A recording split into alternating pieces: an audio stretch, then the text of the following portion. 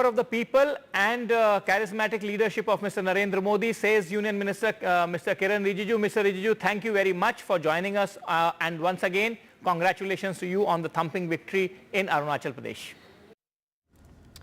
Switching tracks now to more news coming in, and this is as a result of the polls predicted over 300 seats for the BJP. NDTV's Maurice Shakil has spoken with Union Minister Hardeep Singh Puri, who says the BJP will surely achieve the goal that of winning over 400 seats. As far as Akhilesh Yadav's comments on the EVM charge is concerned, Hardeep Puri has gone on to say that Akhilesh Yadav is in need of a reality check. Let's listen in.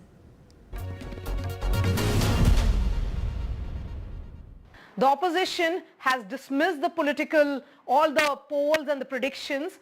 How is the government looking at it? With me, Union Minister Hardeep Puri. Thank you so much for speaking to NDTV. First of all, I'm speaking to you as a BJP Karyakarta. How am I looking at it, and how are the other BJP Karyakartas whom I'm in touch with? This is not something on which the government has to take a position. Okay, so let's talk about it. No, because there is a man called Mallikarjun Kharge who's hell-bent on self-certification for you know what. So if he thinks 295 is what the India alliance is giving, give him another 48 hours to indulge in a little bit of self-delusion, little bit of make-believe. Then he'll discover on the 4th, if we are speaking at this time, that he was living in a make-believe world. The fact of the matter is the exit polls, and Mariaji, all of them, all the exit polls are pointing in a direction. My own experience of 2014 and 19 are that when the BJP puts out numbers, the BJP does so on the basis of some hard data. In 2019, we had calculated the number of beneficiaries of central government schemes, and they turned out to be 22 crore. And we got 22 crore, 90 lakh votes. Now we've done an exercise, they come to over 33 crores. And if that 33 crore figure is correct, BJP by itself will get over 340 seats, closer to 350 or so. I said 10% more means 333, 15% more means 345.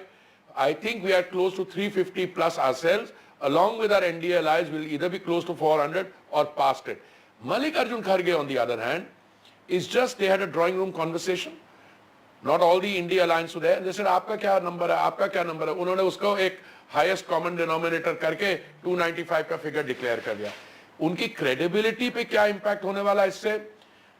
You know, they have already collapsed. Many of their constituents have collapsed. Aam Aadmi Party has been wiped out in Delhi. In Punjab, they're almost wiped out. TMC in West Bengal. Please look at what the exit polls are saying. I mean, whether you used a very nice expression, will the exit poll hold? Exit poll is pointing to a direction. If the BJP gets 28 in West Bengal or 30, it's a wipeout of the TMC.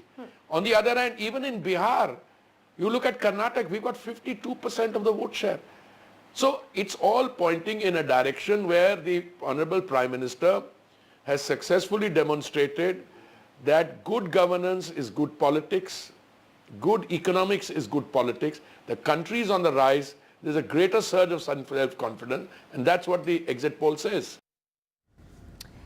Switching tracks now in the Pune Porsche crash case, while the minors the teenagers' parents have now been sent to police custody till the 5th of this month. The investigation has revealed that the mother had in fact handed over her blood sample to be replaced with her son's, and the report has revealed that the blood sample has been replaced with that of a female sample, while CCTV footage is being investigated to show the mother handing over the sample, and both the father and the mother of the accused have been arrested in tampering with evidence. One staffer has also been accused in the case. Do remember, 2 doctors have also are being investigated as far as that financial dealing is concerned. A financial transaction was also involved in the cover-up.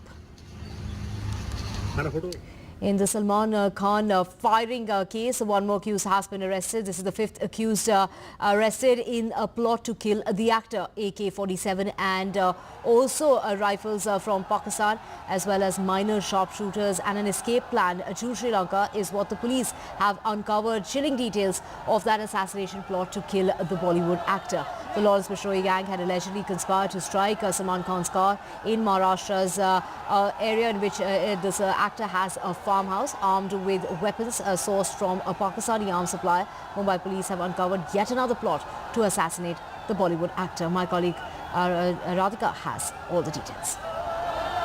Certainly a larger conspiracy being probed. In fact, more arrests could take place in the days to come. Of course, at this point, Mumbai police arresting one more accused in the case of foiled plan to kill actor Salman Khan near his farmhouse in Panvel. This is, of course, the fifth arrest in the case. The accused is Deepak Gogalia. In fact, he's been accused of conspiring with the other accused by arranging accommodation of the accused and also arranging vehicles that were supposed to be used to commit the crime. Of course, he was in touch with several of the other arrested accused through video calls, through phone calls. Now, after the arrest, of course, this individual has been produced before a court in Rajasthan where he got transit custody.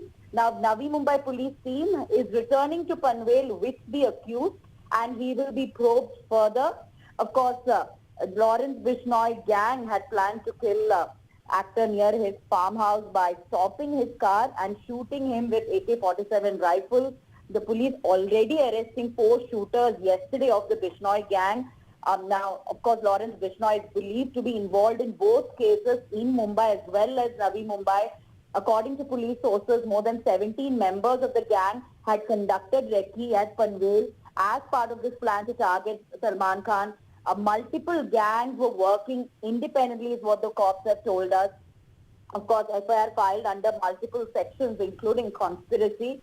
Now, after the attack, the accused was supposed to go underground and then escape to Kanyakumari and then to Sri Lanka. One of the accused also in touch with Pakistan-based person to purchase weapons that were to be used for the attack and so on. So, multiple revelations coming forth as the investigations are underway. But at this point, a total of 5 arrests in this case. We will keep tracking that story. Thank you so much, Radhika, for getting us all those details. For now, we're slipping into a short break.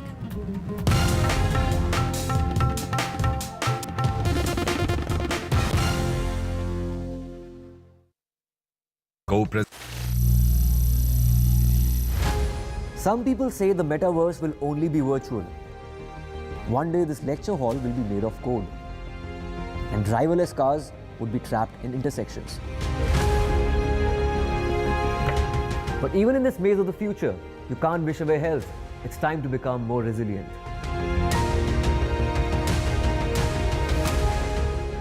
"10 years of Banega Swasth India, we have grown and achieved so many milestones.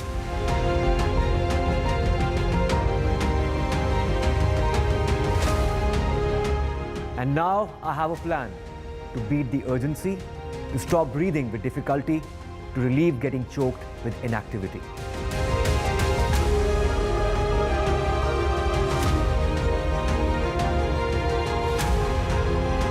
Energize our government, our environment, our society, and ourselves. Everyone, everywhere, every day.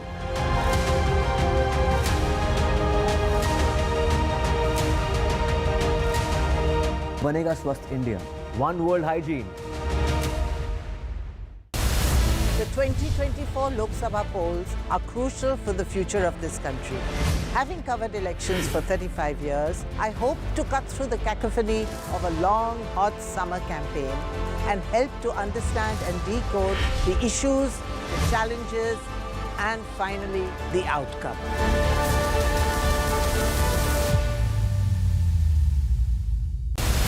Data drives our understanding of any election. What does a dip in voting percentage mean? What are the big factors to watch out for this poll season? Join me, Amitav Tiwari, in a data deep dive only on NDTV, where we decode and simplify the data for you.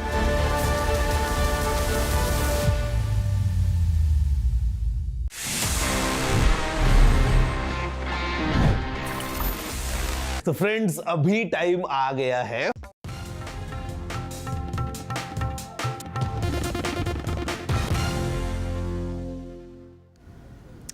Welcome back. Now let's get you the very latest as far as the price of Amul milk products are concerned. So the price of milk is now going up by 2 rupees in effect from this morning. In view of the increase in the overall cost of operations and the production of milk, the Gujarat Cooperative Milk Marketing Federation has said that the price of Amul products will go up by 2 rupees in the markets. Well, Amul Gold will now cost about 66 rupees. Amul Tea Special is now going to cost 4 rupees, while we also have Amul Shakti that will now cost 62 rupees. So the price of curd has also been increased by Amul, and this increase is coming about. What they're saying is 2 rupees per litre translates to the range of 3 to 4% increase, and that they haven't increased prices since February of last year. So they're saying that Amul has made that increase in prices in order to keep in mind the costs that are involved. And of course, this is all variants that have now been increased by 2 rupees from this morning.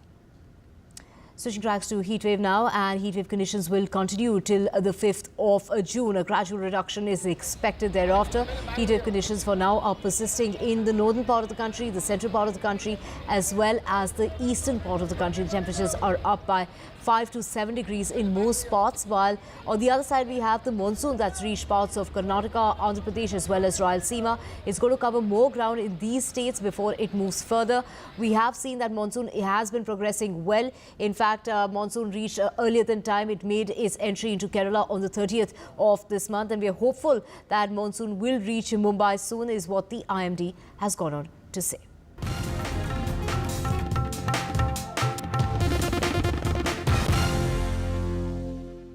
In the heat and dust of politics, perspective should not get lost. Watch me decipher hard politics through an academic lens, only on NDTV.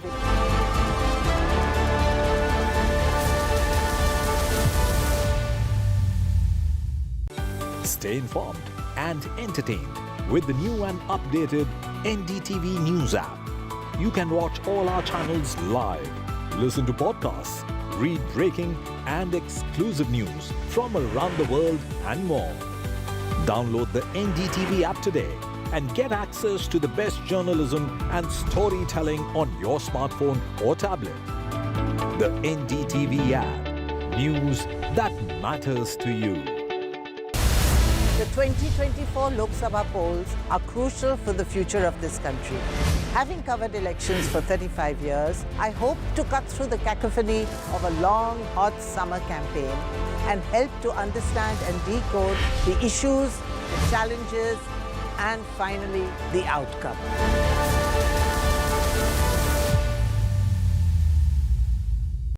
Stay informed and entertained with the new and updated NDTV News app. You can watch all our channels live, listen to podcasts, read breaking and exclusive news from around the world and more. Download the NDTV app today and get access to the best journalism and storytelling on your smartphone or tablet. The NDTV app. News that matters to you. In the heat and dust of politics, perspective should not get lost. Watch me decipher hard politics through an academic lens, only on NDTV.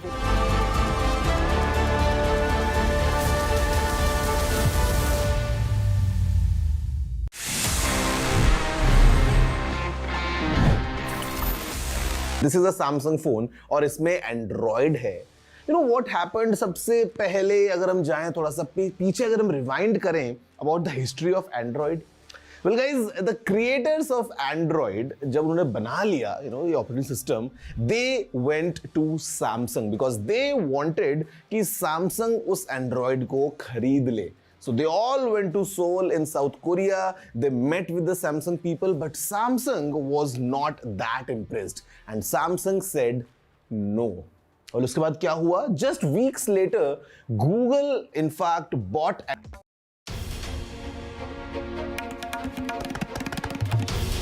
This is NDTV. And you're watching NDTV 24/7. Hello, Moto.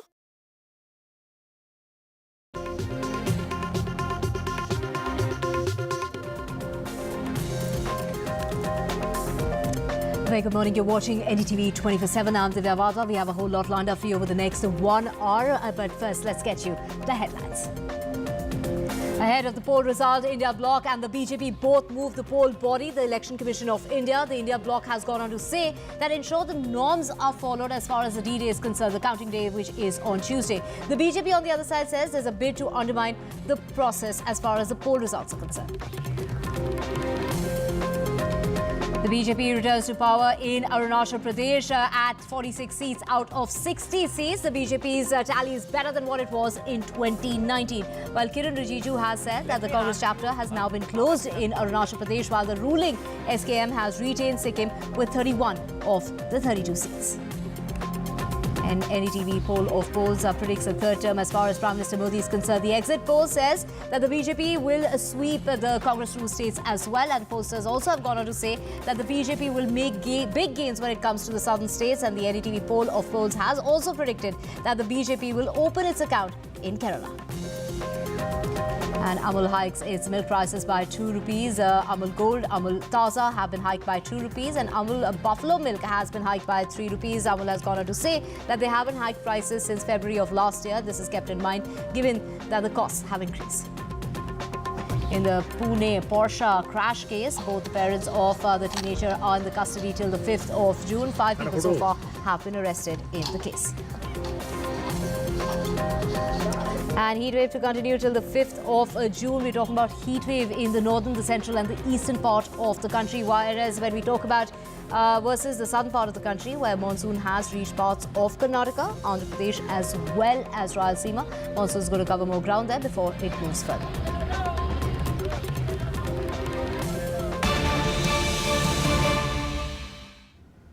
Breaking news coming in. Let's get your top story. That's the encounter that has taken place. This is in Pulwama, district of Jammu and Kashmir. A gun battle broke out after security forces launched. This is a coordinated search operation to track down hiding terrorists. Now 2 terrorists are believed to be holed up. Now let's get Nazir, my colleague, who has more on this. Nazir, get us all the details of this encounter that's taken place. Well, less than half an hour ago, this gun battle started in a place called Nihama in Pulwama district. Today morning, security force launched a joint operation in the village to track down hiding militants after they received a specific tip-off about presence of at least 2 militants in the village. So as they zeroed in the cordon, they came under firing. Heavy gun battle is underway. It is believed that at least 2 militants have been cornered.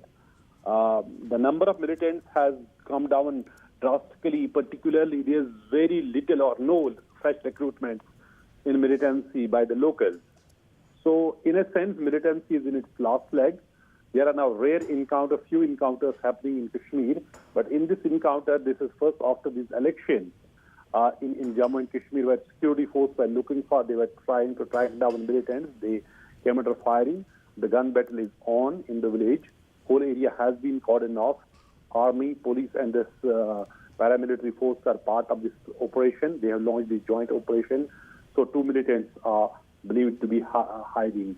According to police, only 20 local militants are now active in Jammu and Kashmir. The main threat remains the external threat, where Pakistani sent the foreign terrorists to this side.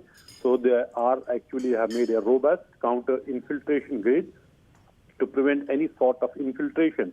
But at the hinterland in the valleys, the militants the number is very, very less.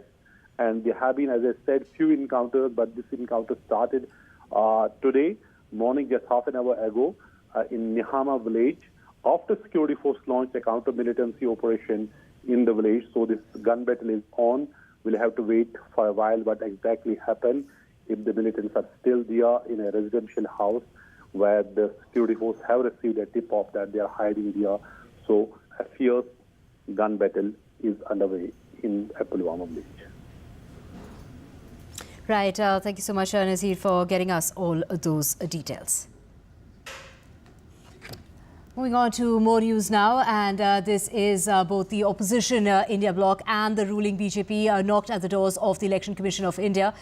This is a move that the opposition has asked the commission to ensure that all guidelines are followed during Tuesday's counting. The BJP has warned the poll body against coordinated attempts by the opposition to undermine the integrity of the electoral process. The opposition is directly attacking the democratic institution and poses a threat to the electoral process, is what the letter that was written by Nirmala Sitharaman and Piyush Goyal, that's what it said. Those are the contents of the letter.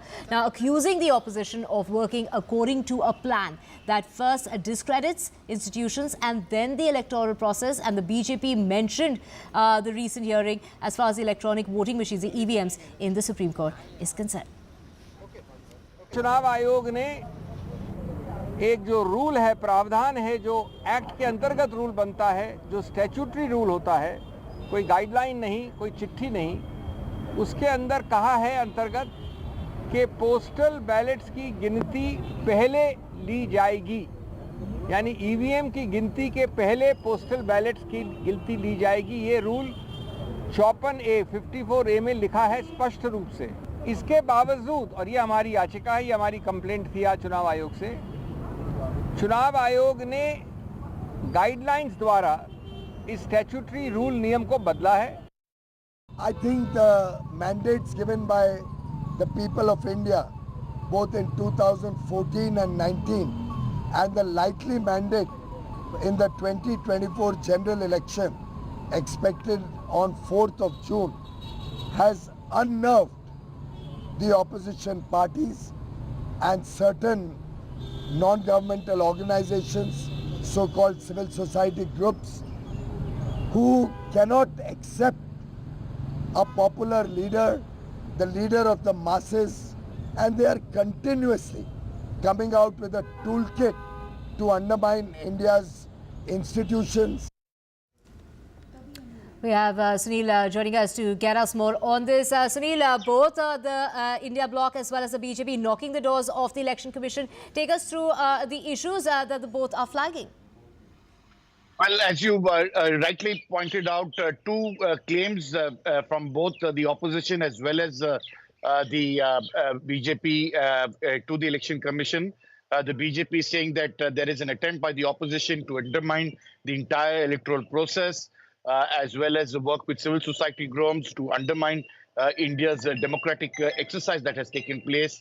And on the other hand, the India bloc meeting the Election Commission to say that, follow the statutory guidelines that have been done in terms of postal ballots. Please ensure that process is done, and getting into the nitty-gritties of counting and their claims. Of course, the Election Commission today, Divya, is going to hold a press conference to give their point. I mean, they have done an amazing job as India gets ready to count from tomorrow.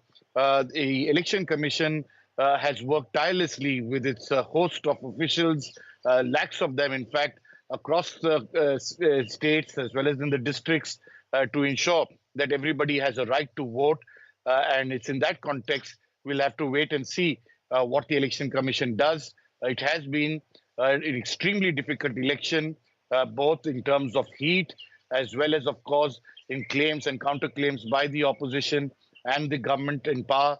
And for the Election Commission to be an empire, it's an extremely difficult job, but really full marks to them to have completed that entire process in a free and fair manner. Right. Thank you so much, Sunil, for joining us with all those details. We will keep coming back to you for more on that. Now, a key BJP meet is to take place to review the poll campaign. The meeting is to discuss the BJP's internal survey. The BJP meet will take place at JP Nadda's residence, and that's going to take place this morning in the presence of Amit Shah as well as BL Santosh will also be there at that meeting. A crucial BJP meeting will take place at the residence of JP Nadda, and this is going to be chaired by him. The meeting will be attended by other leaders of the BJP. To get more on this, we have Vasudha joining us. Vasudha, a key meeting coming up. What's on the agenda? Absolutely, Divya. Yesterday there was also a meeting of the BJP Chopras, and remember that the exit polls have shown a big win for the BJP and have also said that the NDA could be coming back to power with an improved majority. Apart from that, the BJP has, it's been predicted that the BJP could be doing extremely well in Odisha. So there is a chance for the BJP to be forming the next government there. That's also something that is going on in the minds of the BJP leaders.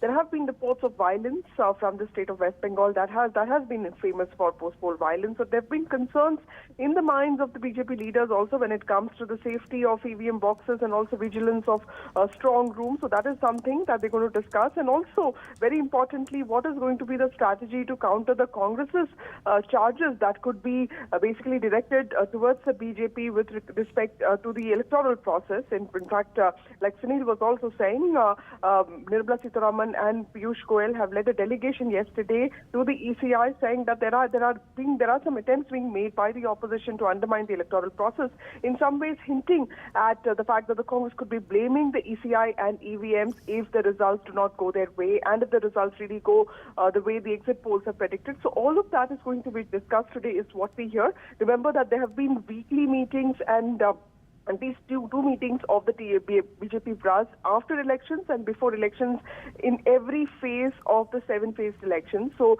clearly the BJP leadership is also wanting to ensure that it looks at feedback from the ground and takes all the appropriate care before the big day, that is tomorrow, before the results get announced, so that their workers are enthused enough to not just guard the strong rooms, but also are enthused enough to take on the opposition in case there are charges that are flying against them, which they think are completely not fair. Right. Thank you so much, Vasudha, for joining us this morning with all those details. And repolling begins in 2 booths in West Bengal. Repolling taking place in 2 booths regarding the North 24 Parganas. Repolling is also taking place as far as Barasat and Mathurapur is concerned. So repolling in those 2 booths in West Bengal that started early this morning, and it will go on from 7 o'clock this morning till about 6 o'clock in the evening, and is based as far as reports of the returning officers, the district election officers, and these are concerns that have been raised. The booth in the Barasat constituency is, in fact, we have my colleague Saurabh joining us to get us more on this. Saurabh, repolling that started early this morning is going to carry on till 6 o'clock in the evening. Take us through what is the reason behind repolling in these 2 booths. Well, there is always a spare day kept for repolling if there are any incidents that lead to the election in a certain polling booth or a polling station or an area, becoming null and void if the provisions of the Representatives of People Act has not been adhered to. So in this context, there are always complaints that are sent, or the Election Commission's own, polling officials also send reports to the Election Commission. After studying those reports and whatever inputs the Election Commission gets, if a repoll is ordered, it is held on a day when, possible before the results are out. So today being a spare day before the results are out, and also being, Monday, the Election Commission has ordered repoll in 2 places. One is in the Barasat parliamentary constituency under the Degonga Assembly constituency, and the other is, of course, in Mathurapur parliamentary constituency, which is a reserve seat, and there it's under the Kagdeep Assembly constituency that repolling had been ordered. And these are, polling stations 61 in the Barasat parliamentary constituency and polling station 26 in the Mathurapur Lok Sabha constituency. Repolling will take place from 7 o'clock to 6 o'clock in the evening, which is the standard voter timings. And this, of course, means that the people who had their polling in those booths and polling stations will have to come back and, cast their vote once again. Right, Saurabh, repolling taking place in 2 booths in 24. This is not 24 Parganas of West Bengal, just a day before counting. Thank you so much for joining us. Well, moving on, the exit polls have predicted a stunning victory for the BJP, with some posters claiming that the BJP-led NDA's score may well cross that 400 par, as the BJP has been claiming. Now, to get more on this, we have Nishtha Gautam, a senior journalist, joining us. We also have Amitabh Tiwari, political strategist, joining us this morning. Thank you so much. Well, the aggregate of 12 exit polls indicates that India Bloc will get 146 seats. But we heard Mallikarjun Kharge and Rahul Gandhi saying that 295 is what they're expecting. They've persistently been claiming that they do better this time around. Let me take this to Amitabh Tiwari. How would you react to those claims? I think they have not done some calculations. Out of 295, they are saying that the Congress will win 115. So the Congress is contesting on 328 seats, which means that the allies are contesting on 215, which means that they expect the allies to win 180 out of 215 seats. That's a strike rate of 85% plus. They have not done their math. They have just announced this number. There's no backup for this. Of course, I mean, this is an election, but nobody expects India Bloc to get a majority on their own. The numbers might be here and there because exit polls generally get the direction of the electoral results and trends right. They might not get the seat tally accurately. So the trend is very clear because there is a consensus among exit polls. And even hardcore sympathizers of the Congress party or the India Bloc were not predicting a Congress win. Right. So, Nishtha, when we talk about the exit polls regarding Uttar Pradesh, so 70 of the 80 seats going to BJP is what the exit polls have suggested. The India Bloc to be reduced to 6 to 11 seats as far as the state is concerned. Most posters saying that the BJP will better the tally this time around as far as the state is concerned. But, we did hear Akhilesh Yadav questioning the exit poll prediction. I'm from Uttar Pradesh, and I have been maintaining it from day one, when elections were announced, that BJP was going to improve its tally. And my assessment was purely a intuition. I know my state. I still, I'm very much embedded in the soil of my state, right? And I've seen it, seen the good, bad, and the ugly days. So, if there was any chance of the opposition becoming a credible threat to the BJP's performance, it would have been showing all over the state, out on the streets. There was absolutely nothing like that. Yes, there were very loud voices of anger of a particular caste group.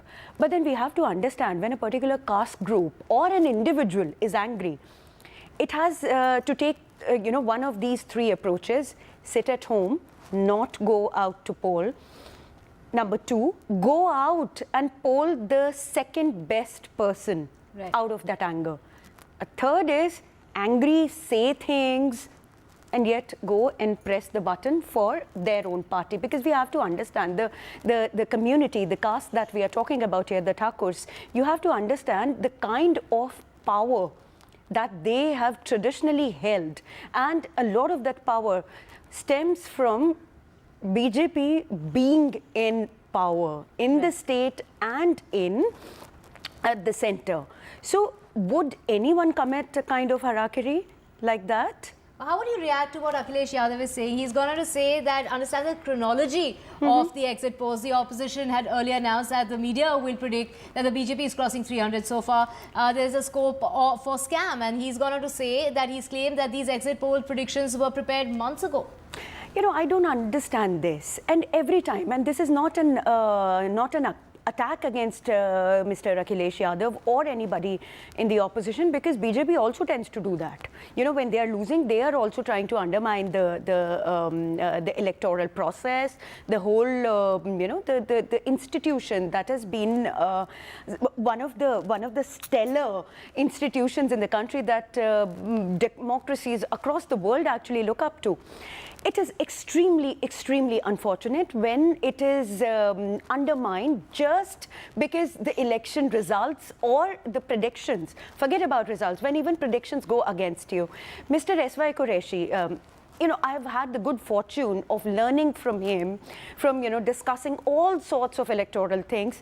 He has been doing this time and again, and he's no fan of the BJP. He has never been a fan of the BJP. He has made his criticism, his critique of the party quite public.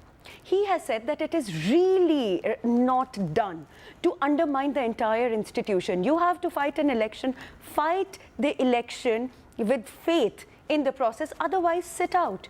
And that's what even I feel, that if you do not even believe the system, why aren't you mounting a credible pressure by boycotting the process entirely, by just walking out of the governments, the state governments that you have, and just say that we don't believe in this process, this is rigged, because then there is some kind of impetus coming, some kind of onus going to the electoral institution to reform itself. Right. Let's get Amitabh in as well. Amitabh, let's also talk about the state of West Bengal, where, of course, Mamata Banerjee also there has refuted, and said that all these numbers are not true, and that, this is something that was done 2 months ago in order basically, to help with the media publicity at the time. And those are the claims that are being made by her. No, see, one can assume that you can fix an opinion poll, because that could create some mahal or environment in favor of a party. Why would you try to fix an exit poll when the voting has already happened? There's no point fixing an exit poll, correct? Now, one can argue that the seats tallies could go wrong, the direction could be wrong. However, to say that the exit polls are fuzzy and that's the government has sponsored it and blah, blah, blah, I don't think that's a correct approach to do, because you could always say that let's wait for 4th, दूध का दूध पानी का पानी हो जाएगा, most of these polls could go wrong, and if they go wrong then you are right. But mounting this sort of a discussion that these exit polls were prepared 2 months ago, etc. See, many credible names are there in that list. Of course, there are some newcomers who always are there in this list of exit polls in the span of 5 years. She says that the exit polls are not consistent with the ground reality. She says that this was, something that came up 2 months ago for media consumption. No, I mean, see, whether it is consistent with ground reality or not will be known only on the 4th. Because exit polls are talking about how the TMC will get, the TMC won't get the kind of numbers that it is used to, and it's the BJP that's going to be winning most of the seats. In West Bengal, even in 2019, 22 seats were decided with a victory margin of less than 10%, which means a close contest was there in 2019. 11 were won by the TMC and 11 were won by the BJP. So it could swing either ways, because a swing of only 5% is required to change the fortune of these seats. So it has always been a close contest. So if the BJP gets a 5% swing in its favor, it could win up to 30 seats. If TMC gets, it could win up to 30 seats. So it's a cliffhanger, it's a mother of all battles. And we'll have to wait and see what happens on 4th. Right. Nishta, let's talk about Karnataka now, and DK Shivkumar there again also saying that they'll surely cross double digits without really giving out a number there. But even though the exit polls have predicted that it is the NDA that's winning most of the seats, as far as Karnataka is concerned, it won't be the Congress-led ruling power there. It is not going to be the case this time around. Though he has gone on to say exit polls did not even get it right when it came to the state elections. That's not true. That's not true. I distinctly remember that, one of, which one was that, Amitabh? Access. No, I think. I think tally might be here and there, yes, but they people have were predicted. projecting that Congress is going to win. People were projecting. It's not, memory doesn't serve me as well as I would want it to be. But yes, exit polls had actually predicted. In fact, there was a huge sort of conversation in the BJP camp, like, we are ready, we are going to win. How the hell are these exit polls predicting a win for the Congress party?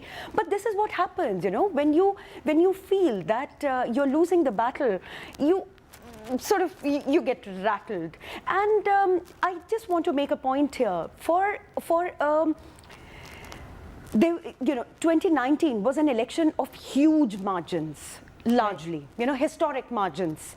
To be able to convert those margins to neutralize them and to better the BJP. Like we've seen in Arunachal Pradesh. Absolutely. It would mean a lot. It would need quite a lot of footwork from the opposition. Did the opposition do that?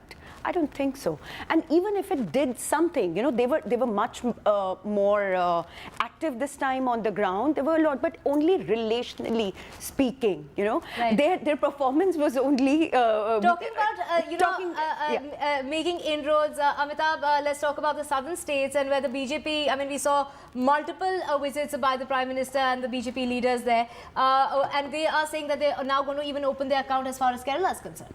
Yeah, I mean, Kerala BJP has been getting decent vote share for past 2 elections, but they have not been able to convert it into seats.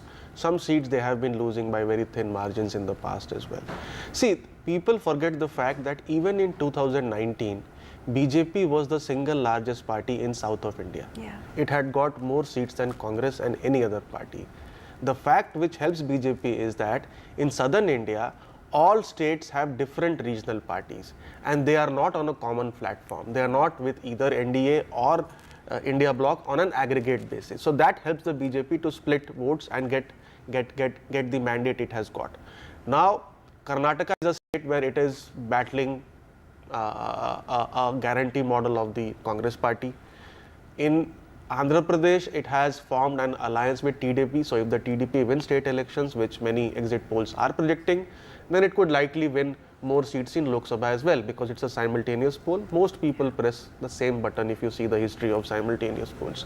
In Tamil Nadu, we see a weakening of AIADMK in a post-Jayalalitha era. So there is a vacuum in the opposition space as well. And there are people, young people, who have seen this Dravidian politics for the past 70 years and perhaps are looking for a new set of politics. In Telangana, the BRS is weakening, and wherever there is a regional party weakening, BJP gets an space to occupy that opposition. And wherever there is a Congress versus BJP fight, wherever across India, BJP has an psychological advantage because they had a strike rate of 90% plus in those battles. So all these things, I think, are helping the BJP make inroads, and this time we could see them gaining a few seats in south of India as well. I'm afraid that's all the time we have. But Nishtha, just before we leave, talking about Delhi, do you think the Aam Aadmi Party and what's happening with the Chief Minister is going to dent the popularity of the Aam Aadmi Party, and is BJP going to win all seats or not? No, all the polls have predicted that 1 or 2 seats could go to the opposition, and one of the seats is in my Lok Sabha constituency, Chandni Chowk. That's one seat that may go to India. But coming back to your question, what is happening with the Chief Minister of Delhi, whether that is denting his popularity? I don't think so. What has actually made a dent is the alliance with the Congress party. The committed voter of the Aam Aadmi Party actually got riled up when Arvind Kejriwal announced an alliance with the Congress Party. For the Congress Party, it was actually a win-win situation, because Congress Party is anything but alive in Delhi. But look at Arvind Kejriwal's sort of U-turn, because he created this party by mounting an attack on the Congress party, and the voters are not very happy. Right, Nishtha and Amitabh, thank you so much for joining us. I'm afraid that's all the time we have. We will keep tracking the exit polls and, of course, in the run-up to the counting day. Thank you so much for being with us.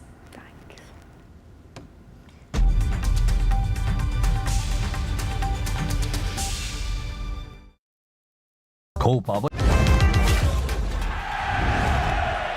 Get the magic of the best working for you now.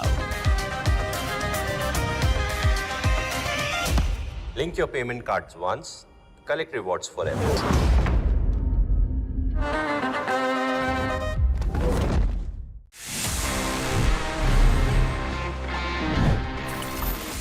It's sharing से याद आया, sometimes it's a thing that we need to share our Wi-Fi network. घर में कोई दोस्त आया हो, maybe there's some guest coming in and you would want to share your Wi-Fi. The problem comes if your password is very complicated, or maybe you not want to say it out loud कि आपका password क्या है. ऐसे में आप Wi-Fi network कैसे share कर सकते हैं? Well guys, it's a very interesting method. बहुत आसान सा टिप है. Just go into your phone's settings. वहां पे जहां पे आपको वाईफाई का नाम दिखता है, just next to it, or maybe if you go deep into settings, आपको एक ऑप्शन मिल जाएगा wherein you can share your Wi-Fi network just by using a QR code. आपके फोन के स्क्रीन पे QR कोड आएगा. The friend or the guest just needs to scan that code and he can connect to your Wi-Fi network without even you telling the password 1 2 3 4 5 6 7 8 or whatever it is. अगर आप चाहें तो इसी QR code का एक print out लेके अपने घर में कहीं लगा सकते हैं so that anyone coming in can just scan that QR code and वो आपके Wi-Fi से कनेक्ट हो जाएगा. Quite easy, quite convenient and quite time saving as well. कैसी लगी ये टिप? मुझे जरूर बताना. You know the address. It's tg@ndtv.com.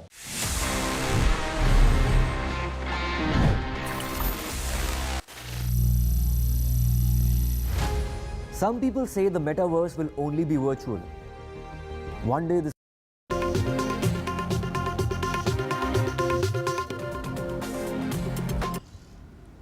Welcome back. Let's get you the very latest. In fact, the assembly poll results for the two northeastern states, Arunachal Pradesh and Sikkim, were declared and the Arunachal Pradesh has the ruling BJP securing a landslide victory, winning 46 of the total 60 seats. In the Himalayan state of Sikkim, the ruling Sikkim, this is the SKM, has got a mammoth victory as well, winning 31 of the 32 seats, ensuring a second straight term for the party chief. My colleague Ratnadeep has more.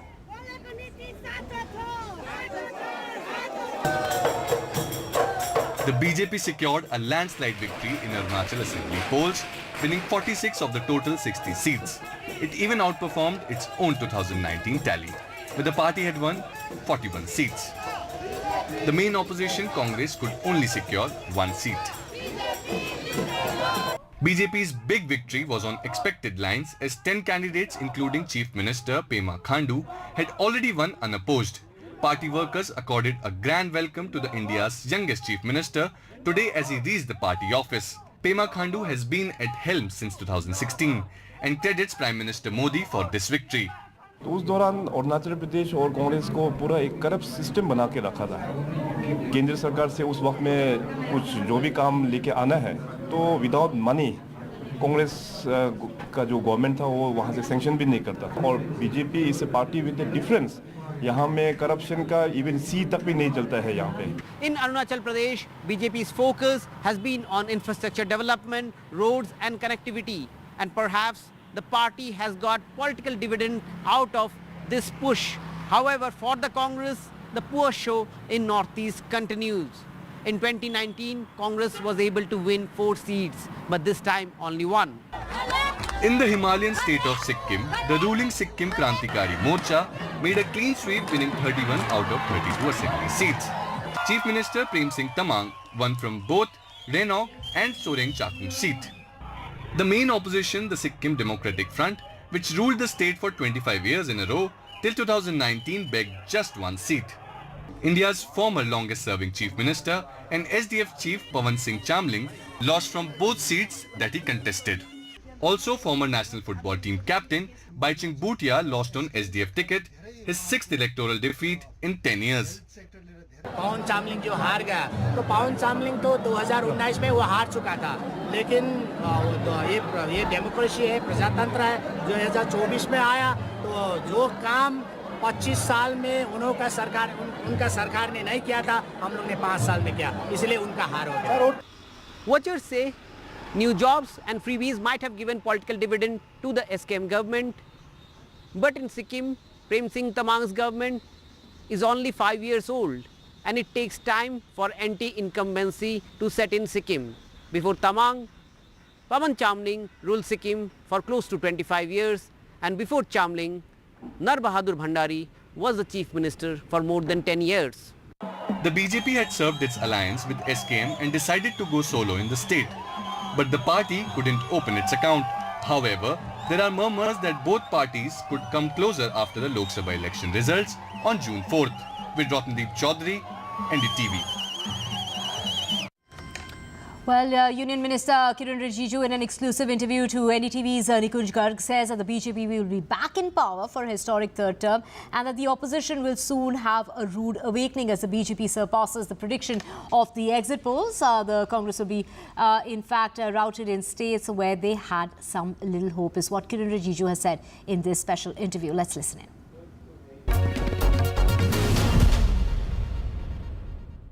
Let me ask you, now that you have joined us very kindly, most of the exit polls, Mr. Rijiju, are giving a clear thumping majority to the BJP on its own and a massive, some even two-thirds majority to the NDA. Do you think, you have been a long-standing member and a minister in the entire 10 years of Mr. Modi, do you think that these results are going to hold true on that day? And if yes, why? Because there was a lot of skepticism that since the polling percentage is falling, BJP may actually slip in its tally. You are right. I have been in the politics for a long time. I had worked with Vajpayee ji. I was, commission member those days. Then I was member of parliament since 2004, and I'm continuing to work in the government as well as in the party side also. What I have seen is when there is a strong undercurrent, when the trend of the entire country is in one direction, then it is not only about the exit polls or opinion polls. Then the people also start thinking that, yes, the nation is in one direction.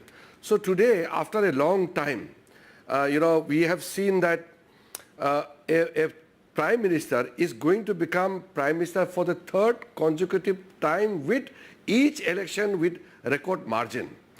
So 2024, I feel, will be a record in a way, not only Modi ji becoming the third time elected prime minister consecutively after Nehru, but he will be the only democratically elected leader in the world to command such a mandate, the pan-India mandate from top north in Jammu Kashmir to south in Kanyakumari, from northeast Arunachal to Gujarat, across the country. If you remember, we had a conversation a month back. That time I told you, that time this exit poll and this were not even in the picture. And I told you, BJP will cross 313. That was my, personal analysis that time.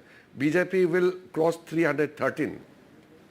You did tell me, and I also remember telling you, Mr. Rijiju, that I trust your numbers because on most of the occasions, your numbers have been right. Your numbers have, in fact, even on the state elections, whenever I have picked up your mind, state elections where the BJP has lost, you have been actually almost always right. So I agree, I concede that point. Before exit polls, we did have that conversation. But let me ask you one thing more about exit polls. Some of the opposition leaders currently are saying that these are exit polls and do not think that these are the final results, and the final results can be dramatically different. This is the opposition's claim. What do you have to say to that, Mr. Rijiju? No, opposition claim has no basis because I have gone to Tamil Nadu, I've gone to Ladakh, I've traveled across Northeast, I had gone to Mumbai. In fact, my last election campaign was in Mumbai. I met some minority communities, majority communities. So across the country, east, west, north, south, I have seen a very same kind of pattern in every part of the country, that Modi ji has to become the prime minister again. So it is Prime Minister Modi who is the central figure in the entire election campaign. And people of India started giving that slogan. No, the 400 par slogan is not given by Modi ji. It is people who said it. Modi ji only repeated it and picked up the slogan and then raised in the public functions and rallies. So the opposition party trying to, discredit the exit polls is basically making themselves happy for 2 days. On 4th the result will come. So they are preparing to create some kind of confusion and excuses just to get away from the humiliation which they are going to be, facing. They will be routed in some of the states where Congress was making big claims. They will be routed in those states where they had some little hope. So this is the power of the people, and this is the charismatic attraction which Modi can spread across the country. So opposition party are just making excuse. I want to go one step further. I think we will cross even the figures given by the exit polls. That is my personal reading. Power of the people and charismatic leadership of Mr. Narendra Modi, says Union Minister Mr. Kiran Rijiju. Mr. Rijiju, thank you very much for joining us, and once again, congratulations to you on the thumping victory in Arunachal Pradesh.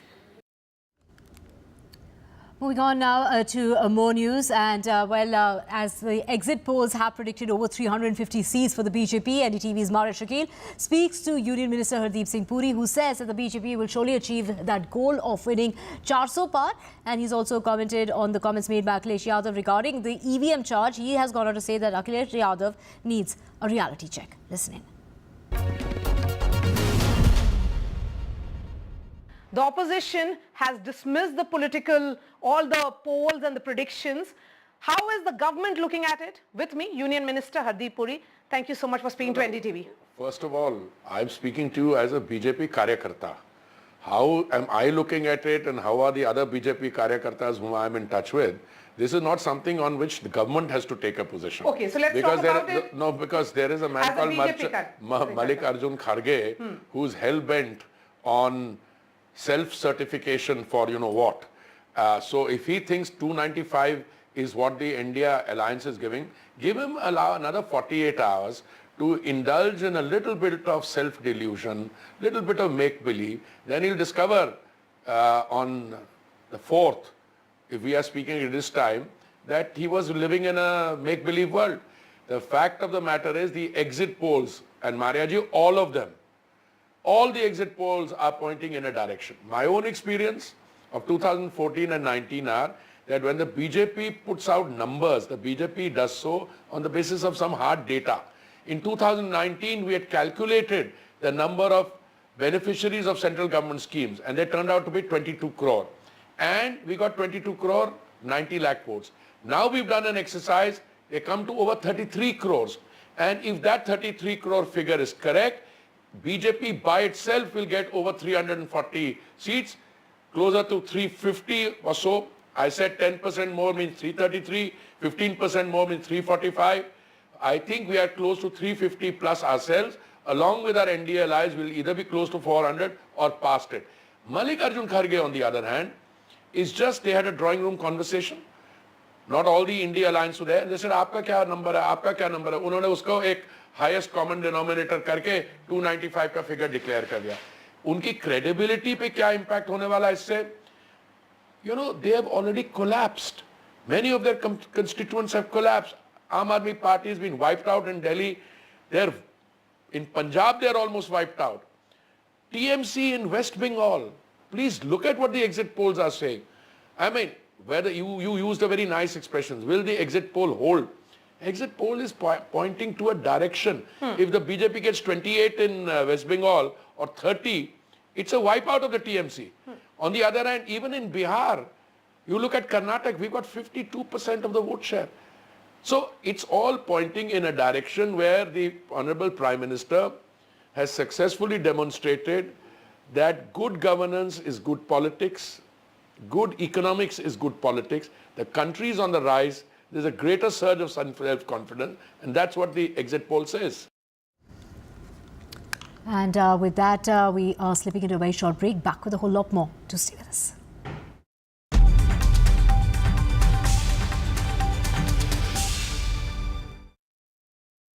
Hope. The 2024 Lok Sabha polls are crucial for the future of this country. Having covered elections for 35 years, I hope to cut through the cacophony of a long, hot summer campaign and help to understand and decode the issues, the challenges, and finally, the outcome.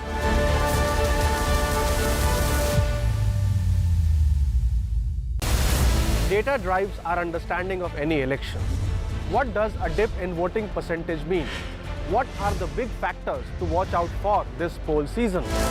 Join me, Amitav Tiwari, in a data deep dive only on NDTV, where we decode and simplify the data for you.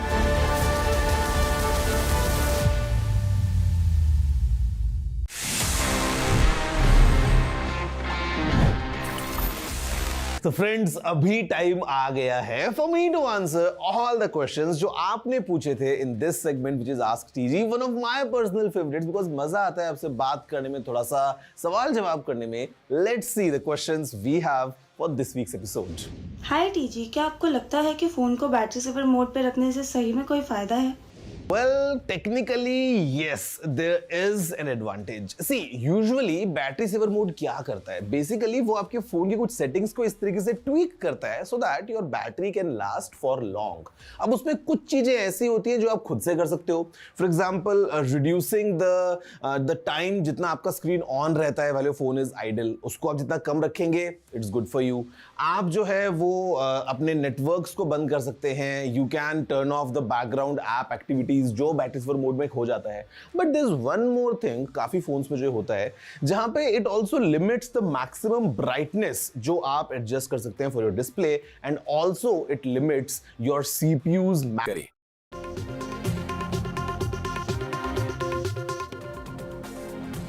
Welcome back. Let's get you news coming in from Mumbai, and there has been a disruption as far as the local train services are concerned on the Western Line in Mumbai, and this is because there's been a delay now which is to the tune of 15 to 20 minutes this morning, which is a lot for office goers and for people rushing early in the morning. It is due to a technical failure that's taken place at the Borivali station. We have Radhika joining us.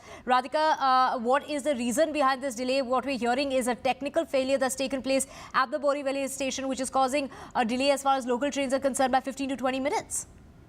Certainly, technical snag that occurred near Borivali station this morning, resulting in disruption of local services on the Western Line. Of course, this has been attributed to a cable cut which has led to point failure near the station, and this was happening, of course, during morning peak hours. Western Railways, they're saying that suburban train services from platform 1 and 2 at Borivali station are suspended due to technical issues, including cable cuts at certain points. Trains are now running late by 15 to 20 minutes. So trains are operating from platforms 3, 4, 5, 6, 7 and 8. In 1 and 2, suburban trains are not being operated as a result of the technical snag. Restoration efforts have been prioritized, is what the Western Railway authorities have told us, to rectify the issue and resume normal operations. But at this point, trains running slow, running late by 15 to 20 minutes. Of course, this is peak hour, peak rush hour. Borivali station is among the most important and crowded station. We'll have to see how long it will take for normalcy to be restored. Right, Radhika, stay with us for our next story as well, and this is in regard to the Pune Porsche case, and with the news coming in now as far as the Pune Porsche case is concerned. In this case, new developments have come about in which the accused, the details of that interrogation as far as the teenager is concerned. He's gone on to say that he doesn't really remember the events, but he has admitted to being under the influence of alcohol. The police are trying to recover as far as that original blood sample is concerned. Remember, it was the mother of the minor who had swapped her sample. She is in the custody of the police, as is the father, along with the others involved in that exchange of a sample between the mother and the son in order to prove that he wasn't under the influence of alcohol. However, now they're trying to find the blood sample, the switching of that blood sample, and this is with the government doctors there who have been blamed as far as that switching is concerned. We have Radhika back with us. Radhika, now take us through, while the minor was being questioned, from what we're hearing is that he's backtracked, saying that he doesn't really remember anything from the incident. That's right. Many new developments and facts tumbling out in the Pune accident case. So we've been seeing many dramatic turn of events happening over the last couple of weeks. Now, the accused minor, during interrogation, when asked about sequence of events as far as the accident is concerned and details of medical tests and collection of blood samples are concerned, has been continuing to maintain that he could not recollect anything on the day of the accident, as he was drunk, as he was under the influence of alcohol. He said he's been unable to recollect anything on the night of the accident. Of course, our police also trying to recover the original blood samples. Remember, doctors, medical staff, as well as the mother of the minor accused have been arrested for allegedly switching blood samples. Now the police is also trying to recover the original blood sample of the minor and the syringe used to take the sample. Of course, minor's mother also not really cooperating with the police, saying she was in fact asked by the doctors to give her blood instead of minors, and also not giving clarity on why she was being insisted, as she claimed, and also continuing to deny that she did it to save her son. So at this point, of course, more people are suspected to be involved in the conspiracy, especially in the blood sample switching incident. More accused, the police say, are to be identified, and more links to be found between father and the doctors of that hospital, which is why, of course, more custody was sought yesterday. Multiple FIRs, of course, registered. Both parents have been sent to custody till June 5, and the juvenile also in observation home till June 5, and all of them will be produced before the court on June 5. Radhika, just take us through, 5 people are under custody. Who are those 5 people, and how long is this custody for? That's it. There are multiple FIRs in the case. One got to do with the accident itself. Another got to do with the confinement of the driver, where both father and grandfather were arrested and sent to custody. And the third FIR also, and multiple charges added in the original FIR, whereby switching of blood samples bits was added in the FIR. Therefore, conspiracy and destruction of evidence were added as sections. After it was found that blood samples of the minor were switched with that of his mother, which is why the doctors were arrested.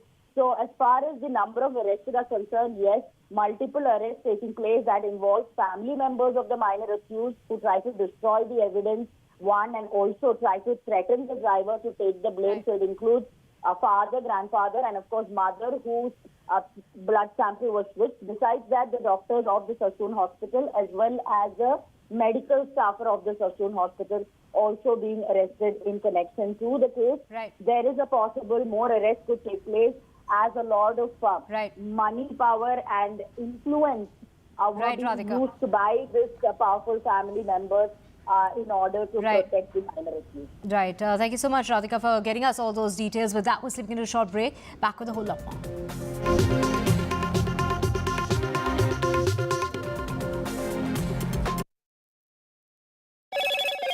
Hello, Moto. Motorola, India's best 5G smartphone brand.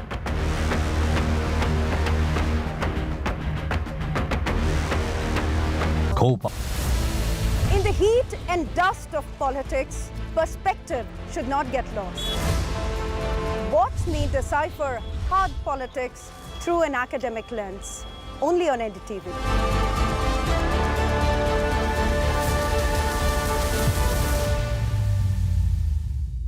Stay informed and entertained with the new and updated NDTV News app. You can watch all our channels live, listen to podcasts, read breaking and exclusive news from around the world and more. Download the NDTV app today and get access to the best journalism and storytelling on your smartphone or tablet. The NDTV app. News that matters to you. The 2024 Lok Sabha polls are crucial for the future of this country.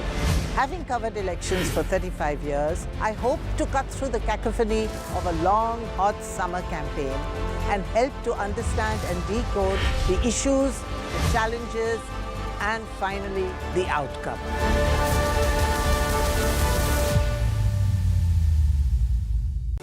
Stay informed and entertained with the new and updated NDTV News app. You can watch all our channels live, listen to podcasts, read breaking and exclusive news from around the world and more. Download the NDTV app today and get access to the best journalism and storytelling on your smartphone or tablet. The NDTV app. News that matters to you. In the heat and dust of politics, perspective should not get lost. Watch me decipher hard politics through an academic lens.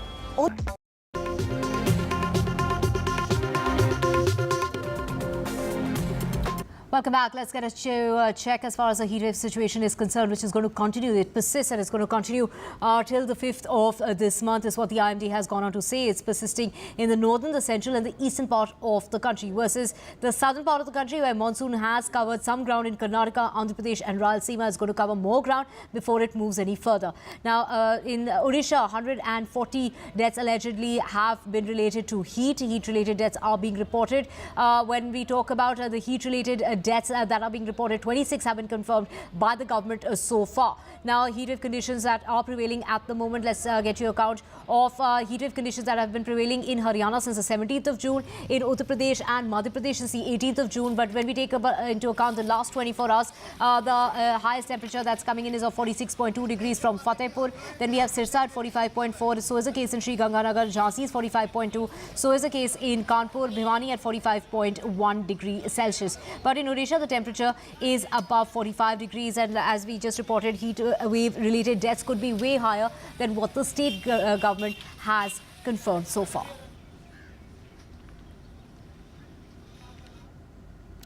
And let's just get you a check as far as the price of milk by Amul is concerned. That has gone out by 2 rupees, and the government has now, this is the Gujarat Cooperative Milk Marketing Federation, which has gone on to say that the prices weren't increased since February of last year.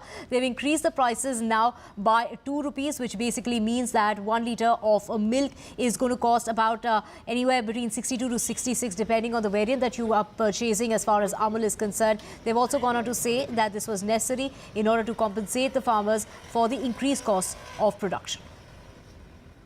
And with that, we're slipping into a very short break. Back with a whole lot more. To stay tuned.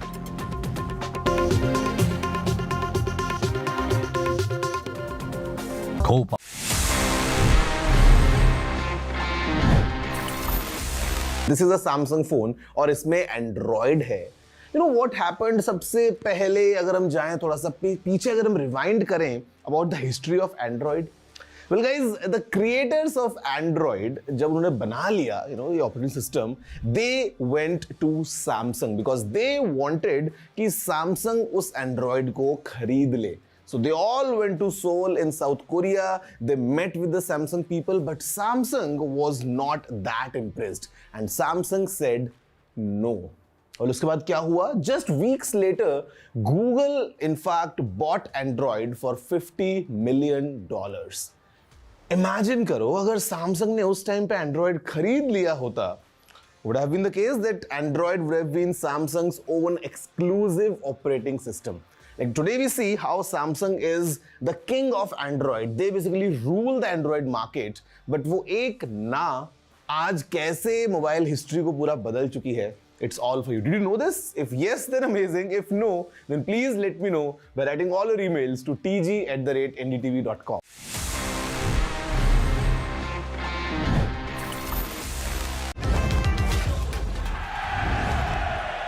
Get the magic of the best working for you now. Link your payment cards once, collect rewards forever.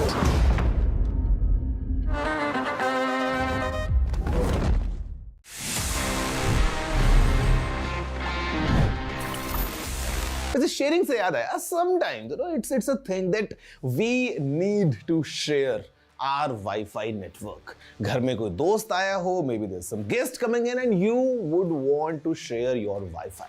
The problem comes if your password is very complicated, or maybe you do not want to say it out loud कि आपका password क्या है. ऐसे में आप Wi-Fi network कैसे share कर सकते हैं? Well guys, it's a very interesting method. बहुत आसान सा टिप है. Just go into your phone's settings. वहां पे जहां पे आपको Wi-Fi का नाम दिखता है, just next to it, or maybe if you go deep into settings, आपको एक ऑप्शन मिल जाएगा wherein you can share your Wi-Fi network just by using a QR code. आपके फोन के स्क्रीन पे QR कोड आएगा. The friend or the guest just needs to scan that code and he can connect to your Wi-Fi network without even you telling the password 1 2 3 4 5 6 7 8 or whatever it is.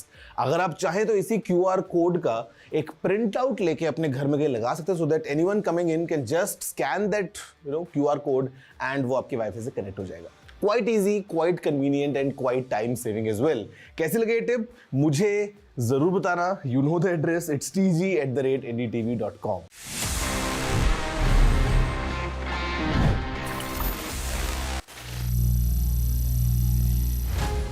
Some people say the metaverse will only be virtual. One day this lecture hall will be made of code, and driverless cars would be trapped in intersections.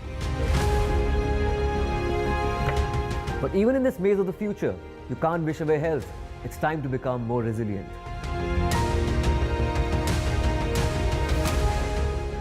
10 years of Banega Swasth India, we have grown and achieved so many milestones.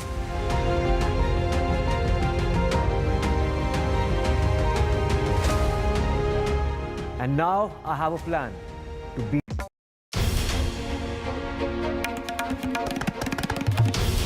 This is NDTV, and you're watching NDTV 24/7. Hello, Moto.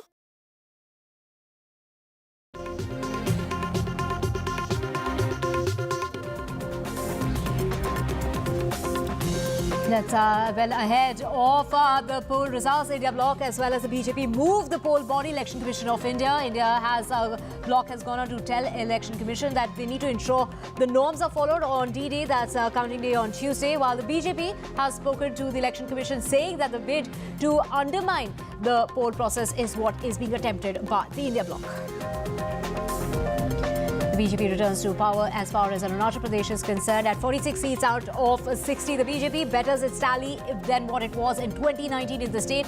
Rijiju has gone on to say that the Congress chapter has been closed in Arunachal Pradesh, while the ruling SKM has retained Sikkim's 31 seats out of 32 seats. And spotlight on the last read after exit polls. Thumping majority for the BJP equals to big boost for the markets, and that is quite historic as far as the markets are reacting to the exit polls.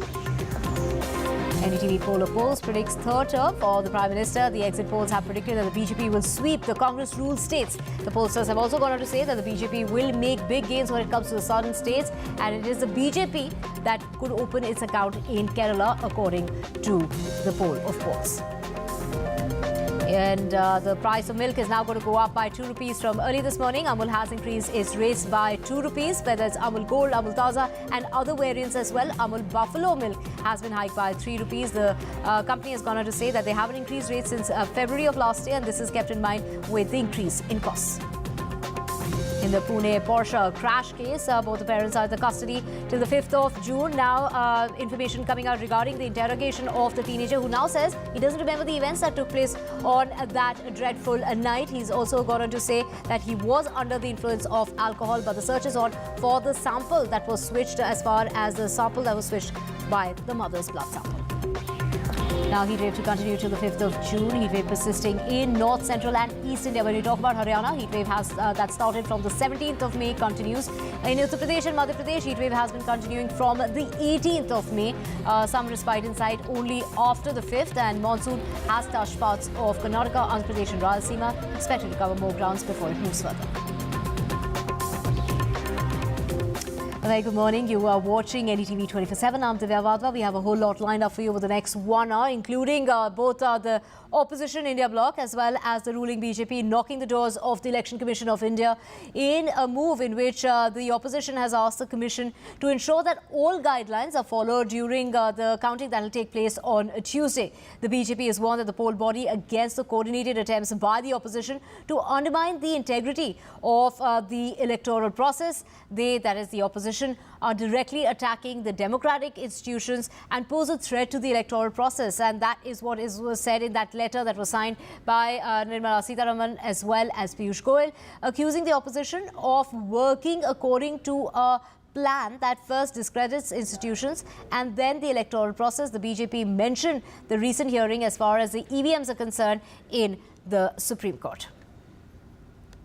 चुनाव आयोग ने एक जो rule है, प्रावधान है, जो act के अंतर्गत रूल बनता है, जो स्टैट्यूटरी रूल होता है, कोई गाइडलाइन नहीं, कोई चिट्ठी नहीं, उसके अंदर कहा है अंतर्गत कि पोस्टल बैलेट्स की गिनती पहले ली जाएगी, यानी ईवीएम की गिनती के पहले पोस्टल बैलेट्स की गिनती ली जाएगी। ये रूल 54A 54A में लिखा है स्पष्ट रूप से। इसके बावजूद, और ये हमारी याचिका है, ये हमारी कंप्लेंट थी आज चुनाव आयोग से, चुनाव आयोग ने गाइडलाइंस द्वारा इस स्टैट्यूटरी रूल नियम को बदला है। I think the mandates given by the people of India, both in 2014 and 19, and the likely mandate in the 2024 general election expected on 4th of June, has unnerved the opposition parties and certain non-governmental organizations, so-called civil society groups, who cannot accept a popular leader, the leader of the masses, and they are continuously coming out with a toolkit to undermine India's institutions. The BJP is saying that there is an attempt by the opposition to undermine the entire electoral process, as well as the work with civil society groups to undermine India's democratic exercise that has taken place. And on the other hand, the India bloc meeting the Election Commission to say that, follow the statutory guidelines that have been done in terms of postal ballots. Please ensure that process is done, and getting into the nitty-gritties of counting and their claims. Of course, the Election Commission today, Divya, is going to hold a press conference to give their point. I mean, they have done an amazing job as India gets ready to count from tomorrow. The Election Commission has worked tirelessly with its host of officials, lakhs of them, in fact, across the states as well as in the districts to ensure that everybody has a right to vote. And it's in that context we'll have to wait and see what the Election Commission does. It has been an extremely difficult election, both in terms of heat as well as, of course, in claims and counterclaims by the opposition and the government in power. And for the Election Commission to be an empire, it's an extremely difficult job, but really full marks to them to have completed that entire process in a free and fair manner. And switching tracks now, the key BJP meet to take place in order to review the poll campaign. The meeting is to discuss the BJP's internal survey.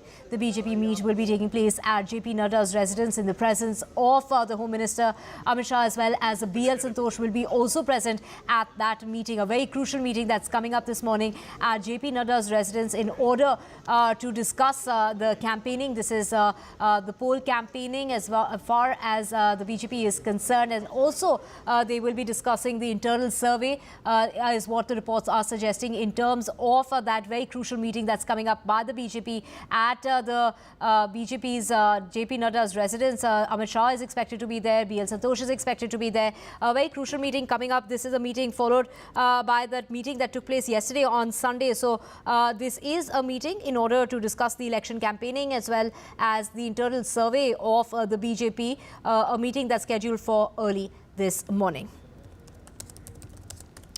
So a very crucial meeting that's coming up, and this meeting that will be held at JP Nadda's residence this morning. This is the, do remember, meeting that had taken place of the BJP yesterday as well, and then now we have another meeting coming up in order to discuss the election campaigning as well as the internal survey of the BJP. Now let's switch tracks now, and let's get you the impact of the exit polls on the markets, and for that we have Sakshi Bajaj joining us. Sakshi, from what we are hearing is that the exit polls are going to have a historic impact when it comes to the markets. Absolutely, Divya. We are anticipating a historic day for the stock markets, a record high for markets likely after Gift Nifty showing a surge of over 750 points after exit polls showed the BJP-led NDA will win 350 to 375 seats on expected lines. But of course, Muralidharan Swaminathan joins us from our NDTV Profit Studios. Thank you for your time, sir. Investors celebrating political stability as per exit polls. Please take us through the factors that are working for India's economy. Yeah, thanks Sakshi, and good morning to all viewers. This is going to be a historic day for the stock markets as well. There were doubts in the run-up to the final exit poll count. Election jitters were there, people were selling, but right now as I speak, the markets are set to open 3 to 4% higher, and the Nifty will scale or reclaim its 23,000 plus target. As I can see it now, the pre-open is settling down at 23,346 points and 3.6% higher than what it was. Now, what's driving the market? What's driving the market is two factors. One is a lot of short covering. People were short, FIs especially were short. That short covering is going to happen, number one. But fundamentally, the more important issues here are economic issue.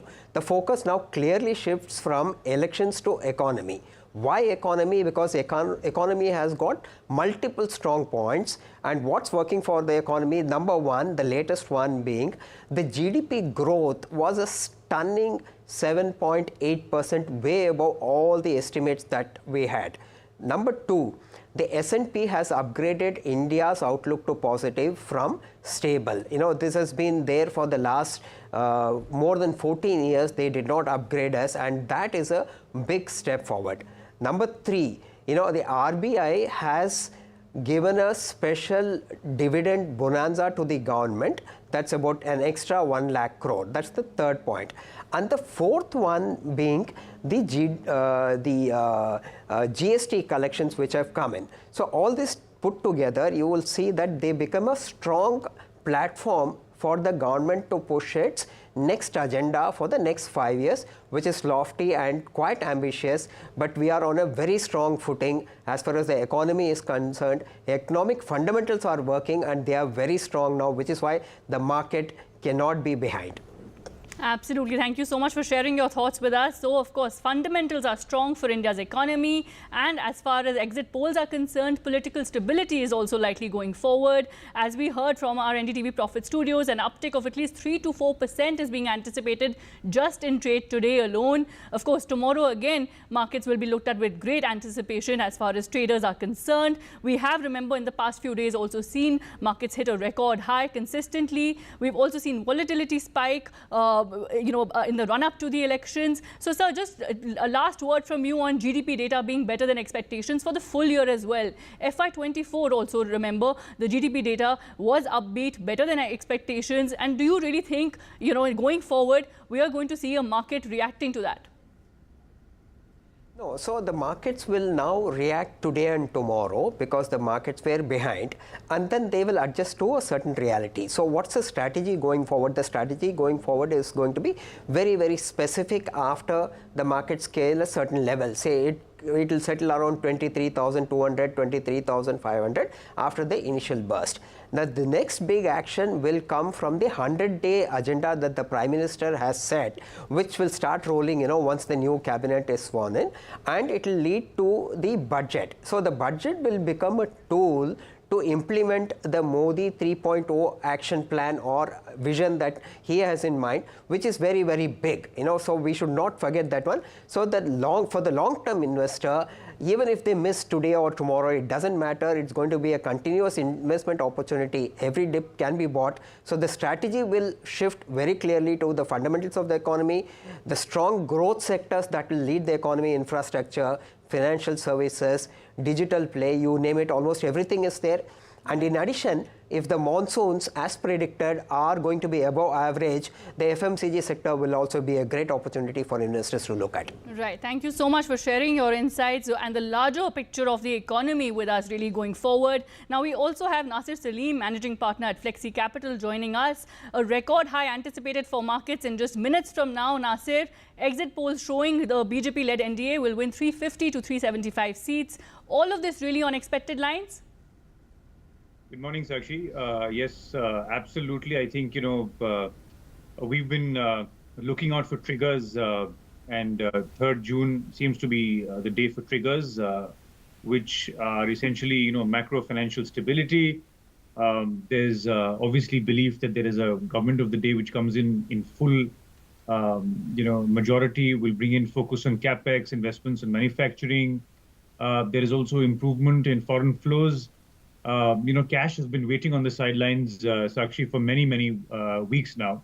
And 3rd June and 4th June are critical in terms of deployment, and that will be seen possibly today.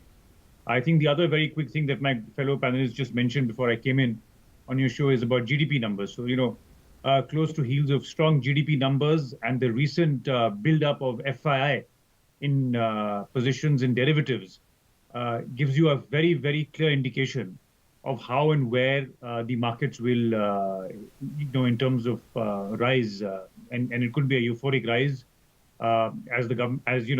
markets and experts like all of us completely believe that a stable government of the day will ensure less ambiguity, more prudence on policy, framework, execution, and that is what will essentially outweigh on the sentiments as far as the capital markets are concerned.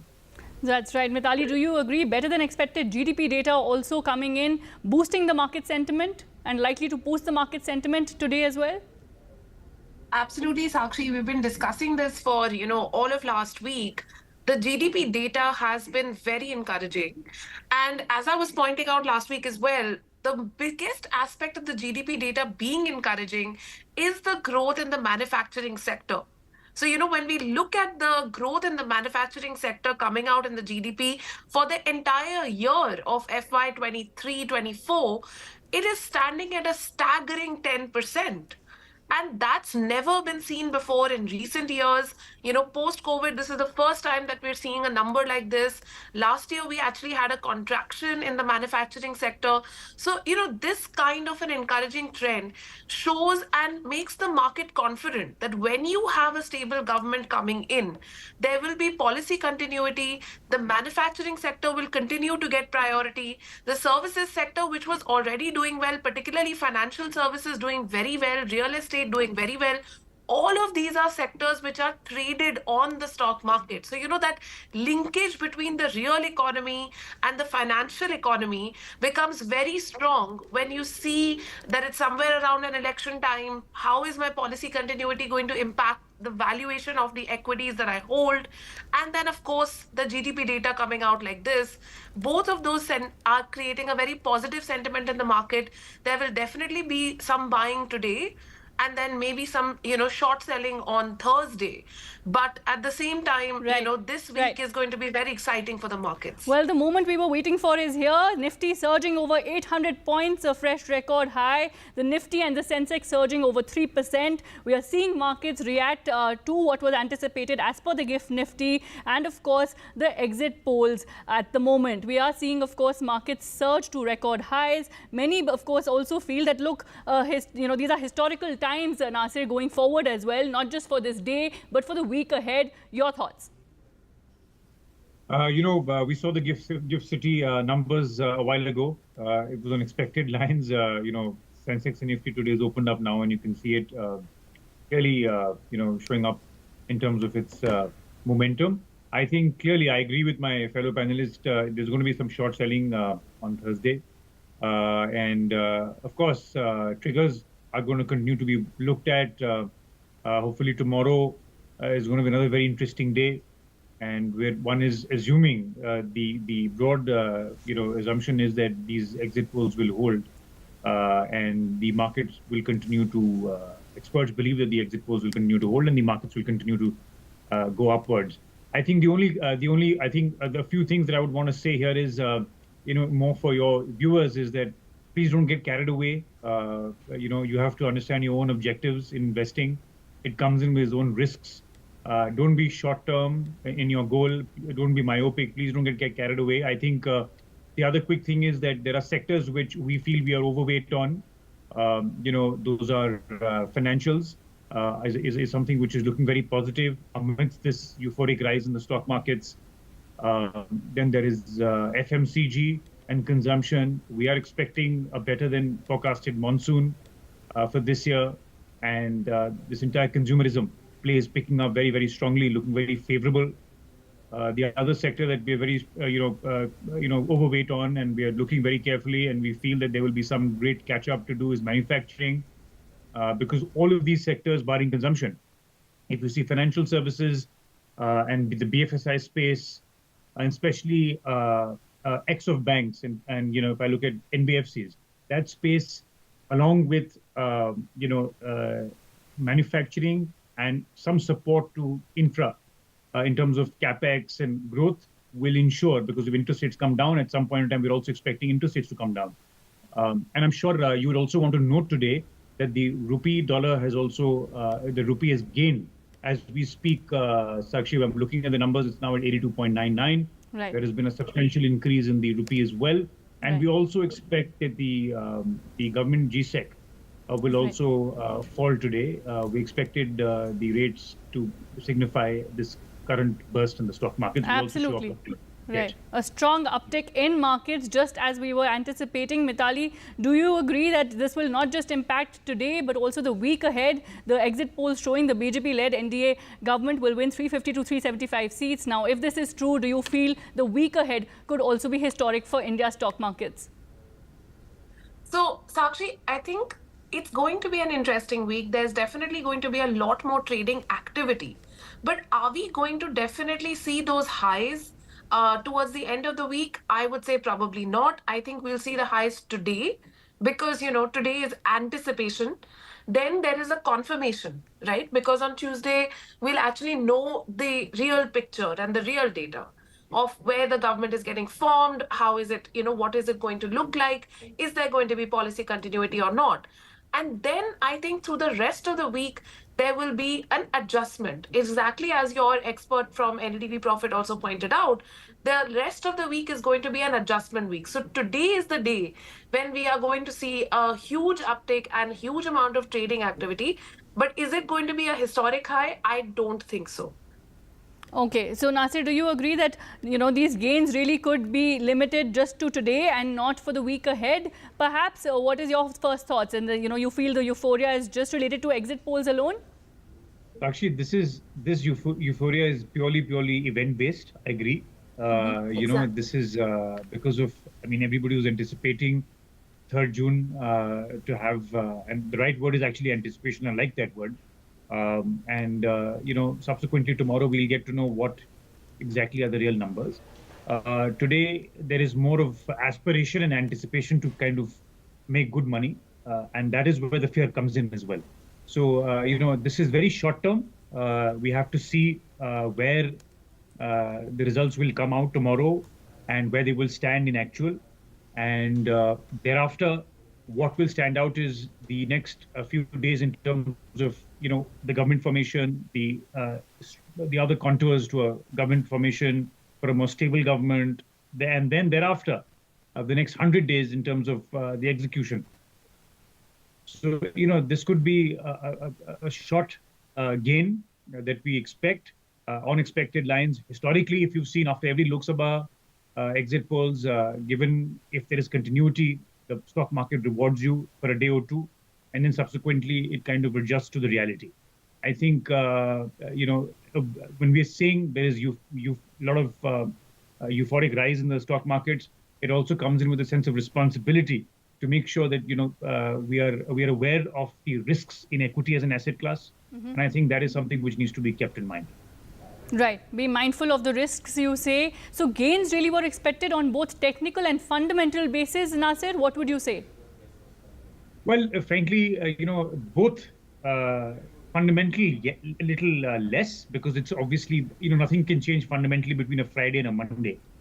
But, I think more so from the perspective of news flow. This rise is more news flow and news related. Sakshi, of course, there are, individual stocks that, have their own fundamentals and technicals at play, but this is more news flow. I would not say that this is fundamental, because everything cannot change. Fundamentals can't change between Friday and a Monday. Mm-hmm. Exactly. All right, that's what you feel. Of course, Mithali, to you now, sectors that you feel will outperform going forward. Very important to note that, of course, people who are tracking the markets very closely will now want to know which sectors will outperform in the week ahead or in the next few weeks ahead.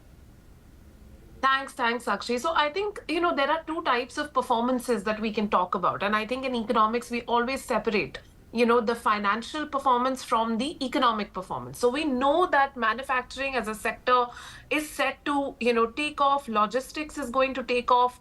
And we know that these two sectors have been already performing very well last year. And financial services is also performing very well.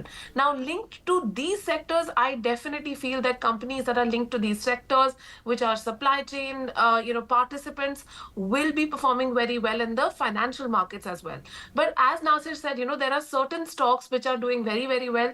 And in those sectors like aviation, like transport-related sectors, energy-related sectors, renewable energy-related sectors, there's going to be an increase over time. It won't be immediate, but it will take time and it will happen, because these are fundamentally strengthening as companies. And we're going to start seeing people, and especially first-time buyers, recognize that, these companies are actually doing very well. The balance sheets are doing well. They're also getting subsidies and, they're getting support from governments. So I think those companies, stocks and sectors will do very well. All right, and levels really to watch out for, Nasir. Of course, many predictions being made about the next 5 years already. So what are the levels really that you will watch out for, both on the Nifty and the Sensex? Actually, to be fair and honest, because of my regulator, I can't give levels on your show. But look, there is a lot of belief, and I can quote a few, analysts who've been saying that we can be, Nifty can be at about 50,000 in the next 5 years. There is belief that, clearly, I mean, what's more important apart from levels, actually, is, policy, clear policy and framework. If you have a stable government, in the day, you will ensure that there is, more execution that happens flawlessly, seamlessly. There is more clarity of, your policy and your framework. There is, and if it's a hung parliament, for example, or if there is an inverse relationship in terms of, the number of participants in the Lok Sabha formation of the government, there will be, a lot of impact, negative impact, because, there is belief that, a stable government of the day will ensure, as I told you repeatedly, more execution will happen seamlessly, and therefore the targets will increase. I mean, Sensex and Nifty will subsequently increase, because if the government is, and the order is doing better and delivering on the ground in some of the promises that they've made, and it could be any government, right? It's not about one particular government versus the other. The market is more interested in a stable government with a clear forecast, as the market accounts for future earnings and future projections. And that has to be basis clear projections. So it's clear versus future. If it's a clear vision ahead, the future will be bright. If the vision is not clear ahead, the future will become a little subdued. That is the point, I think, more important. Right. So the clear message really coming from both of you is that, look, stability will ensure consistency, and reforms, more and more reforms being implemented, will be great for India's economy and India's stock market going forward. Thanks very much for joining us on this discussion. We will continue to track the markets. And of course, for now, we will also track the economy and the fundamentals there as well. But the impact of the exit polls being seen on India's stock markets. A quick break and we'll be back with more news and updates.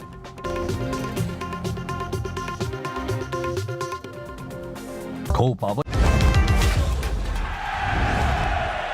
Get the magic of the best working for you now. Link your payment cards once, collect rewards forever.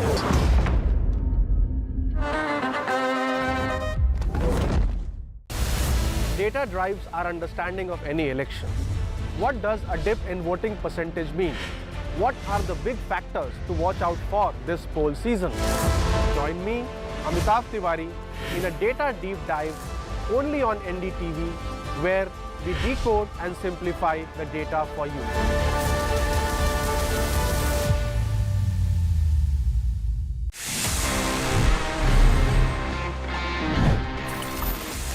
तो friends अभी time आ गया है for me to answer all the questions जो आपने पूछे थे in this segment which is ask TG, one of my personal favourites because मजा आता है आपसे बात करने में, थोड़ा सा सवाल जवाब करने में. Let's see the questions we have for this week's episode. Hi TG, क्या आपको लगता है कि फोन को बैटरी सेवर मोड पे रखने से सही में कोई फायदा है? Well technically yes there is.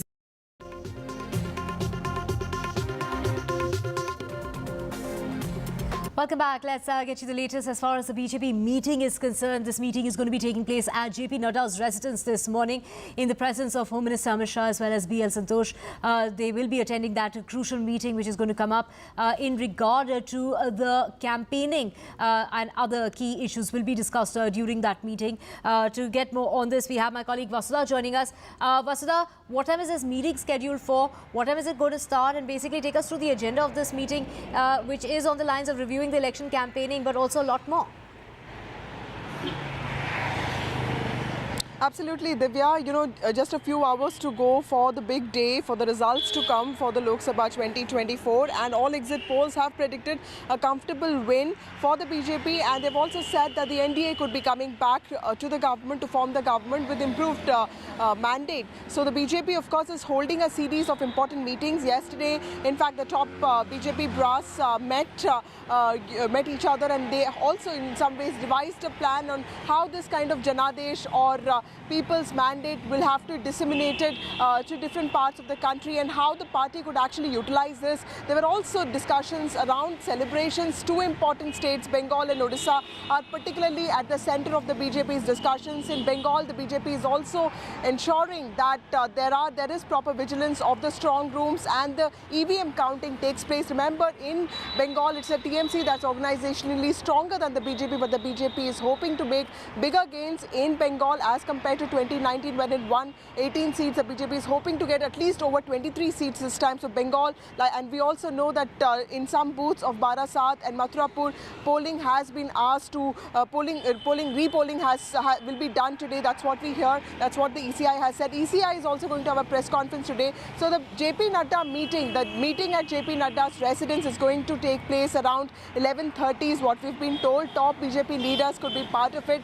BL Santosh, who represents the organization, he's the National Organization Secretary, very important figure there. He is going to be part of this, and also several important leaders. Home Minister Amit Shah, who has actually played a pivotal role in ensuring that the BJP's campaign is sort of high on momentum throughout the 80 days that we saw people campaigning.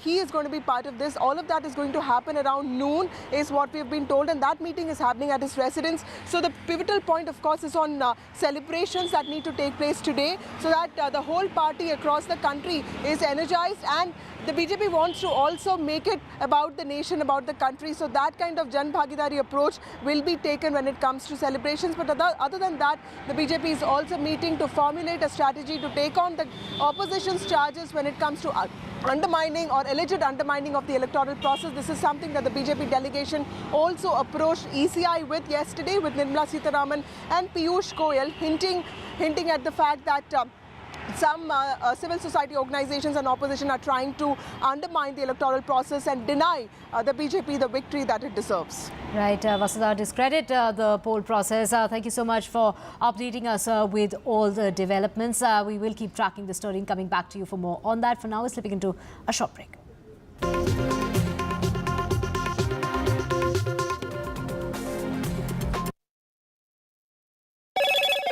Hello, Moto.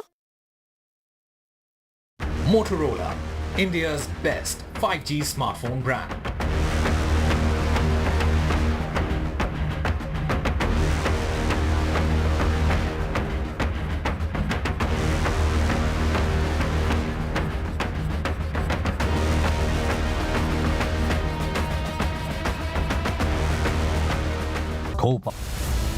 In the heat and dust of politics, perspective should not get lost.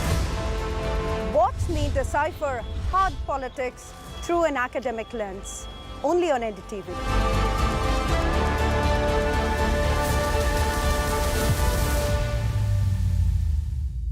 Stay informed and entertained with the new and updated NDTV News app. You can watch all our channels live, listen to podcasts, read breaking and exclusive news from around the world and more. Download the NDTV app today and get access to the best journalism and storytelling on your smartphone or tablet. The NDTV app. News that matters to you. The 2024 Lok Sabha polls are crucial for the future of this country. Having covered elections for 35 years, I hope to cut through the cacophony of a long, hot summer campaign and help to understand and decode the issues, the challenges, and finally, the outcome.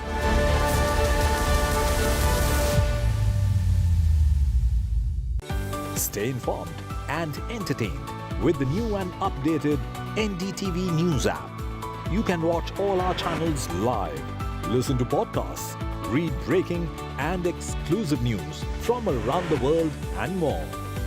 Download the NDTV app today and get access to the best journalism and storytelling on your smartphone or tablet. The NDTV app. News that matters to you.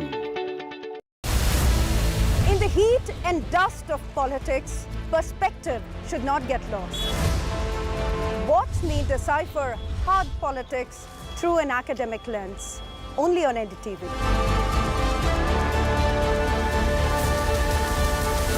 Kari.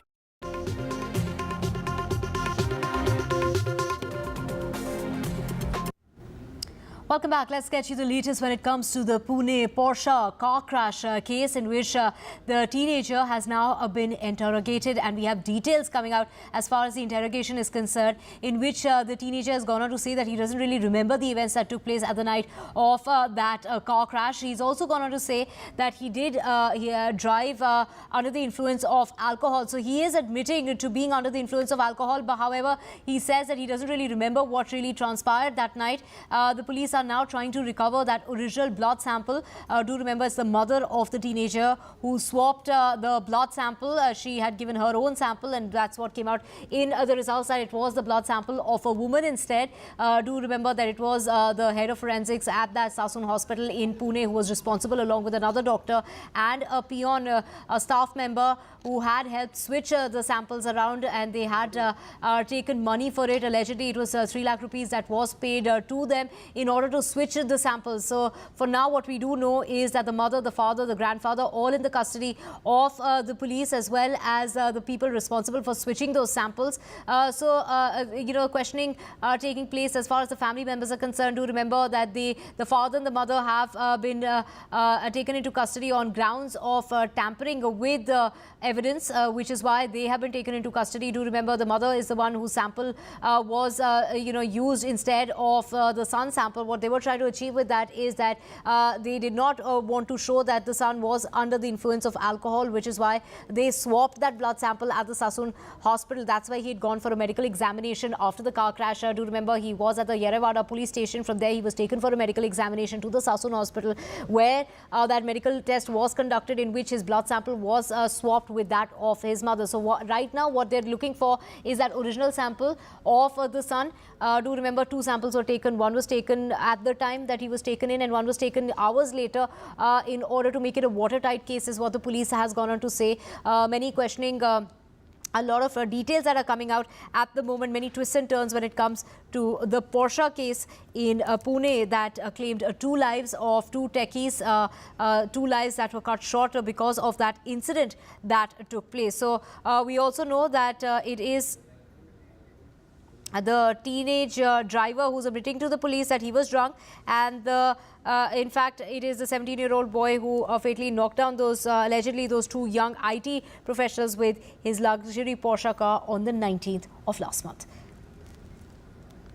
Switching tracks now, an encounter that has taken place in Pulwama's district of Jammu and Kashmir. A gun battle has broken out after security forces launched a cordon and search operation to track down hiding terrorists. 2 terrorists are believed to be holed up, and to get more on this, Right. So an encounter that's underway as far as Pulwama is concerned. We have Nazir joining us to get us more on this. Nazir, what time did this encounter take place and what details do you have for us? Well, at around 7:30, the first gunshots were heard this morning. It was after a early morning coordinated search operation that was launched by police and army at a village called Nihama in Pulwama district based on a specific information about presence of at least 2 militants. So in this encounter, 2 militants are believed to be trapped. There's heavy gunfight which was going on. In between there was a lull, but police are confident that 2 militants are trapped in this operation. This is part of the series of operations police have been launching, army has been launching against militants, even as the militant number has come down drastically. Police DGP R.R. Swain just yesterday said the number of local militants now active in Jammu and Kashmir is just 20 or 22. So you can just count them on fingertips. That is the number of militants from every year. 100, 150 militants, local is joining militancy to just number of 20 odd militants active. But the real challenge remains from across the border, which is the infiltration. So for that, a robust counter-infiltration grid is in place along the line of control at borders to prevent any sort of militants. So these are remnant militants in the valley. So what we hear in this operation, 2 militants are trapped, believed to be trapped in a residential house. This operation is going on. Police wanted to track them down in the morning, but they came under firing. There was some loud blast explosions as well, and besides the intermittent firing, so operation underway to track down 2 hold-up militants. Tracking the story and coming back to you for more on that. Thank you for joining us. Moving on now to the heatwave situation that's persisting when it comes to the northeast as well as central parts of the country. So in the north, in the central part and in the eastern part of the country, heatwave condition expected to continue up until the 5th of this month versus the southern part of the country where the monsoon has touched parts of Karnataka, Andhra Pradesh as well as Rayalaseema. It's going to cover more ground as far as these states are concerned before it moves any further. From what we're hearing is that monsoon could in fact reach Mumbai, and that is expected in a few days' time. Now, when we talk about the dreaded heatwave condition which is prevailing as far as Odisha is concerned, from reports that are suggesting that over 100 people might have died due to heat-related deaths, but it's the state government that's only confirmed about 26 heat-related deaths so far. Now, heatwave conditions that are prevailing at the moment, they will continue in Odisha, but heatwave conditions have been prevailing in Haryana since the 17th of last month, in Uttar Pradesh as well as Madhya Pradesh since the 18th of May, and those are going to continue as well. Now, amidst the heat wave, there's also a water shortage when it comes to Delhi, and people are standing in queue to collect water, and those are visuals coming on your screen from the Mayur Vihar area of the national capital. So water crisis, and do remember it was the Aam Aadmi Party that has moved the Supreme Court asking for neighbouring states to provide water in order to help tackle the water crisis, which includes Uttar Pradesh as well as parts of Haryana to help with this water crisis situation. And while on the other side, we are seeing in Jammu and Kashmir a major fire that's broken out in the forest of Ramnagar. So this major fire that broke out in the forest area, this is the forest division of Ramnagar, and this is because of the heatwave conditions that are prevailing at the moment. We have Saurabh joining us to get us more on this. Saurabh, take us through when the state government there confirming about 26 heat-related deaths. But from what we are hearing is that number could be way larger, way higher, closer to the tune of about 100 people dying because of the heatwave conditions that are prevailing at the moment. Even for now, the temperature is above 45 degrees in most parts of the state. Well, yes, in the last 72 hours is what the state government is saying, that there could be, or at least, suspected heat-related deaths. But however, all of these have to be confirmed medically, and therefore the state government would go only once doctors certify it as, or medical experts certify it as a heat-related death. Now, we've already reported earlier where, in Rourkela itself, there were a number of heat-related people who were admitted to hospital and a number of deaths earlier we had reported.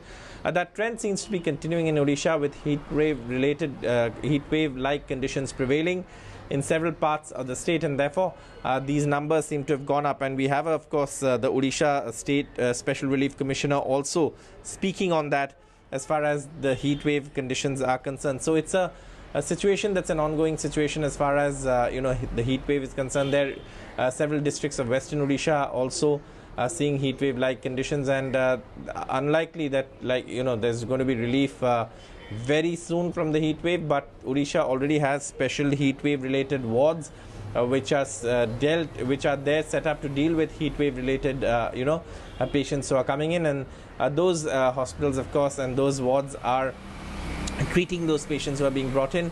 But yes, at this point it seems suspected around 99 heat wave related deaths, though it'll all have to be confirmed medically for it to be proven that these are indeed heat wave related deaths as we know it. And in fact the latest that we have is as on 35 advisory that's been put out by the state government. How are they tackling this deadly heat wave conditions that have been prevailing now for days on end?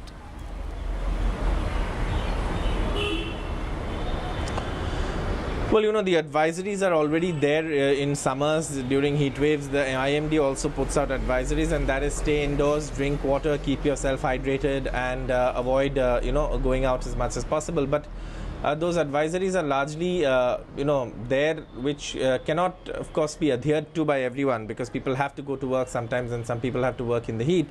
So those advisories are there. And for people who can adhere to it, it's obviously good, but not everyone can sort of stay indoors and work, because some people have to work in the field, some people have to work outdoors. Now what we are hearing from the Odisha government is that during the last 72 hours 99 alleged heat related cases, deaths have been reported by collectors. Of these 99 cases, suspected heat related cases, 20 cases have been confirmed by the collectors, taking into account the post-mortem and joint inquiry. 2 of these have been deemed as not heat-related deaths, and as cumulative during this summer, a total 141 alleged heat stroke death cases have been reported by collectors, out of which only 26 are confirmed due to sunstroke and 8 cases are not due to sunstroke. So once someone comes in and says, there's someone collapsed because of the heat, what happens is if the person is dead, then of course a medical sort of report has to confirm that it's indeed heat-related incident, and that's a process. That's sometimes a post-mortem and other ways to deal with it. So those processes will confirm how many actually are heat-related deaths. Thank you so much, Saurabh, for joining us. Now, repolling has started this morning in 2 booths in West Bengal. The repolling has taken place in North 24 Parganas, and that repolling has started from 7 o'clock this morning in Barasat as well as Mathurapur. We have Saurabh back with us to take us through the details. Saurabh, the BJP has also written to the Election Commission seeking repoll of several booths in the Diamond Harbour Lok Sabha seat as well, alleging malpractice carried out by the TMC. Take us through, also these 2 particular areas where repolling started from early this morning, which is going to continue till about 6 o'clock in the evening. Well, once elections have concluded and once the election reports come in, there are presiding officers in every booth and there are polling officers. And once the Election Commission has reports from these officers and plus the inputs that they receive from political parties, complaints, the CCTV monitoring, video footage, and observers, all of these reports, once these reports come in, the Election Commission is in a position to decide whether a certain polling booth needs a repoll or not to ensure free and fair elections under the Representation of People's Act. Now, this, of course, is something that the Election Commission decides after going through all the evidence and on the complaints that have been submitted.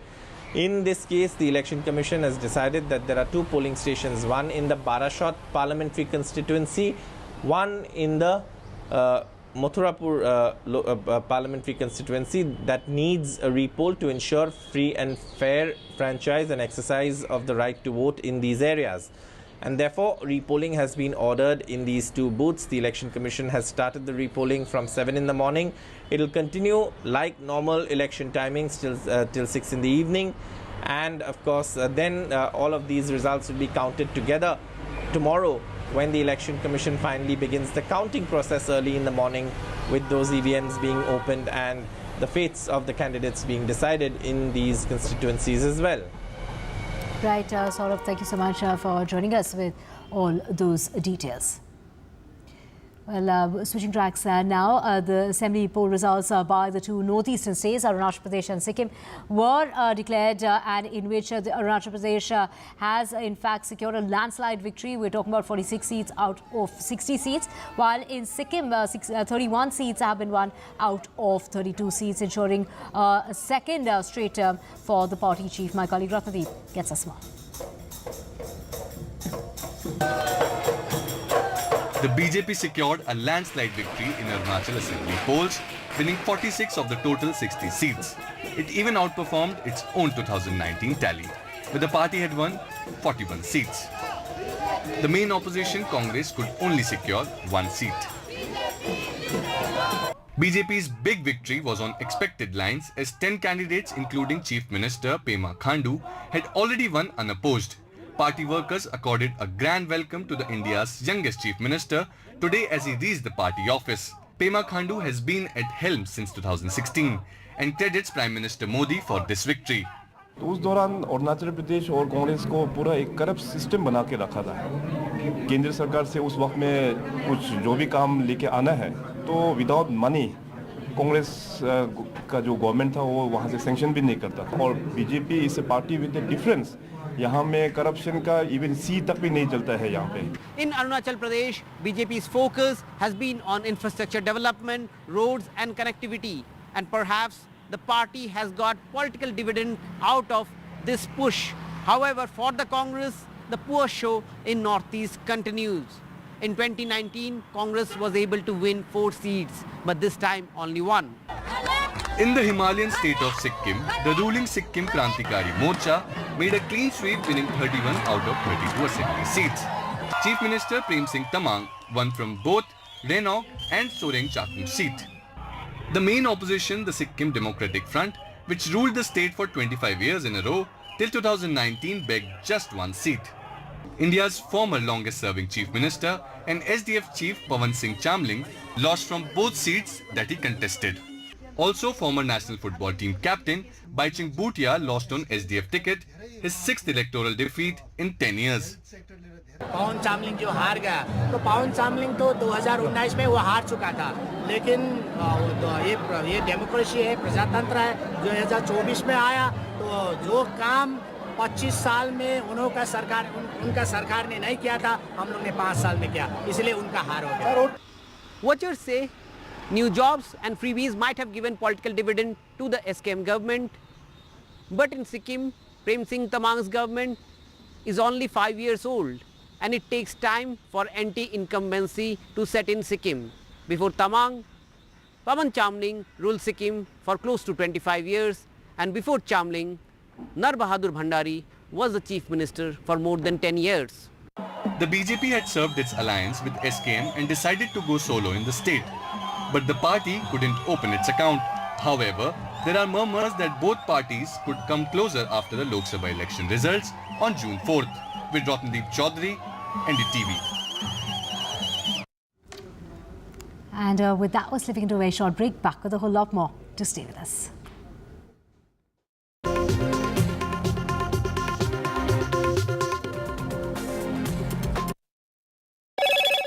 Hello, Moto. Motorola, India's best 5G smartphone brand.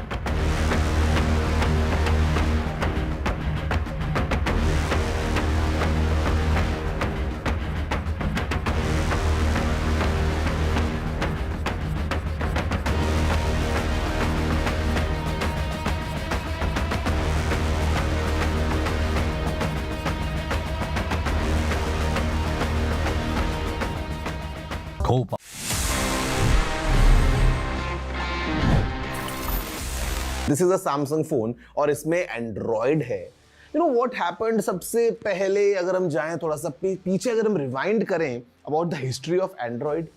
Well guys, the creators of Android जब उन्होंने बना लिया ये operating system, they went to Samsung because they wanted कि Samsung उस Android को खरीद ले. So they all went to Seoul in South Korea, they met with the Samsung people, but Samsung was not that impressed and Samsung said no. और उसके बाद क्या हुआ? Just weeks later, Google in fact bought Android for $50 million. Imagine करो अगर Samsung ने उस time पे Android खरीद लिया होता, would have been the case that Android would have been Samsung's own exclusive operating system. Like today we see how Samsung is the king of Android. They basically rule the Android market. But वो एक ना आज कैसे mobile history को पूरा बदल चुकी है?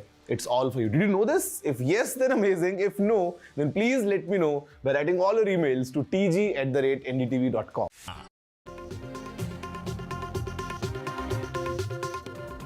Welcome back. Now, Union Minister Rijiju, in an exclusive interview to NDTV's Nikunj Garg, has said that the BJP will be back in power for a historic third term and that the opposition will soon have a rude awakening, saying that the predictions of the exit polls have shown how the Congress will be routed in states where they had some little hope left. Listen in.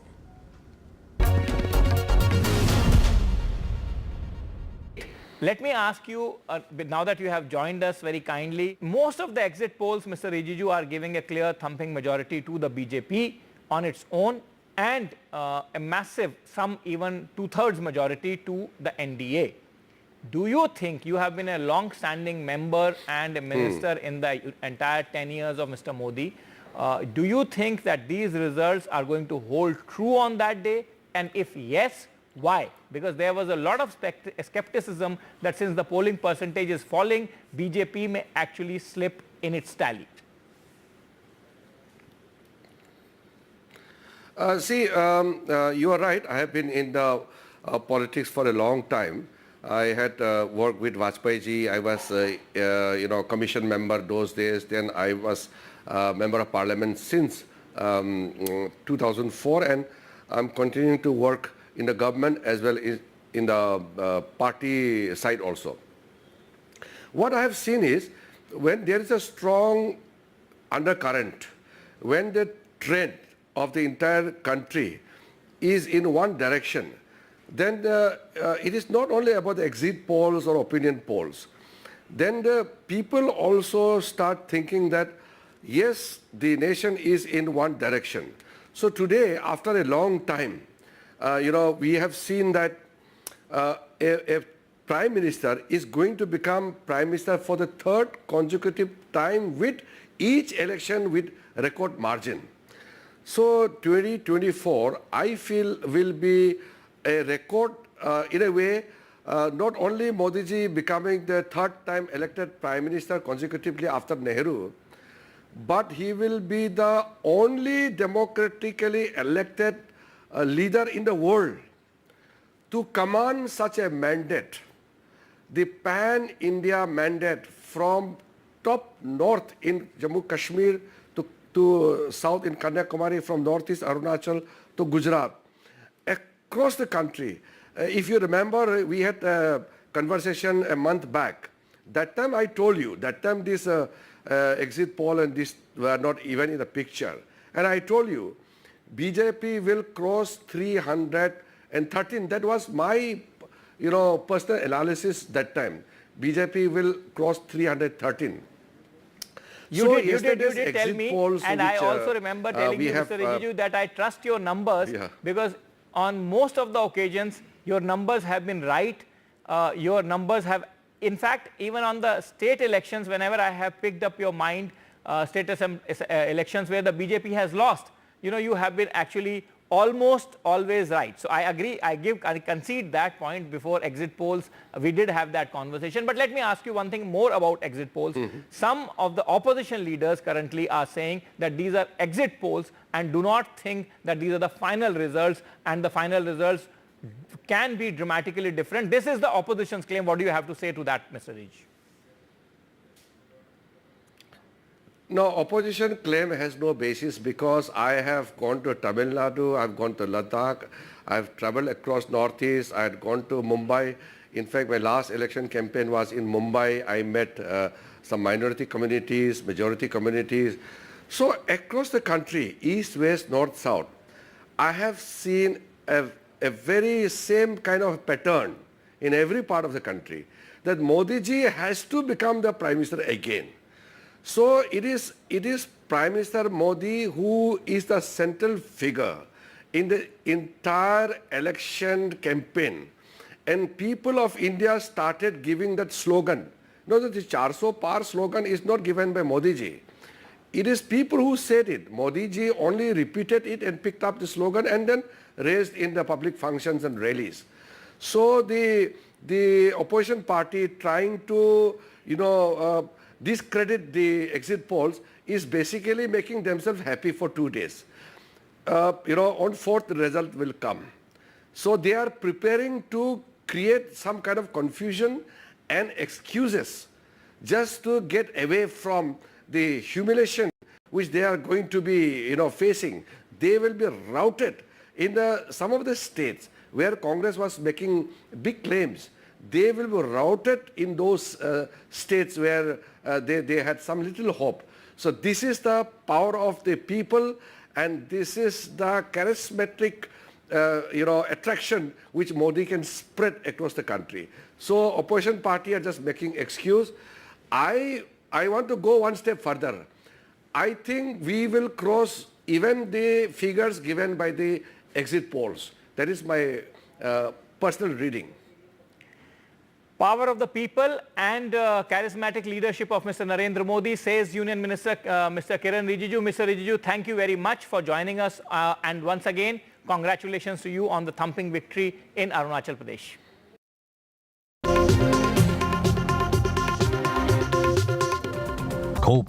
Stay informed and entertained with the new and updated NDTV News app. You can watch all our channels live, listen to podcasts, read breaking and exclusive news from around the world and more. Download the NDTV app today and get access to the best journalism and storytelling on your smartphone or tablet. The NDTV app. News that matters to you.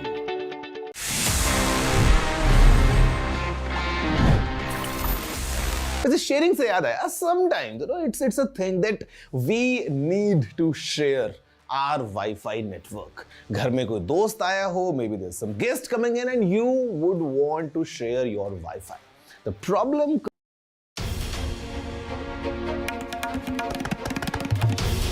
This is NDTV and you're watching NDTV 24/7. Hello, Moto.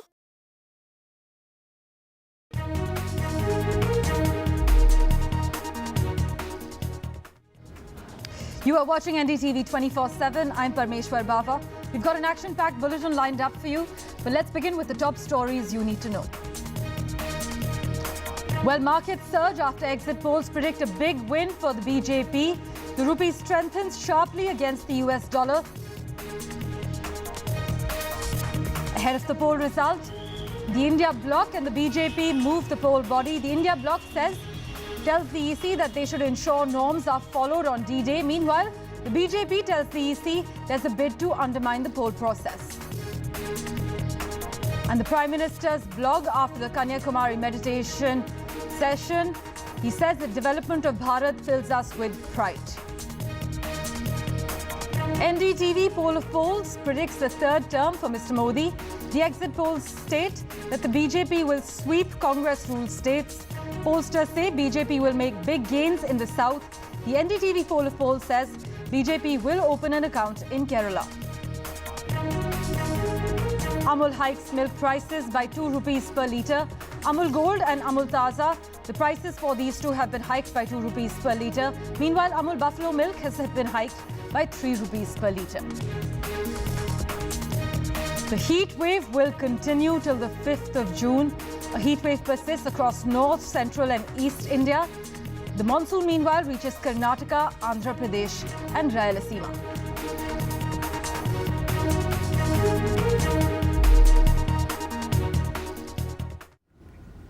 Well, our big focus. The share market posted a massive jump, banking on hopes of political stability predicted by the exit polls. The 30-share Sensex rallied nearly 2,500 points this morning, while the 50-stock Nifty recorded its biggest jump in 4 years during the market opening. Both Sensex and Nifty, the indexes of the Bombay Stock Exchange and the National Stock Exchange, hit record high levels today. Sakshi Bajaj actually spoke to market experts. Here's what they told her. Levels really to watch out for, Nasir. Of course, many predictions being made about the next 5 years already. So what are the levels really that you will watch out for, both on the Nifty and the Sensex? Actually, to be fair and honest, because of my regulator, I can't give levels on your show. But look, there is a lot of belief, and I can quote a few, analysts who've been saying that we can be, Nifty can be at about 50,000 in the next 5 years. There is belief that, clearly, I mean, what's more important apart from levels, Sakshi, is, policy, clear policy and framework. If you have a stable government, in the day, you will ensure that there is, more execution that happens flawlessly, seamlessly. There is more clarity of, your policy and your framework.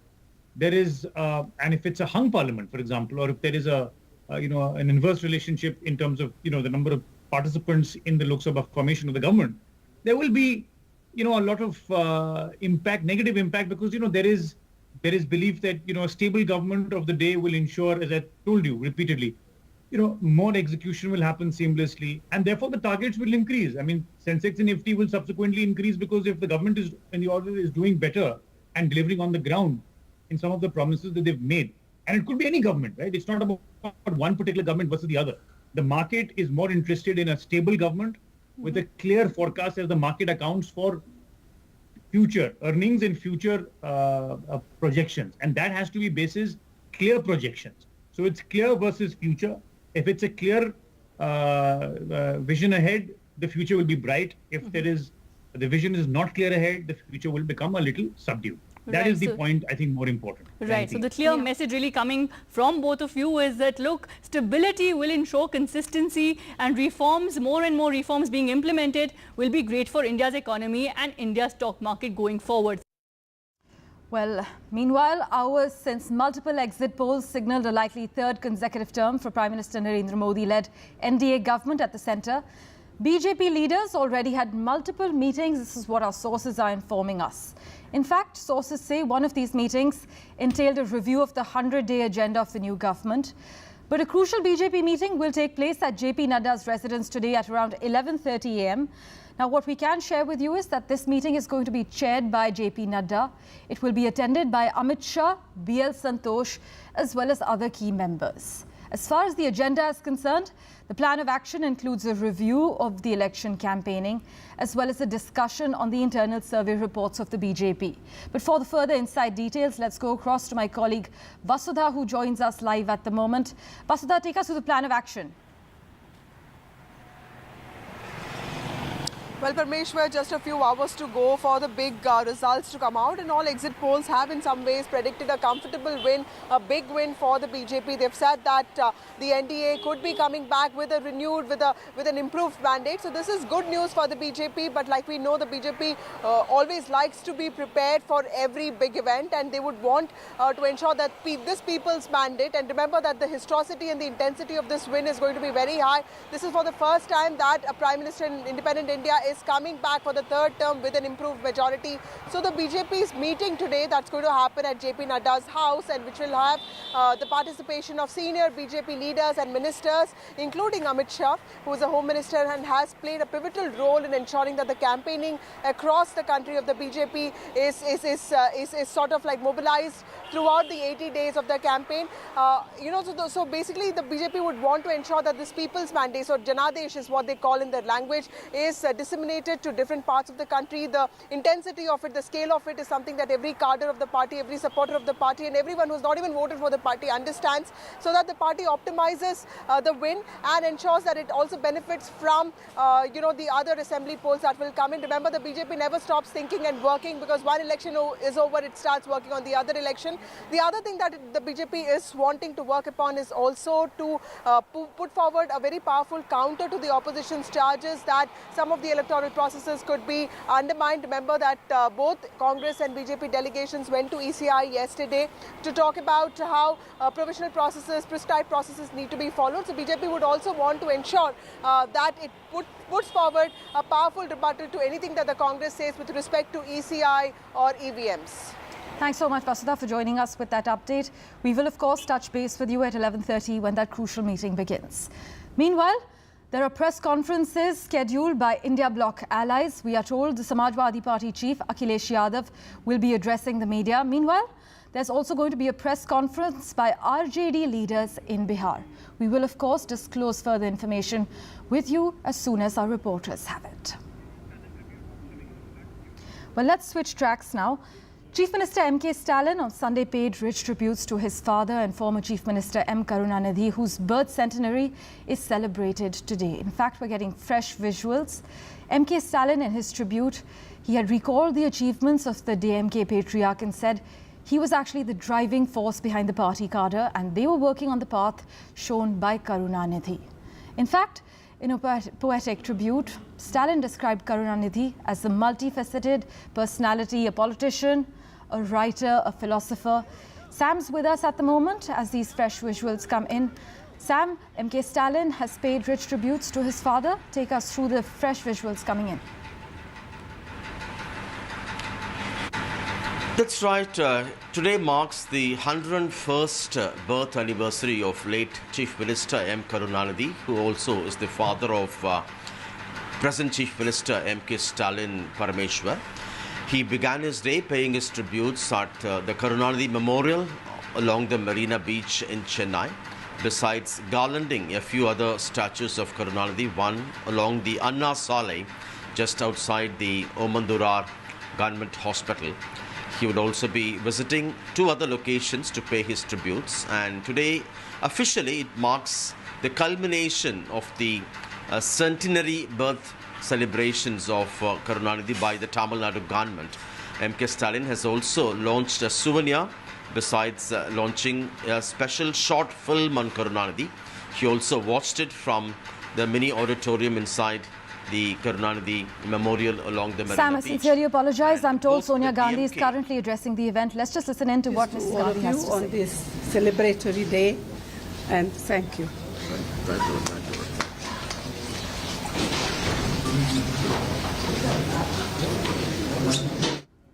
Right, the Tamil Nadu Chief Minister has paid tribute to Karunanidhi. In fact, we just heard from Mrs. Gandhi as well. We will line up that entire reaction for you.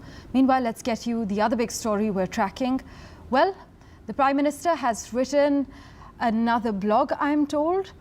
This is after the Kanyakumari meditation session that he had. The Prime Minister actually blogged on the opportunities for Bharat. Mr. Modi has said there's a bigger role for Bharat as far as the world stage is concerned, and that we must step forward towards the larger goals. Sam has been tracking the Prime Minister's movements. He's with us live at the moment. Sam, as we know, the opposition has called this a political ploy. Several opposition parties have complained to the Election Commission, accusing the Prime Minister of violating the poll conduct. But I'm told there's a blog now. What exactly does the blog say?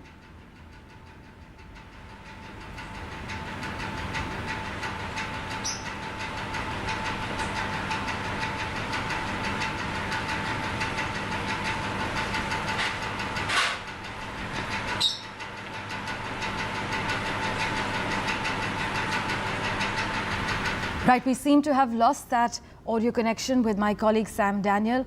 However, as you can see on your screens, these are visuals from the Prime Minister's Kanyakumari meditation session.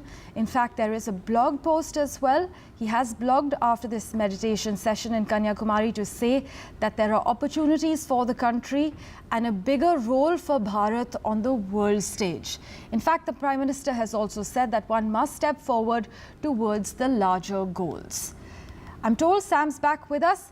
Sam, we are aware that the opposition has called this a political ploy. In fact, several opposition parties have complained to the EC, accusing Narendra Modi of violating the poll conduct. But take us through what this latest blog post says.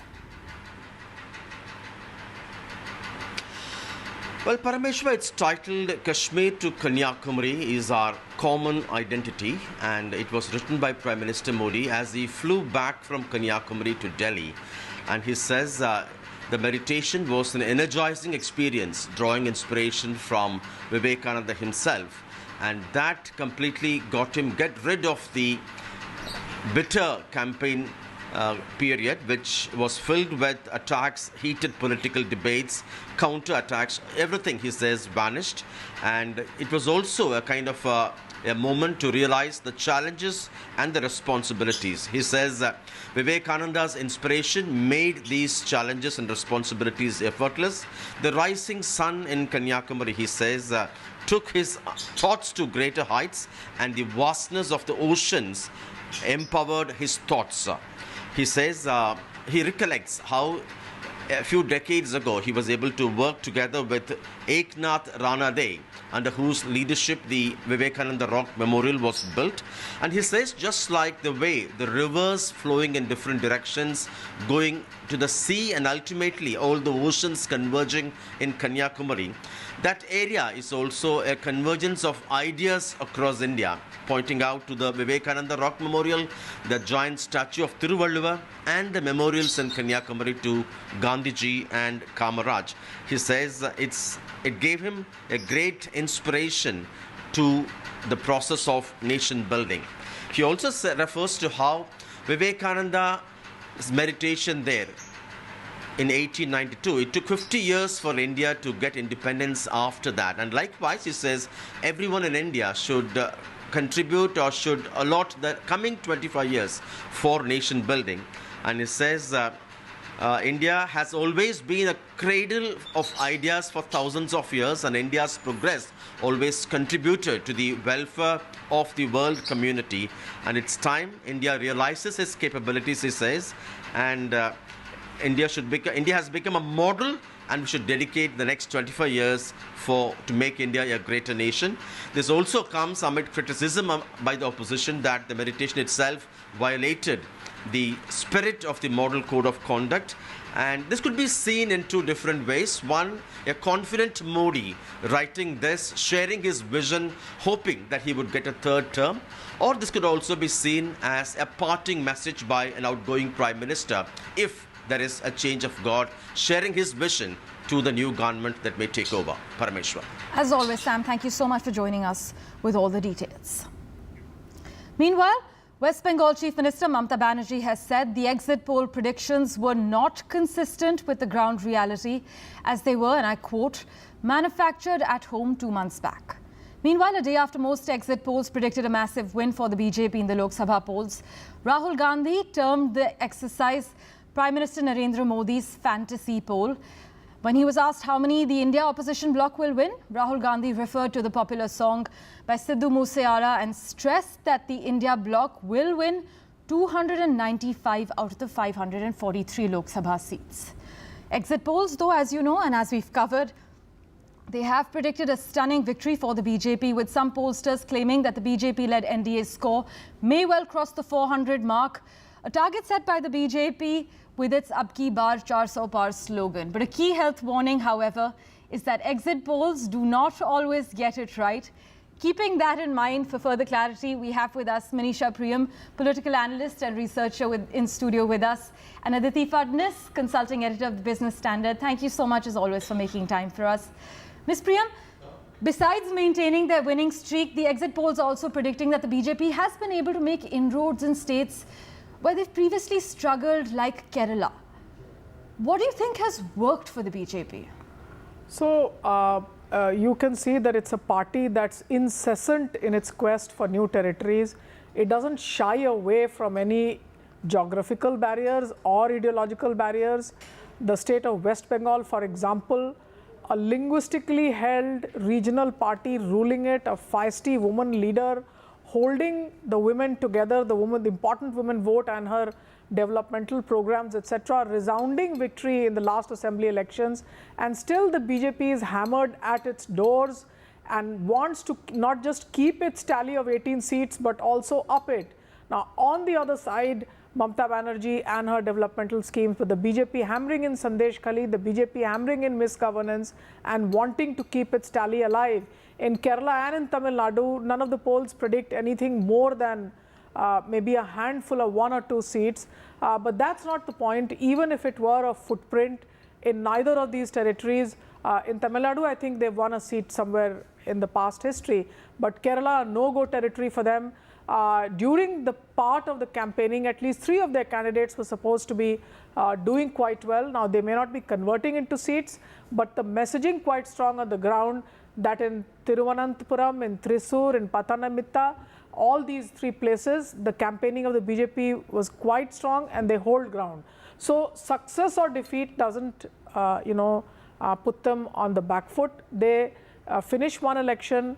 They are beginning to plan for the next assembly election. They are beginning to plan for what they need to do in the future.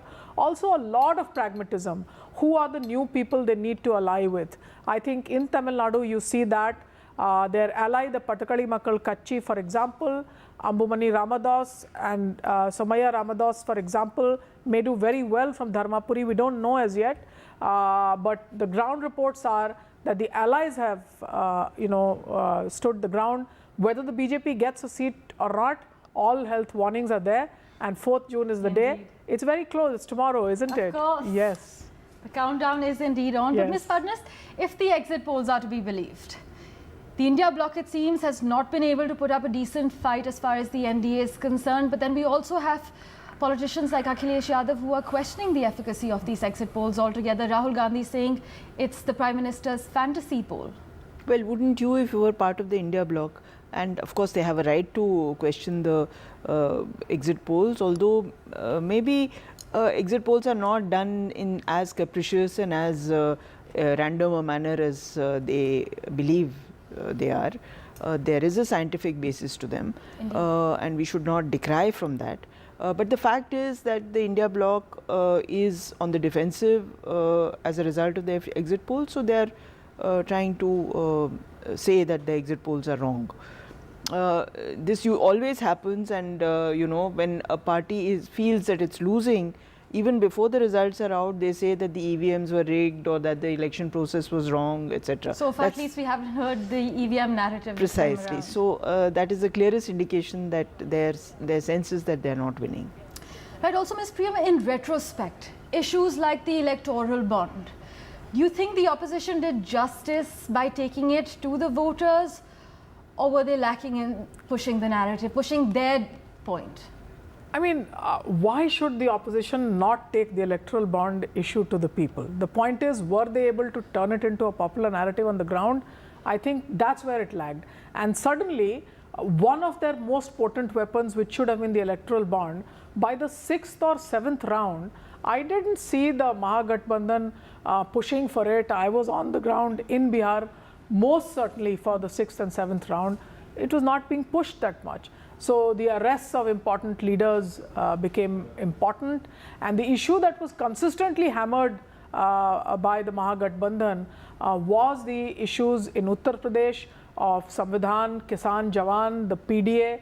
In Bihar, they were talking about jobs in addition to these, and Tejasvi Yadav tried to portray himself as the youth leader, the youth icon who gave so many jobs.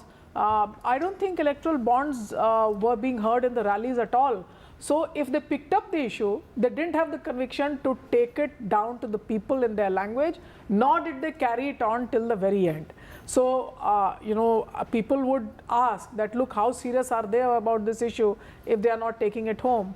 So that's where I stand. As far as the exit polls are concerned, I do have a point to add here, and which is that, to cobble together an all India picture for this country is a tough exercise. I give it to the pollsters who, I have many issues with whatever they may do in terms of randomization, stratification.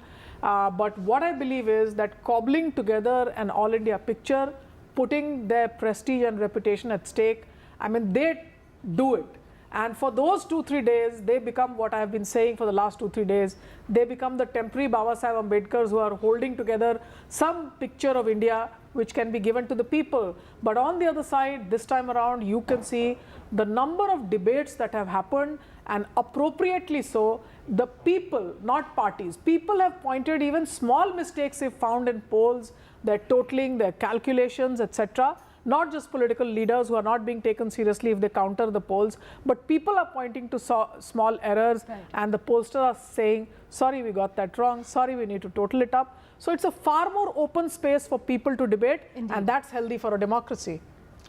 Ms. Fadnis, but the absence of issues of prices, unemployment, inflation, as far as the Prime Minister's campaign speeches are concerned, what do you think it indicates?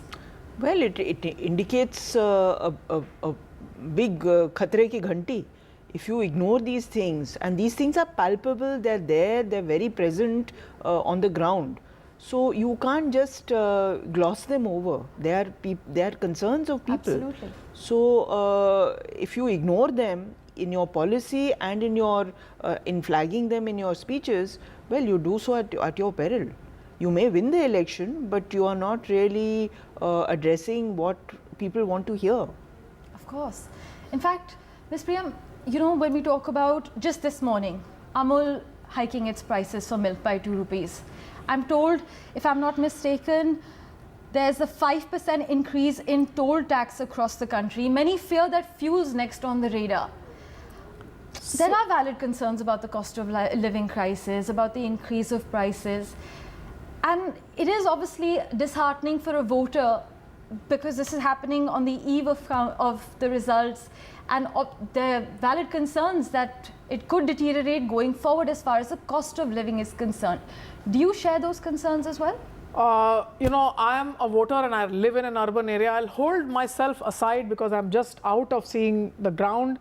In a country where a large part of your electorate, and remember, women run households, whether they are poor households or rich households. Unpaid labor, domestic no, work so is also basically the poor women are somehow surviving on state assistance. Right. They are not even attached to the market.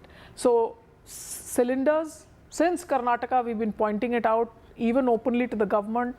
The price rise of cylinders has meant that a commodity that reached out to women in large numbers because of this government, that's something that's become a luxury item kept by rural households to be used or refilled only once in a while. So I believe that large parts of rural poor in India, especially in North India, remain out of the ambit of regular wage income. That makes their lives very difficult.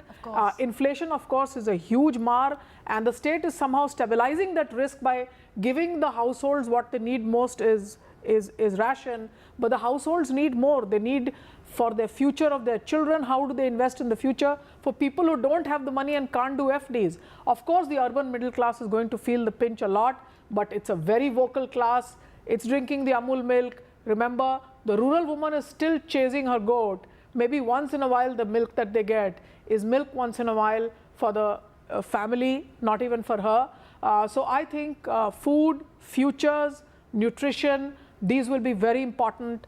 Last but not the least, climate change is a huge issue, and I believe that some risk stabilization needs to be done, and a greater investment in the common good will be an important agenda for the future government that comes in.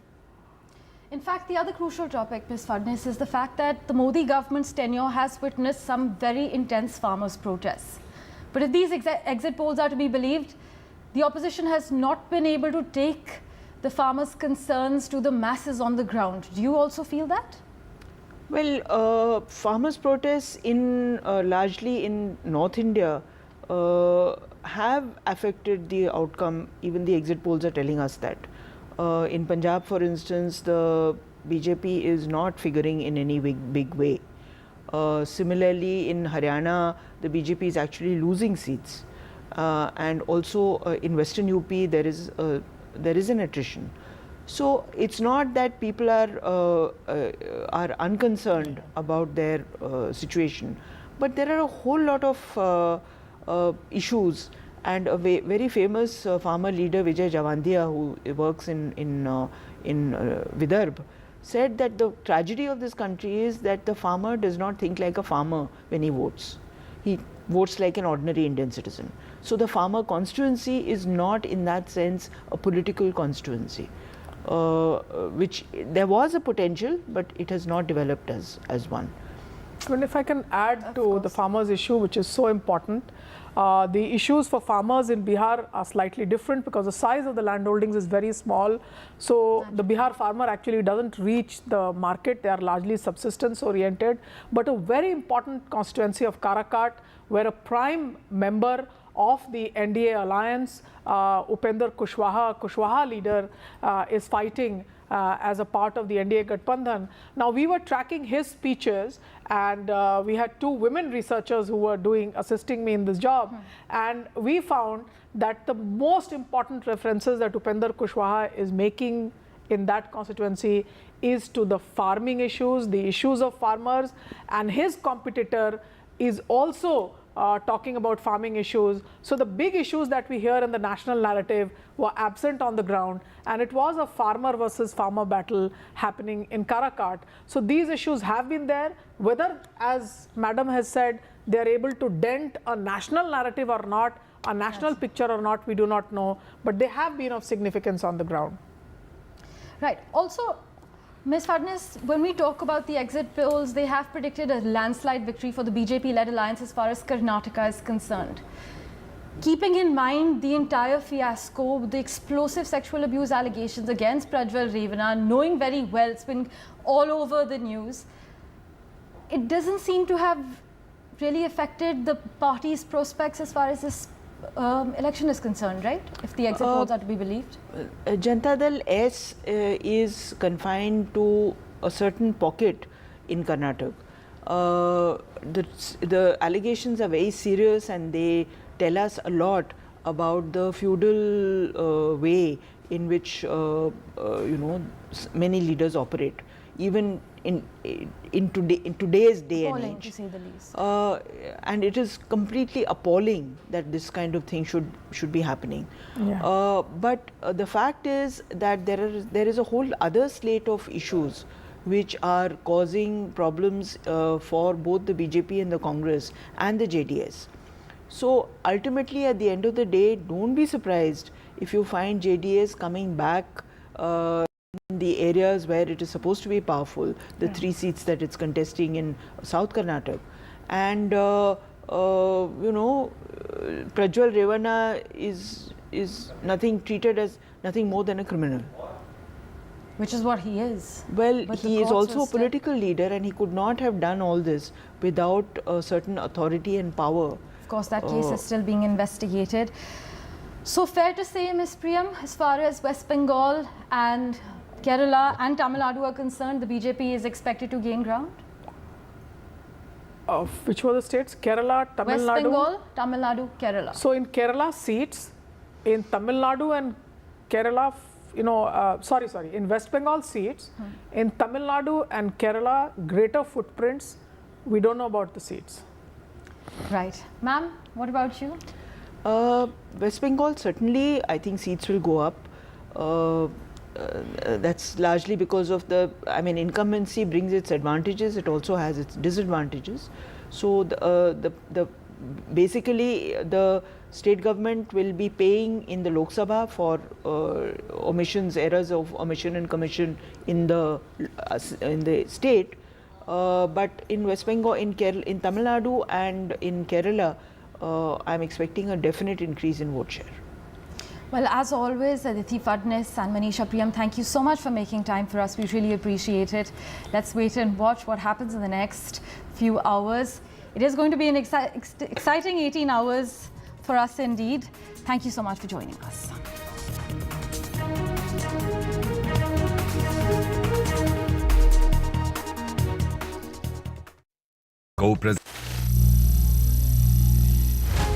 Some people say the metaverse will only be virtual. One day this lecture hall will be made of code, and driverless cars would be trapped in intersections. But even in this maze of the future, you can't wish away health. It's time to become more resilient.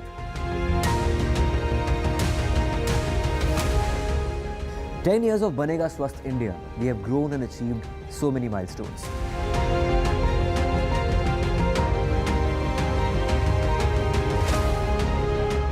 And now I have a plan to beat the urgency, to stop breathing with difficulty, to relieve getting choked with inactivity.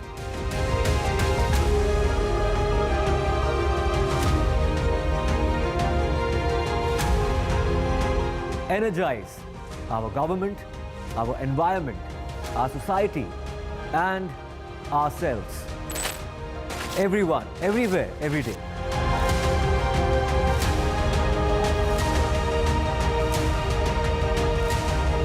Banega Swasth India. One world hygiene. The 2024 Lok Sabha polls are crucial for the future of this country. Having covered elections for 35 years, I hope to cut through the cacophony of a long, hot summer campaign and help to understand and decode the issues, the challenges, and finally, the outcome.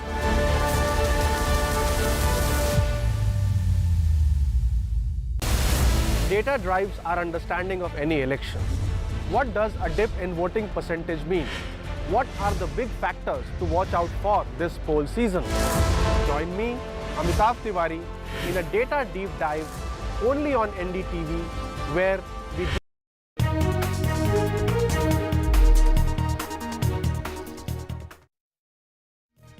Back, both opposition India Bloc and the ruling BJP knocked at the doors of the Election Commission in a tit-for-tat move. While the opposition asked the commission to ensure that all guidelines are followed during Tuesday's counting, the BJP warned the poll body against coordinated attempts by the opposition to undermine the integrity of the electoral process.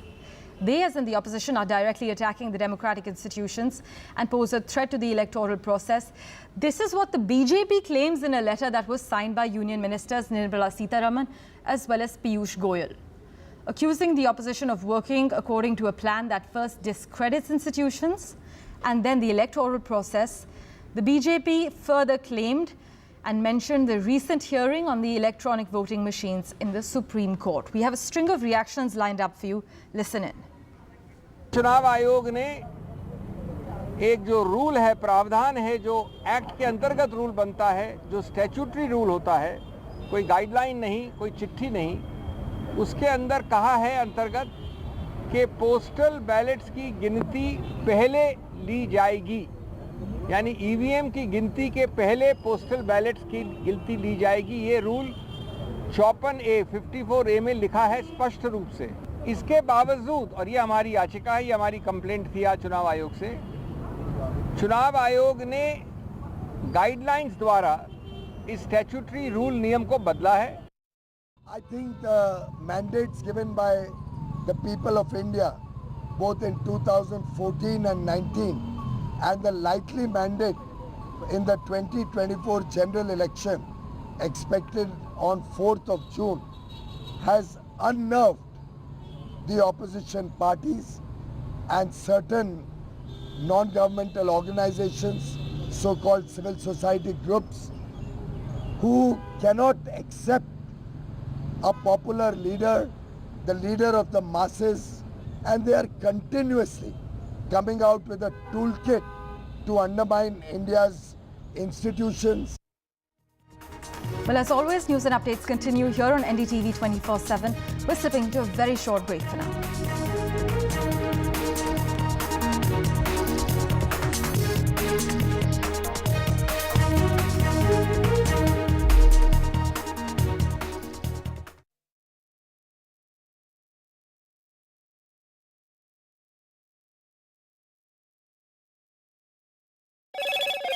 Hello, Moto. Motorola, India's best 5G smartphone brand.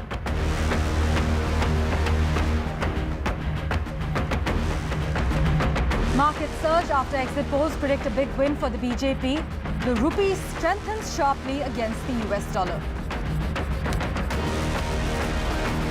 Ahead of poll result, India Bloc and BJP move poll body. The India Bloc tells the EC that ensure that norms are followed on D-Day. Meanwhile, the BJP tells the Election Commission there's a bid to undermine the poll process. There's an Election Commission press conference at 12:30 p.m. this afternoon. Prime Minister Modi's blog after his meditation session at Kanyakumari. He says development of Bharat fills us with pride. NDTV's poll of polls predicts a third term for Modi. The exit polls say the BJP will sweep Congress-ruled states. Pollsters say BJP will make big gains as far as the south is concerned, and they will open an account in Kerala.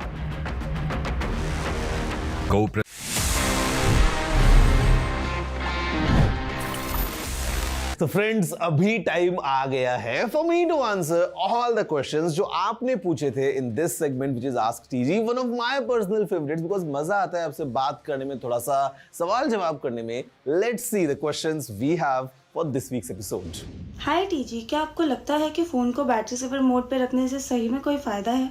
Well, technically, yes, there is an advantage. See, usually battery saver mode क्या करता है? Basically, वो आपके phone की कुछ settings को इस तरीके से tweak करता है so that your battery can last for long. अब उसमें कुछ चीजें ऐसी होती हैं जो आप खुद से कर सकते हो. For example, reducing the time जितना आपका screen on रहता है while your phone is idle, उसको आप जितना कम रखेंगे, it's good for you. आप जो है वो अपने networks को बंद कर सकते हैं. You can turn off the background app activities जो बैटरी सेवर मोड में हो जाता है. But there is one more thing काफी फोन्स में जो होता है, जहां पे it also limits the maximum brightness जो आप एडजस्ट कर सकते हैं for your display, and also it limits your CPUs maximum clock speed. तो ये जो दो चीजें हैं थोड़ी सी ग्रैनुलर हो जाती है, और इनफैक्ट अगर हम कंपेयर करते हैं तो yes, you definitely get some extra battery while you are using these battery saver modes और low power modes. I want to install an antivirus software in my MacBook. Please suggest. Okay, I would suggest please don't do it. See, I have been using all these MacBooks for almost, I don't know, like how many years. In fact, जो Windows laptop भी होते हैं उसमें भी आपको inbuilt एक defender का option मिलता है. And even for max, as long as you know what you're doing, आपको किसी एंटीवायरस की जरूरत नहीं है. That's my honest recommendation. So please don't worry about your system. Just use it. No need to install any antivirus. Honest answer for you. TZ, I feel that regularly updating my phone makes it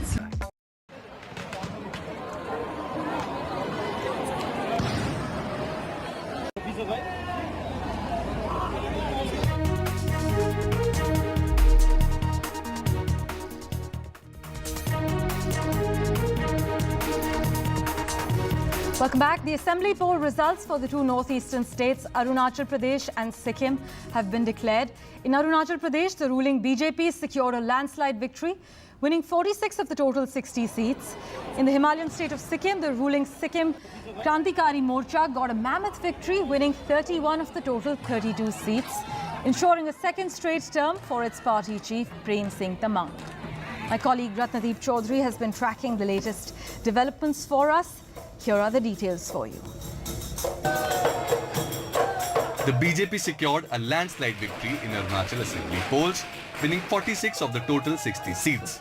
It even outperformed its own 2019 tally, where the party had won 41 seats.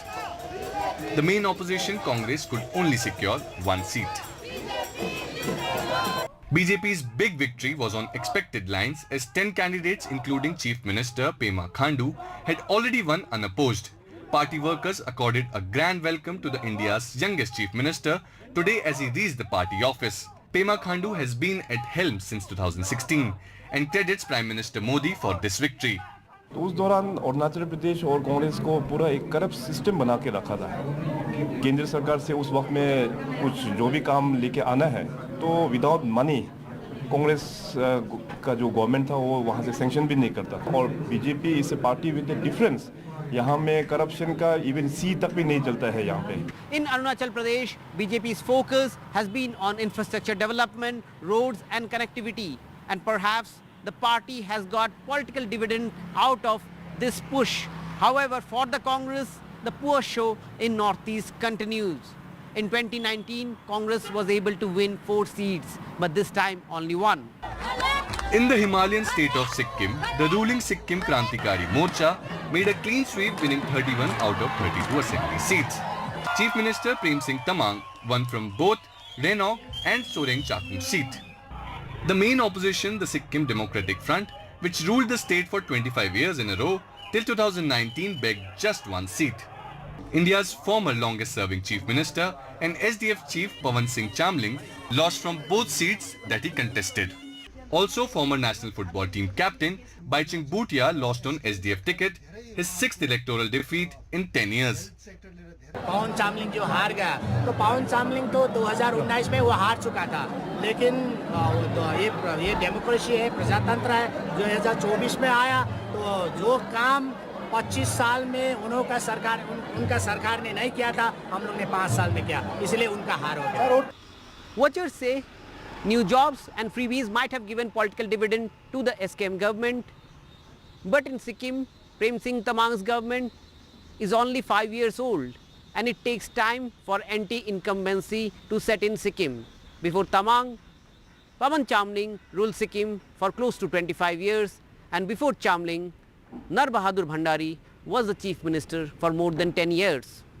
The BJP had served its alliance with SKM and decided to go solo in the state, but the party couldn't open its account. However, there are murmurs that both parties could come closer after the Lok Sabha election results on June 4th. With Ratnadeep Chaudhary, NDTV. Meanwhile, in an exclusive interview, Rijiju has informed NDTV that the BJP will indeed be back for a record third term. Listen in. Let me ask you, now that you have joined us very kindly, most of the exit polls, Mr. Rijiju, are giving a clear thumping majority to the BJP on its own, and a massive, some even 2/3 majority to the NDA. Do you think, you have been a long-standing member and a minister in the entire 10 years of Mr. Modi, do you think that these results are going to hold true on that day? And if yes, why? Because there was a lot of skepticism that since the polling percentage is falling, BJP may actually slip in its tally. You are right. I have been in the politics for a long time. I had worked with Vajpayee ji. I was, commission member those days. Then I was member of parliament since 2004, and I'm continuing to work in the government as well as in the party side also. What I have seen is when there is a strong undercurrent, when the trend of the entire country is in one direction, then it is not only about the exit polls or opinion polls. Then the people also start thinking that, yes, the nation is in one direction. So today, after a long time, we have seen that a prime minister is going to become prime minister for the third consecutive time with each election with record margin. So 2024, I feel, will be a record in a way, not only Modi ji becoming the third time elected prime minister consecutively after Nehru, but he will be the only democratically elected leader in the world to command such a mandate, the pan-India mandate from top north in Jammu Kashmir to south in Kanyakumari, from northeast Arunachal to Gujarat, across the country. If you remember, we had a conversation a month back. That time I told you, that time this exit poll and this were not even in the picture. And I told you, BJP will cross 313. That was my, personal analysis that time. BJP will cross 313. You did tell me, and I also remember telling you, Mr. Rijiju, that I trust your numbers because on most of the occasions, your numbers have been right. Your numbers have, in fact, even on the state elections, whenever I have picked up your mind, state elections where the BJP has lost, you have been actually almost always right. So I agree, I concede that point. Before exit polls, we did have that conversation. But let me ask you one thing more about exit polls. Some of the opposition leaders currently are saying that these are exit polls and do not think that these are the final results, and the final results can be dramatically different. This is the opposition's claim. What do you have to say to that, Mr. Rijiju? No, opposition claim has no basis because I have gone to Tamil Nadu, I've gone to Ladakh, I've traveled across Northeast, I had gone to Mumbai. In fact, my last election campaign was in Mumbai. I met some minority communities, majority communities. So across the country, east, west, north, south, I have seen a very same kind of pattern in every part of the country, that Modi ji has to become the Prime Minister again. So it is Prime Minister Modi who is the central figure in the entire election campaign. And people of India started giving that slogan. No, the 400 par slogan is not given by Modi ji. It is people who said it. Modi ji only repeated it and picked up the slogan and then raised in the public functions and rallies. So the opposition party trying to, discredit the exit polls is basically making themselves happy for 2 days. On 4th the result will come. So they are preparing to create some kind of confusion and excuses just to get away from the humiliation which they are going to be facing. They will be routed in some of the states where Congress was making big claims. They will be routed in those states where they had some little hope. So this is the power of the people, and this is the charismatic attraction which Modi can spread across the country. So opposition party are just making excuse. I want to go one step further. I think we will cross even the figures given by the exit polls. That is my personal reading. Power of the people and charismatic leadership of Mr. Narendra Modi, says Union Minister Mr. Kiran Rijiju. Mr. Rijiju, thank you very much for joining us, and once again, congratulations to you on the thumping victory in Arunachal Pradesh. Meanwhile, as far as the exit poll predictions are concerned, Trinamool Congress Chief Mamata Banerjee has said that they do not mirror the ground reality.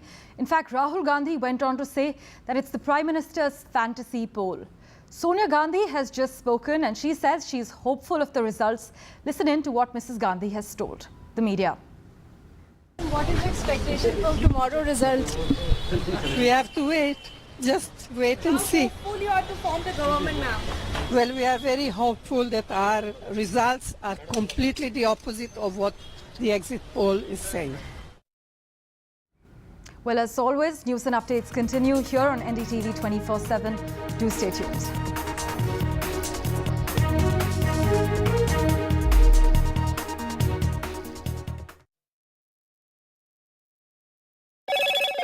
Hello, Moto. Motorola, India's best 5G smartphone brand.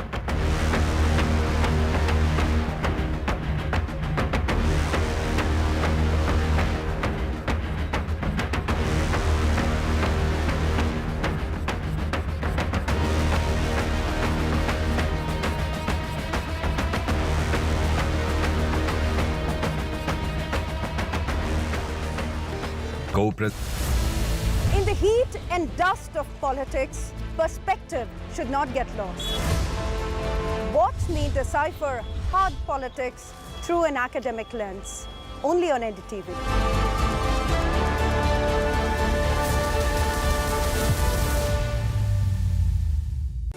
Stay informed and entertained with the new and updated NDTV News app. You can watch all our channels live, listen to podcasts, read breaking and exclusive news from around the world and more. Download the NDTV app today and get access to the best journalism and storytelling on your smartphone or tablet. The NDTV app. News that matters to you. The 2024 Lok Sabha polls are crucial for the future of this country. Having covered elections for 35 years, I hope to cut through the cacophony of a long, hot summer campaign and help to understand and decode the issues, the challenges, and finally, the outcome.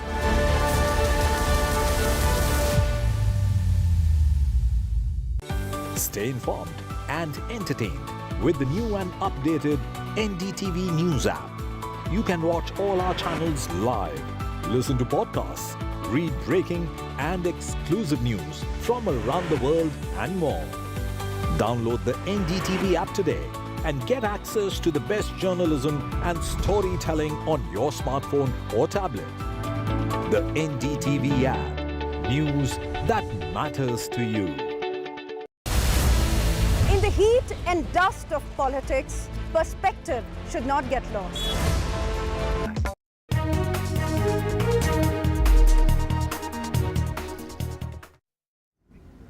Welcome back.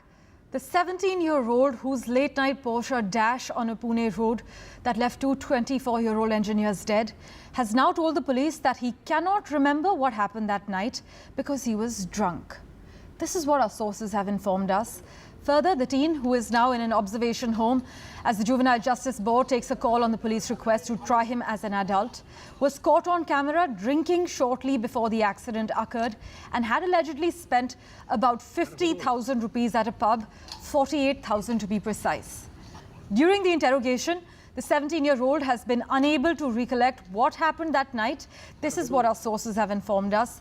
The police are also trying to recover the original blood sample of the minor that was allegedly replaced to get him off the hook. My colleague Radhika Ramaswamy has been tracking the latest developments for us. She joins us live at the moment. Radhika, take us through the latest revelations. That's right. Many new developments and facts are coming tumbling out as far as this Pune accident case is concerned. The latest is that when the minor accused was being interrogated, he said he couldn't recollect the details of the events, events that led to the accidents and also what happened post the accident. So when he was asked about the details as well as the blood samples and medical test, he said that as he was drunk, as he was under the influence of alcohol, he could not remember what exactly transpired that night. Besides that, of course, his mother is also being interrogated. Of course, she was arrested for switching the blood samples. She also going on to say during interrogation that she did not do it voluntarily and she was asked by the doctors to give her blood sample and she had no idea what the consequences of giving that blood sample is. Of course, none of the family members are cooperating with the investigations. They've not admitted to the wrongdoings either, except that the minor has admitted to having been under the influence of alcohol but refusing to recollect anything that happened on that fateful night. Of course, now the police is also on the lookout for the original blood sample of the minor as well as the syringe that was used to take that particular blood sample. Of course, it was dumped by the doctors. Multiple arrests taking place. The police also trying to find link between the doctors as well as the family members. If more people were involved, how many were present at the time in the hospital when the blood sample was being taken and was being swabbed.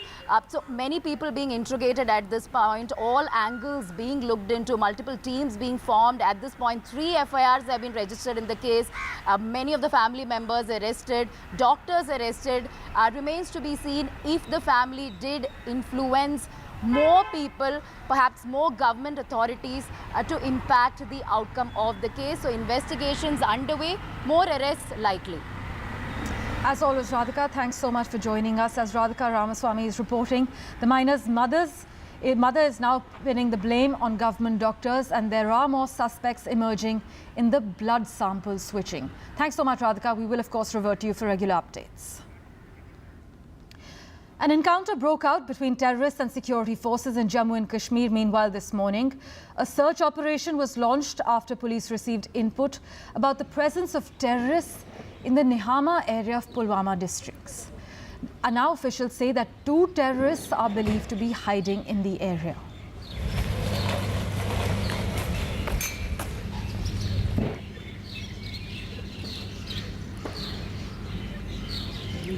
Right, the encounter broke out between terrorists and security forces in Jammu and Kashmir earlier today. A search operation has been launched. This is after police received inputs about the presence of terrorists in a specific district in Pulwama in the Nihama area. As far as the latest update is concerned, officials say 2 terrorists are currently believed to be hiding in this area. Switching tracks, much to our dismay, the heat wave is expected to continue till the 5th of June, and it's persisting in the north, central and eastern parts of the country. Meanwhile, the monsoon has reached Karnataka, Andhra Pradesh and Rayalaseema, but the heat wave is going to be around Haryana. It's been around since the 17th of May, but till the 3rd of June, things are going to remain intense. Heat wave will also prevail in Uttar Pradesh. It's been on since the 18th of May. As far as the high temperatures are concerned, well, parts of Delhi NCR, Punjab, Haryana are recording high temperatures as we speak.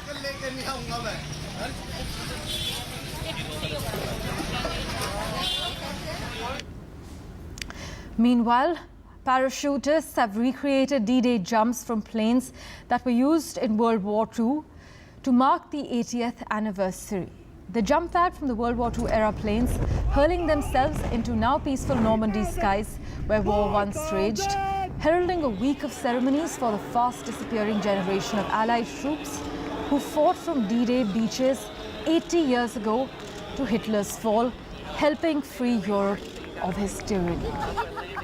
Can you only use one blunt?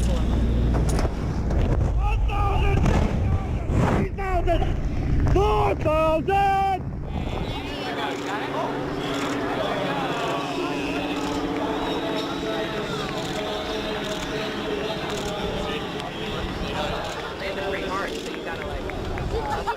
Was a bird that went through Normandy and Market Garden, and it's still the original static line cable. And so when you put your when you hook up, it's the same cable that they used 80 years ago. Well, we'll keep tracking the latest developments for you here on NDTV 24/7. We're slipping into a very short break, but do stay tuned.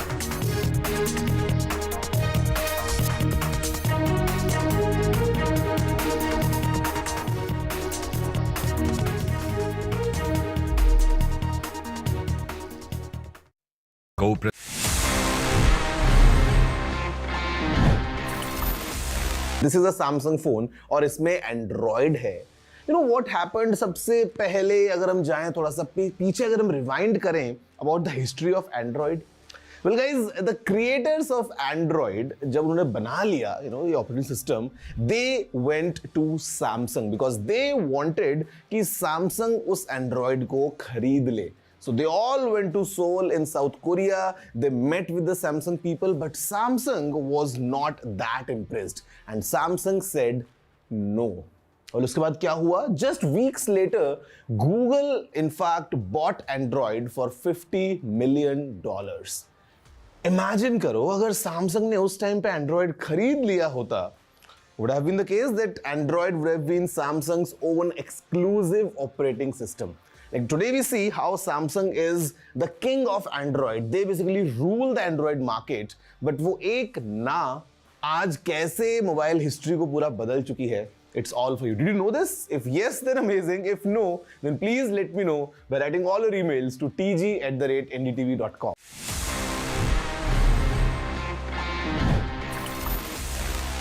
Stay informed and entertained with the new and updated NDTV News app.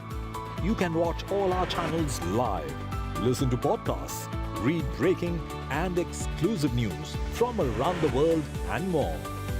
Download the NDTV app today and get access to the best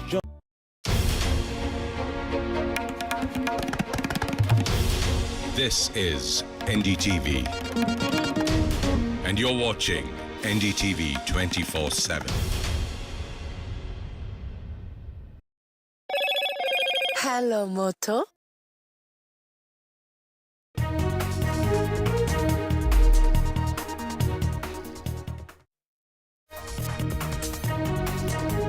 Hello and welcome. You're watching NDTV. I'm Rishika Barua. The big story, of course, is the NDTV poll of polls ahead of D-Day tomorrow as we count down to counting day tomorrow. The Election Commission of India is going to be holding a press briefing in just a short while from now.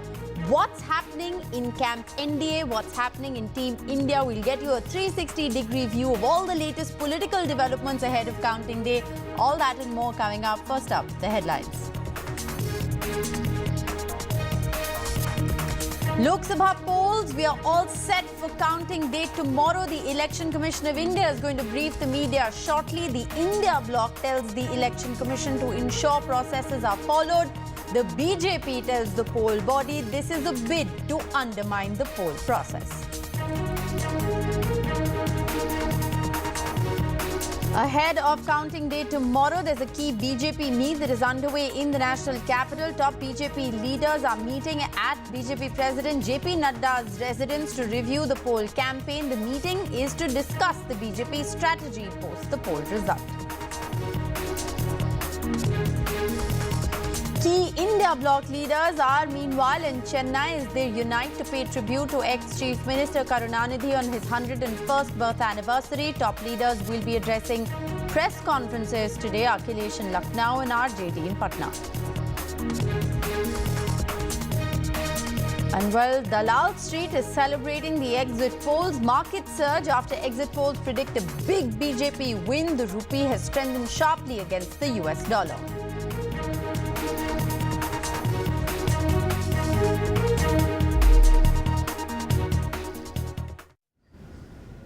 Well, it is less than 24 hours to go for counting. The Election Commission is going to be briefing the media in just a short while from now. All eyes are going to be on that Election Commission presser, and my colleague Aishwarya joins us live from the Election Commission in the national capital. Aishwarya, as we count down to counting day, it is 24 hours to go, actually less than 24 hours to go before the ballot boxes are open and the people's verdict is finally made public. But break it down for us. We're expecting the Election Commission of India to address a press conference in just a short while from now. This is coming in at a very interesting time because the India bloc has moved the Election Commission to ensure a fair process, and the BJP has in fact come out and said that this is nothing but a bid to just undermine the whole process, to, you know, sort of put doubts in people's mind. What has the Election Commission strategy been to sort of deal with both factions knocking on the doors of the EC just 24 hours before counting?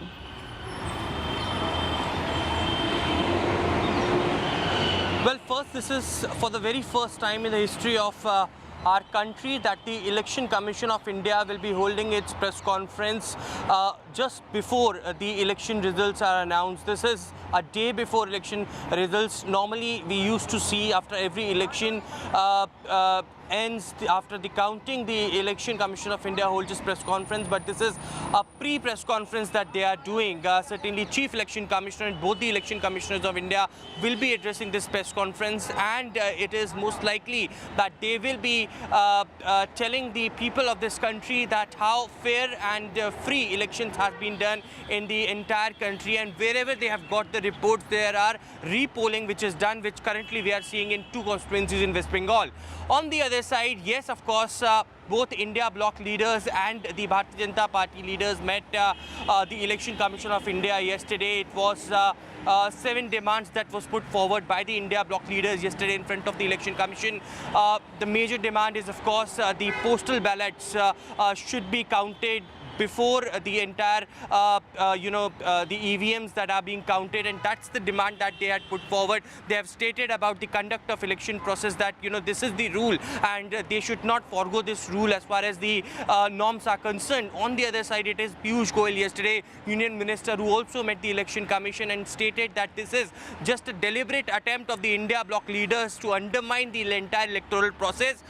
There had been also allegations that had been put forward by the NDA leaders that there could be violence in several parts of the country that might be happening, and therefore the reason Election Commission of India should be well prepared. On the other side, remember, yesterday it was also stated by Abhishek Manu Singhvi, India bloc leader.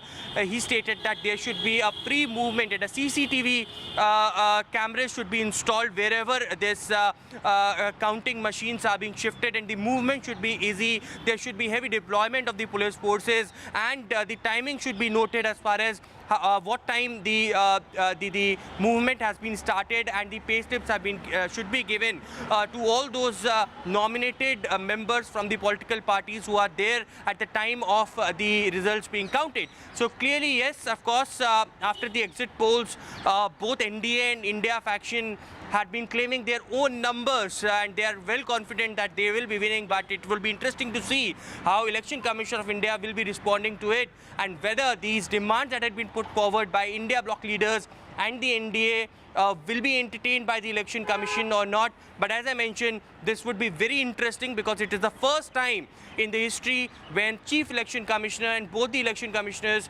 will be addressing the press conference and will be announcing about the entire process, the entire mechanism that was adopted during the long and lengthy electoral process in this country.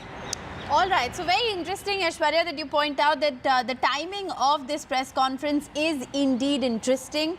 It is unprecedented. The Election Commission going to brief the media in just a short while from now, just, less than 24 hours before counting.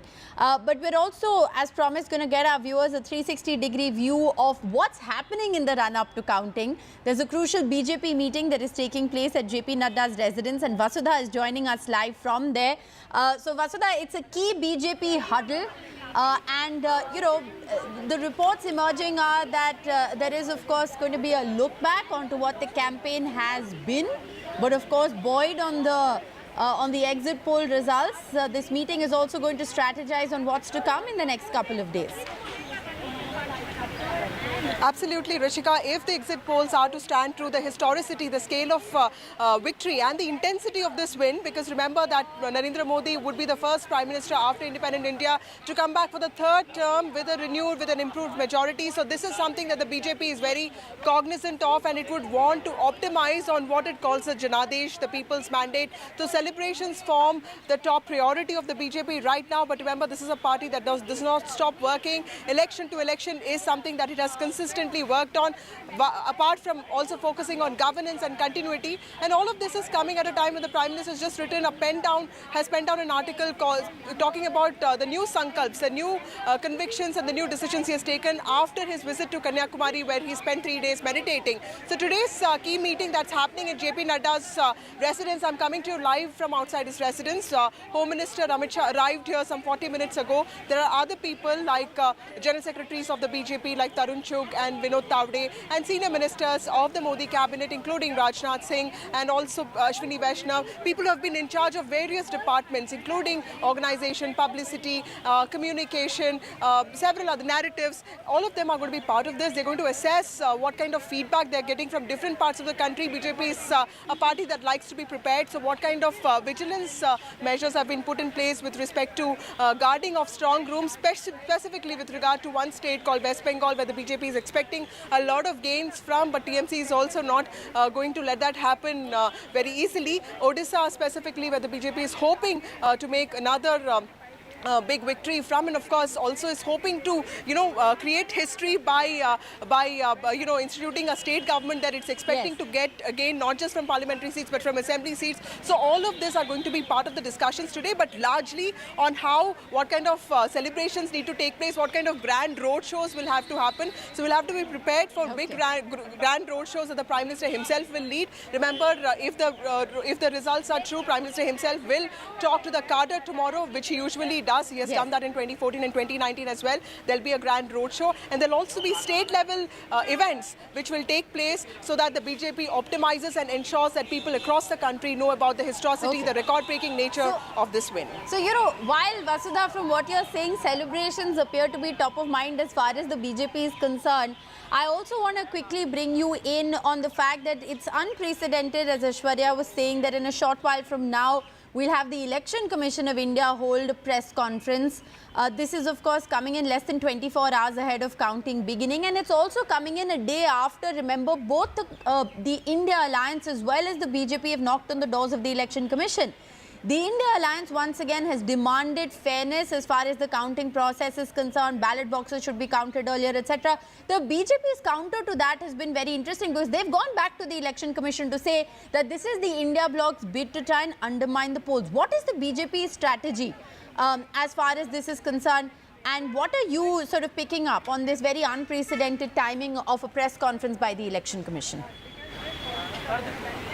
That's true, Rishika. You know, this is quite unprecedented that the Election Commission has decided to hold a press conference before the election results are announced. It's also one way of showing its autonomy and saying that it's not really influenced by political powers. But remember that the BJP is also prepared for this, and I'm told that BJP leaders are also, formulating a strategy to counter the opposition with the likely charges that it is going to press against the BJP, be it with regard to the EVMs or, talking about undermining some electoral procedures. We saw that in the delegation that went to ECI yesterday. Nirmala Sitharaman and Piyush Goyal did talk about how a section of the civil society and the opposition will talk about EVMs. They've talked about this whole toolkit thing again. So that is something that, of course, that is going to be a battle of narratives. But let's also remember that there have been aspersions cast on EVMs and ECI, even in the past. But, those speculations have also been brushed aside, dismissed, by very strong experts, even by Supreme Court. So clearly, the BJP seems to be at least having an upper hand when it comes to that kind of narratives, and it seems to be prepared.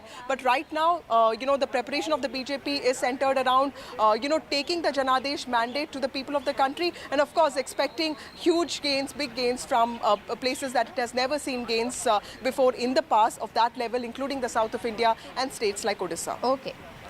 Thanks, Vasudha, for joining us with that latest update. We also have Sam Daniel and Tanish both joining us as far as what's happening with the India bloc is concerned to get you an update. But Akhilesh Yadav addressing a press conference. Remember, there are a series of press conferences that are planned today.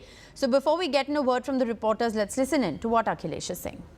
देकर ठगा, संवैधानिक रूप से संविधान को पहले कमजोर करने पर बदलकर धीरे धीरे खत्म करने की साजिश ही नहीं, अपने लोगों से शरेआम कहलवाया भी, लोकतांत्रिक रूप से जनतंत्र को मनतंत्र में बदलने का दुस्साहस किया, व्यक्ति को व्यवस्था से बड़ा बनाने और बताने का दुष्प्रचार कर लोकतंत्र की भावना का अपमान किया, चुनाव के नतीजों को कुछ भ्रष्ट मीडिया कर्मी और अधिकारियों की मिलीभगत से बदला भी और आगे भी इस चुनावी घपले को जारी रखने का षड्यंत्र रचा।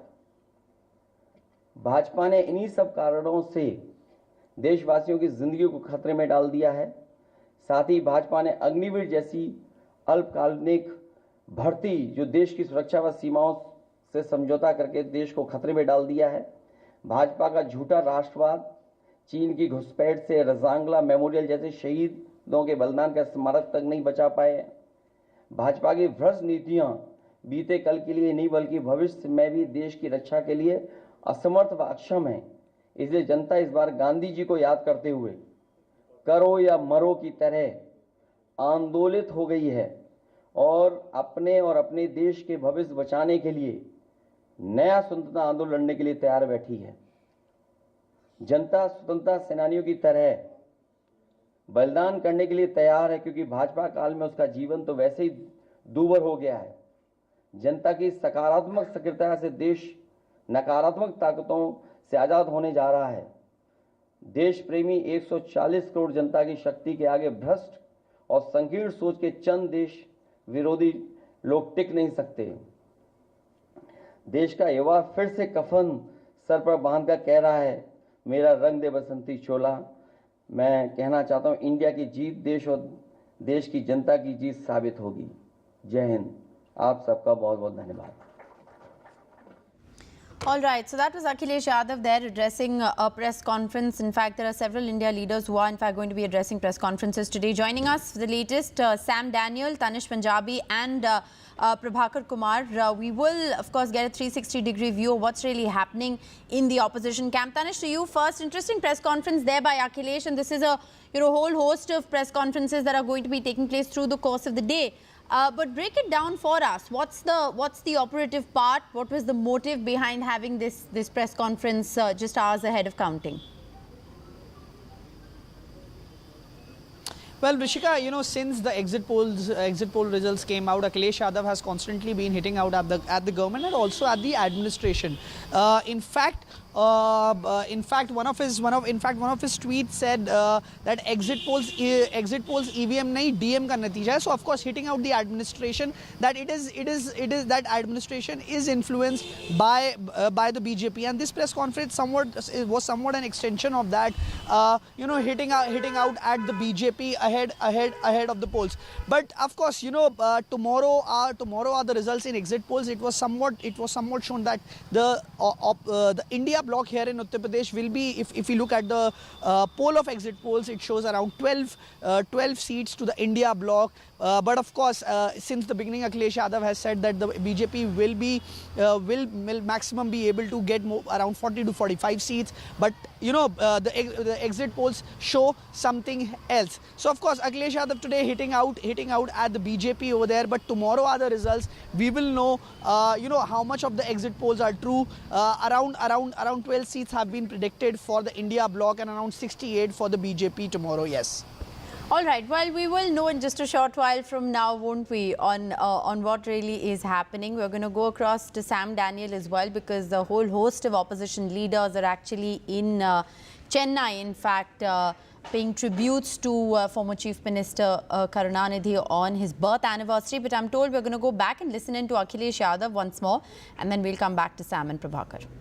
क्योंकि ये कॉन्स्टिट्यूशनल बॉडी है, और अगर किसी को इस बात का शक है कि वोट आखिरकार क्यों बढ़ रहा है, जो फॉर्म 17C है उसमें पूरी जानकारी है कि कितना वोट पड़ा है.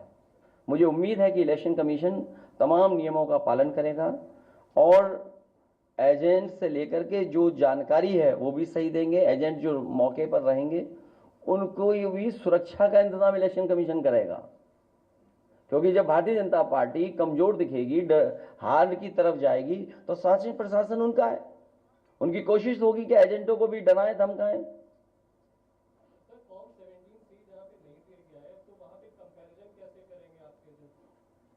फॉर्म 17C की कॉपी एजेंटों के पास है, लेकिन उसमें ये भी जानकारी होनी चाहिए आपको कि 17C एजेंट के दस्तखत नहीं होते हैं, लेकिन एजेंट के पास वो फॉर्म 17C होता है, उसे जानकारी होती है कितना वोट पड़ा है.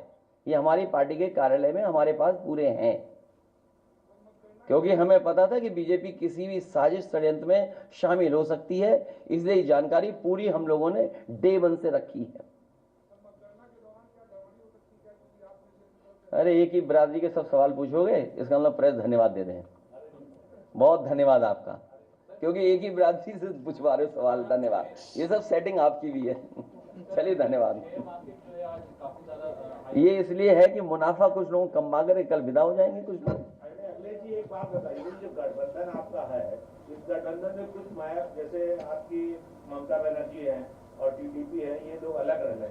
अगर जरूरत पड़ी इन लोगों की आपको, तो आपको अच्छे संबंध से कहीं ऐसा तो नहीं, अगर वो आप उनसे कहे कि आप हमारे साथ जुड़िए, कुछ सीटें कम पड़ती है, तो प्राइम मिनिस्टरशिप के लिए आपको चेहरा बनाने की बात करें. अच्छा ये बताओ, यहाँ बैठ करके मना कौन करेगा, ये बताओ. ये होने दो, अब जो होगा वो अच्छा ही होगा. सबसे पहले आपको इनवाइट किया जाएगा.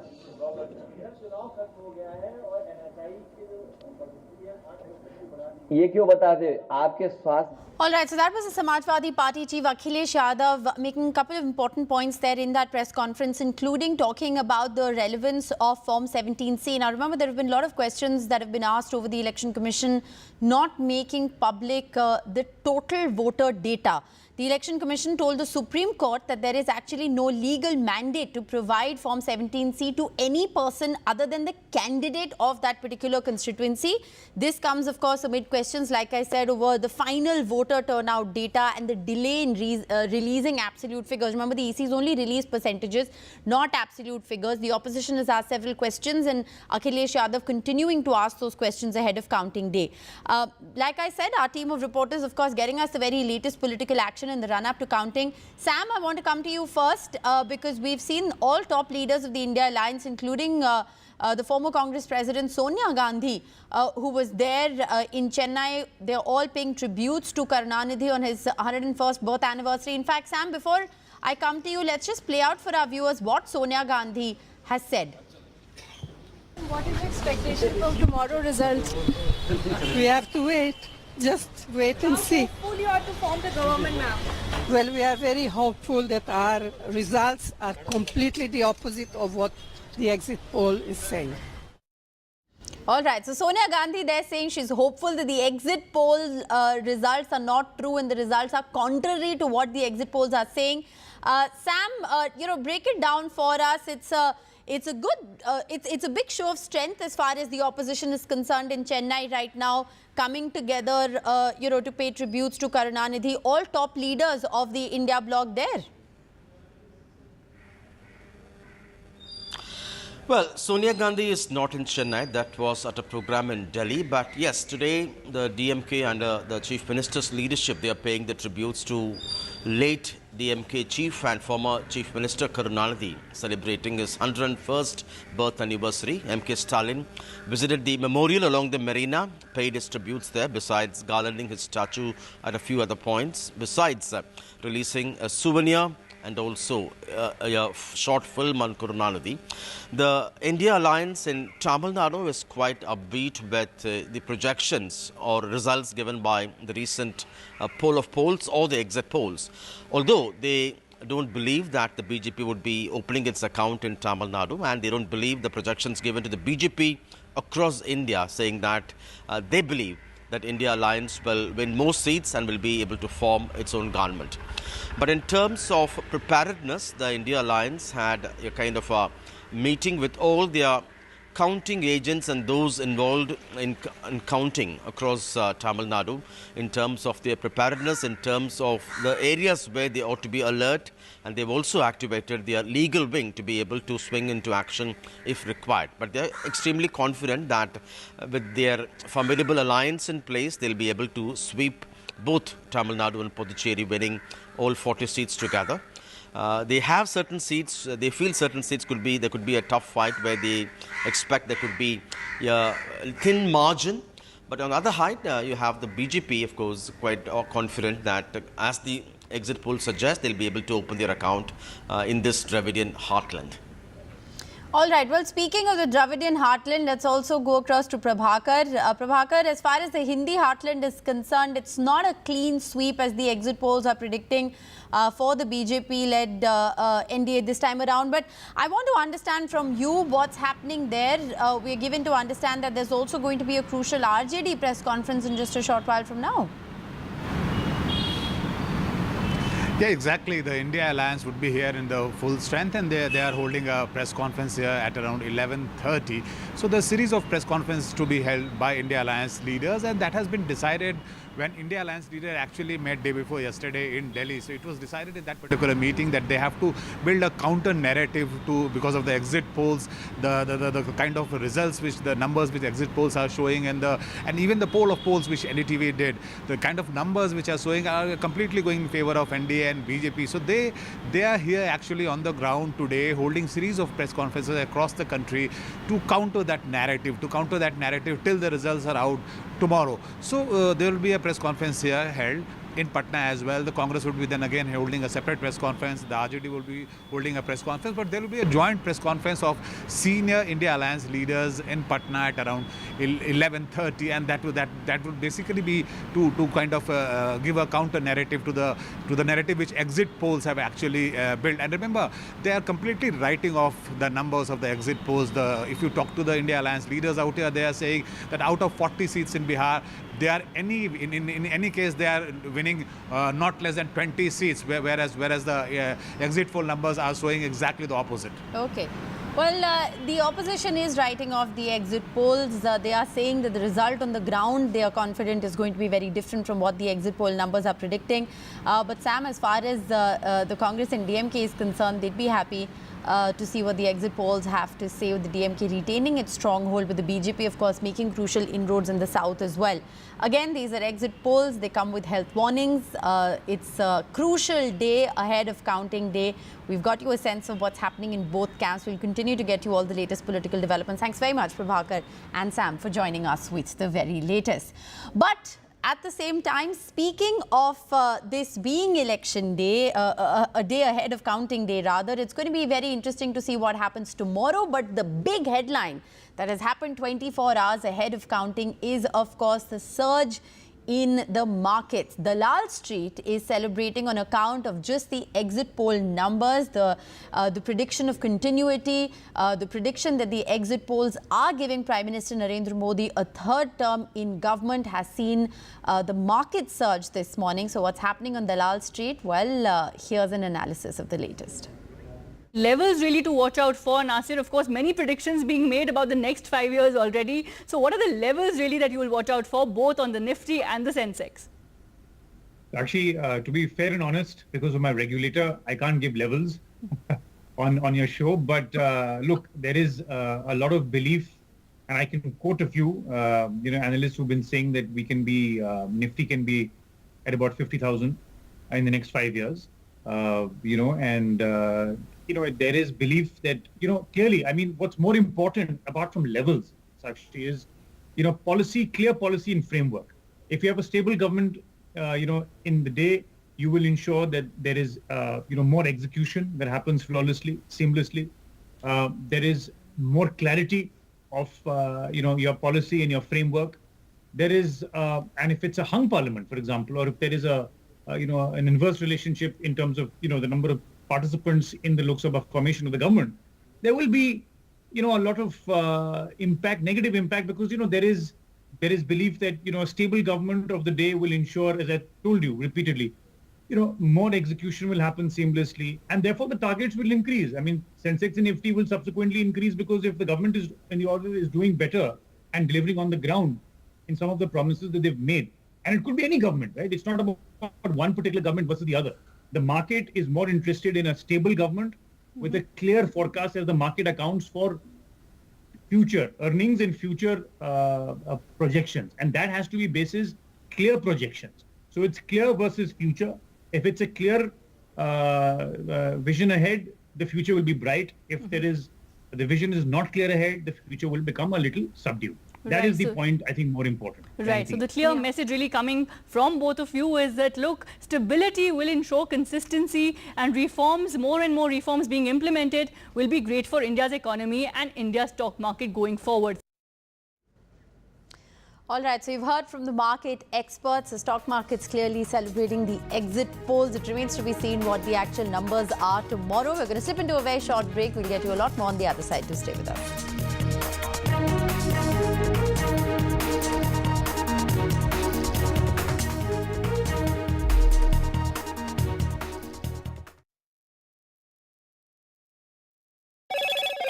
Hello, Moto. Motorola, India's best 5G smartphone brand.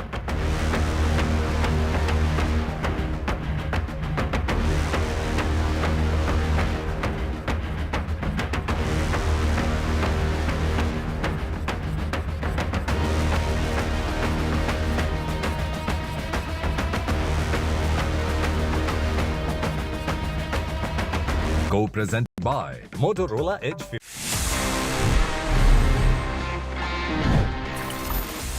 वैसे शेयरिंग से याद आया, sometimes it's a thing that we need to share our Wi-Fi network. घर में कोई दोस्त आया हो, maybe there's some guest coming in and you would want to share your Wi-Fi. The problem comes if your password is very complicated, or maybe you not want to say it out loud कि आपका password क्या है. ऐसे में आप Wi-Fi network कैसे share कर सकते हैं?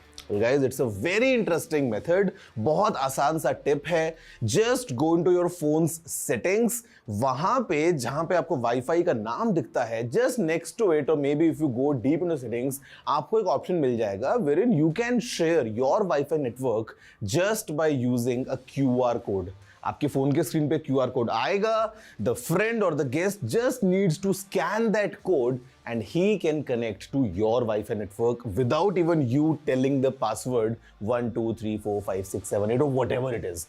अगर आप चाहें तो इसी QR कोड का एक प्रिंट आउट लेके अपने घर में कहीं लगा सकते हैं, so that anyone coming in can just scan that QR code and वो आपके Wi-Fi से कनेक्ट हो जाएगा. Quite easy, quite convenient and quite time saving as well. कैसी लगी ये टिप? मुझे जरूर बताना. You know the address. It's tg@ndtv.com.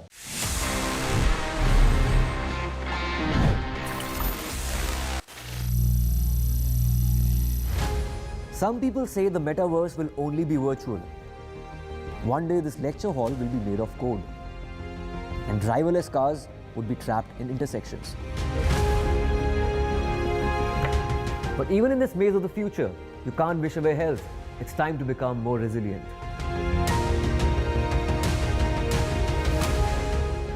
"10 years of Banega Swasth India, we have grown and achieved so many milestones.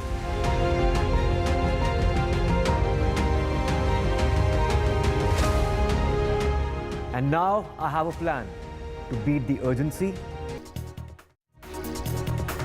Welcome back. Prime Minister Narendra Modi has written a blog after his Kanyakumari meditation trip. He's talked about the opportunities for the country on the world stage and how he plans to take forward the country and what his larger goals are. Sam Daniel joins us with the very latest. So Sam, it's an interesting piece of information rather in the form of a blog that the Prime Minister has reportedly written while he was there meditating in Kanyakumari about the future of the country.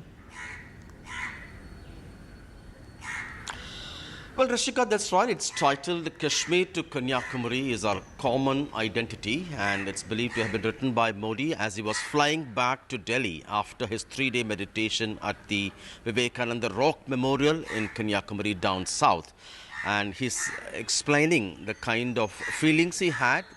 He says he was inspired by Swami Vivekananda, who in the year 1892 had meditated right at the same spot. And he says this meditation got him rid of the season of attacks, heated political debates, counter-attacks during the campaign time, and all this vanished into void, he says. He also says that this was an opportunity for him to realize the challenges and the responsibilities ahead, and how this particular location, the confluence of 3 oceans, is also in a sense a confluence of ideas from across the country, citing the memorial for Vivekananda, the huge statue for poet Thiruvalluvar, the mandapams there for Mahatma Gandhi and Kamaraj, and how he says the sunrise at Kanyakumari gave him new heights to his thoughts. The vastness of the oceans gave him an expanded thought process, and he says it's time India realizes its capabilities. The world is looking for ideas from India, particularly after the success story at the G20 conference in India. And he says it's important, just like the way Swami Vivekananda in the year 1897 wanted people to work for the next 50 years for the good of the country. It's time everyone dedicates the next 25 years to create a new developed India. Many will see this in 2 different ways, Rishika. One, this could be seen as a confident Modi, confident of coming back to power for the 3rd time, laying open his vision for new India for its next term. Or it can also be seen as a parting message by the sitting Prime Minister in that sense, outgoing Prime Minister in that sense. Should there be a change of guard in terms of his achievements, how India has grown, and how the country should project itself in the years to come? Well, either way, one would reckon the timing of it to be very interesting. Sam, thanks very much for joining us with those excerpts of the Prime Minister's blog that's been made public today. We're going to slip into a very short break. We'll bring you a lot more on the other side. Just stay with us.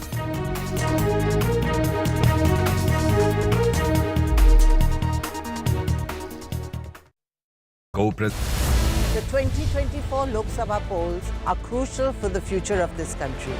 Having covered elections for 35 years, I hope to cut through the cacophony of a long, hot summer campaign and help to understand and decode the issues, the challenges, and finally, the outcome.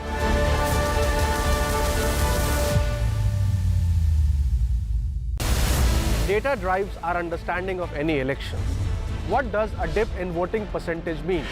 What are the big factors to watch out for this poll season? Join me, Amitav Tiwari, in a data deep dive only on NDTV, where we decode and simplify the data for you.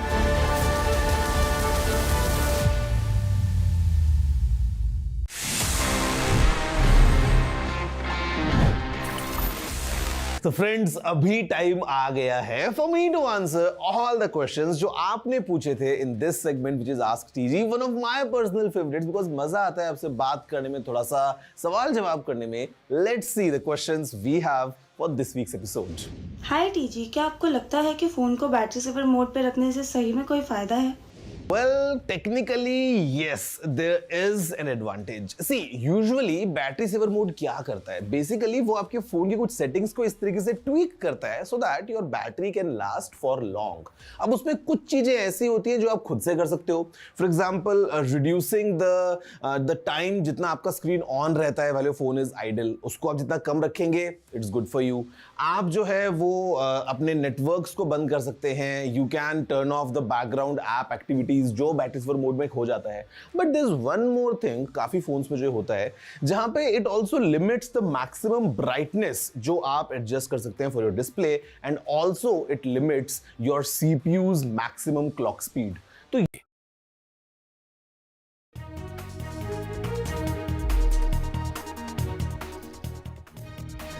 Welcome back. On to other news now. The Mumbai police has reacted on an incident on the road involving actor Raveena Tandon. A scuffle reportedly broke out after a car allegedly hit pedestrians. This car reportedly belonged to Raveena Tandon. The police said that CCTV footage shows that nobody was hit or injured, but what is clear from the video footage is the fact that a scuffle did break out.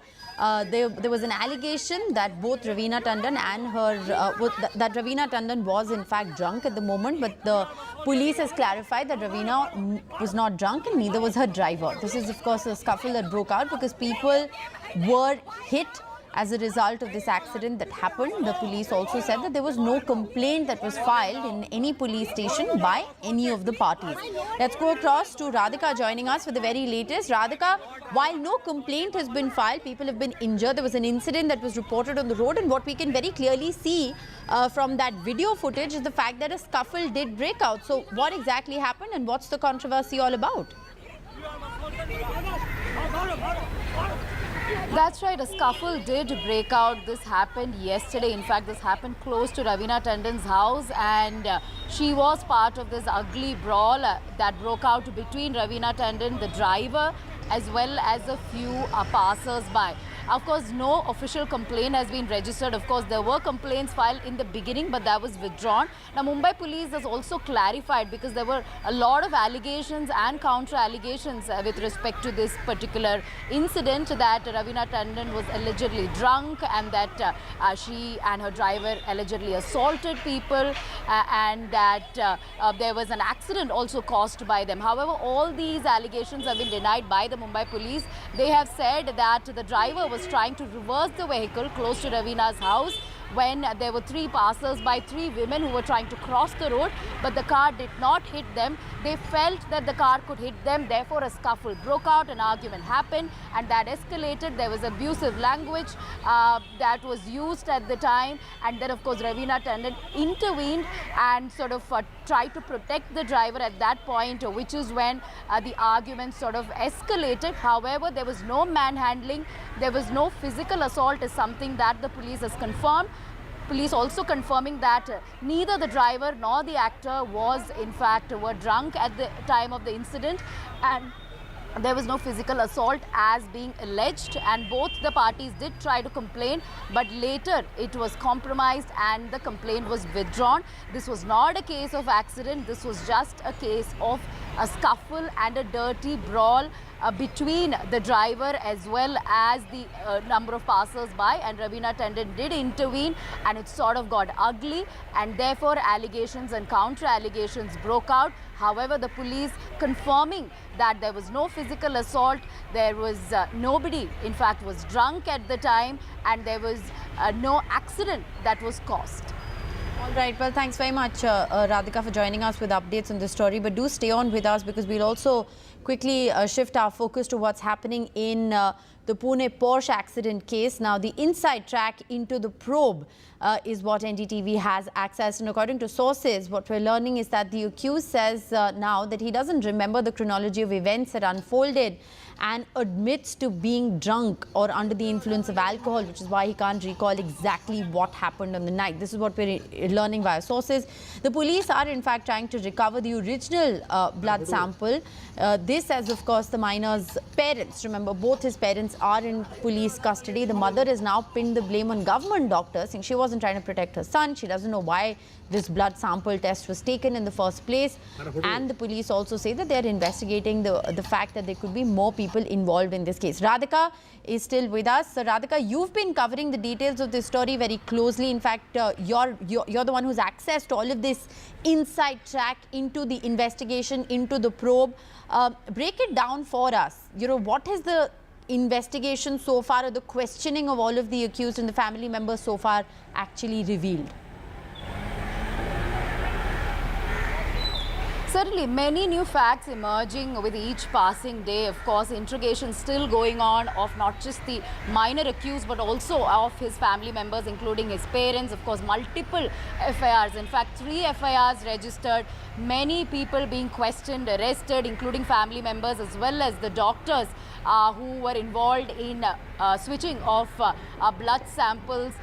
So therefore, interrogations are going on as we speak, and the latest information we're getting to know is that when the miner was being interrogated, he said that he couldn't recollect or remember many of the events that unfolded on that fateful day of accident. He did not recollect much about the blood samples being taken off of him, or of the medical tests that were conducted, or of the accident itself. So he didn't have any memory because he was under the influence of alcohol, is something he's told the police. Of course, police trying to gather as much details as possible from the minor accused. He's not cooperating with the investigations. Also, the mother of the accused, who was arrested for switching blood samples, also being interrogated. She very categorically stating that she was not in the know-how of many things. She was being forced to, or rather being requested by the doctors to give her blood samples. She had no idea why that was being done, and she did not do it to save her son, is something she has said. So yes, they are changing their statements, not really cooperating with the investigation agency, with the police in fact, and the police also trying to find out where the original blood sample was, trying to find the syringe that was in fact disposed of, also trying to question as many people in connection to the case. All of these accused will be produced before the court on 5th of June. Multiple angles being looked into. Police also very importantly trying to find out if the family indeed, try to influence more people, so yes, perhaps more government official to sort of change the outcome of the case in order to protect the minor accused. Thanks very much, Radhika, for joining us with the very latest. We'll keep coming back to you as we continue to track the details of that investigation very, very closely. Remember, the victims' families still say that justice still needs to be served in this case. Let's shift our focus now to politics again. The assembly poll results for 2 northeastern states of Arunachal Pradesh and Sikkim were declared yesterday. In Arunachal Pradesh, the BJP has secured a landslide victory, winning 46 of the total 60 seats. In the Himalayan state of Sikkim, the ruling Sikkim Krantikari Morcha got a mammoth victory, winning 31 of the total 32 seats, ensuring a second straight term for its party chief, Prem Singh Tamang. Ratnadeep Chaudhary with the full story. The BJP secured a landslide victory in Arunachal Assembly polls, winning 46 of the total 60 seats. It even outperformed its own 2019 tally, where the party had won 41 seats. The main opposition, Congress, could only secure 1 seat. BJP's big victory was on expected lines, as 10 candidates, including Chief Minister Pema Khandu, had already won unopposed. Party workers accorded a grand welcome to the India's youngest Chief Minister today as he reached the party office. Pema Khandu has been at helm since 2016 and credits Prime Minister Modi for this victory. उस दौरान अरुणाचल प्रदेश और कांग्रेस को पूरा एक corrupt system बना के रखा था। केंद्र सरकार से उस वक्त में कुछ जो भी काम लेके आना है तो विदाउट मनी कांग्रेस का जो गवर्नमेंट था वो वहाँ से सैंक्शन भी नहीं करता था। और बीजेपी इस पार्टी विद द डिफरेंस यहाँ में करप्शन का इवन सी तक भी नहीं चलता है यहाँ पे। In Arunachal Pradesh, BJP's focus has been on infrastructure development, roads and connectivity, and perhaps the party has got political dividend out of this push. However, for the Congress, the poor show in Northeast continues. In 2019, Congress was able to win 4 seats, but this time only 1. In the Himalayan state of Sikkim, the ruling Sikkim Krantikari Morcha made a clean sweep, winning 31 out of 32 assembly seats. Chief Minister Prem Singh Tamang won from both Renok and Soreng Chakung seat. The main opposition, the Sikkim Democratic Front, which ruled the state for 25 years in a row till 2019, begged just one seat. India's former longest-serving Chief Minister and SDF Chief Pawan Singh Chamling lost from both seats that he contested. Also, former national football team captain Baichung Bhutia lost on SDF ticket, his 6th electoral defeat in 10 years.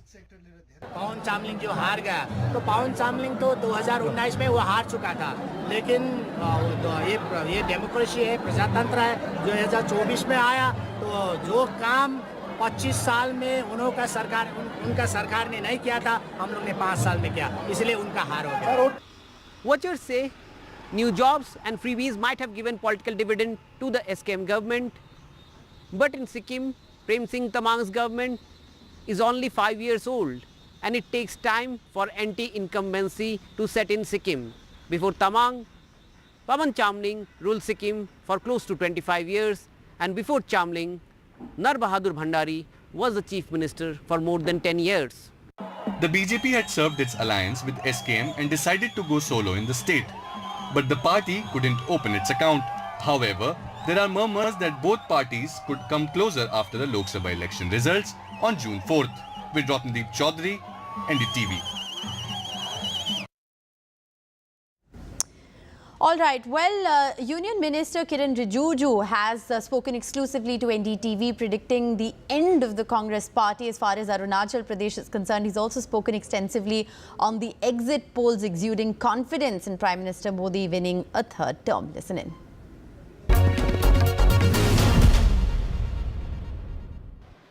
Let me ask you, now that you have joined us very kindly, most of the exit polls, Mr. Rijiju, are giving a clear thumping majority to the BJP on its own and a massive, some even two-thirds majority to the NDA. Do you think, you have been a long-standing member and a minister in the entire 10 years of Mr. Modi, do you think that these results are going to hold true on that day? And if yes, why? Because there was a lot of skepticism that since the polling percentage is falling, BJP may actually slip in its tally. You are right. I have been in the politics for a long time.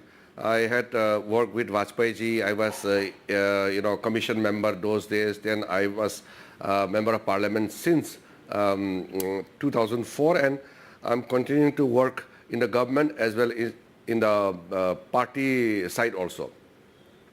What I have seen is when there is a strong undercurrent, when the trend of the entire country is in one direction, then it is not only about the exit polls or opinion polls.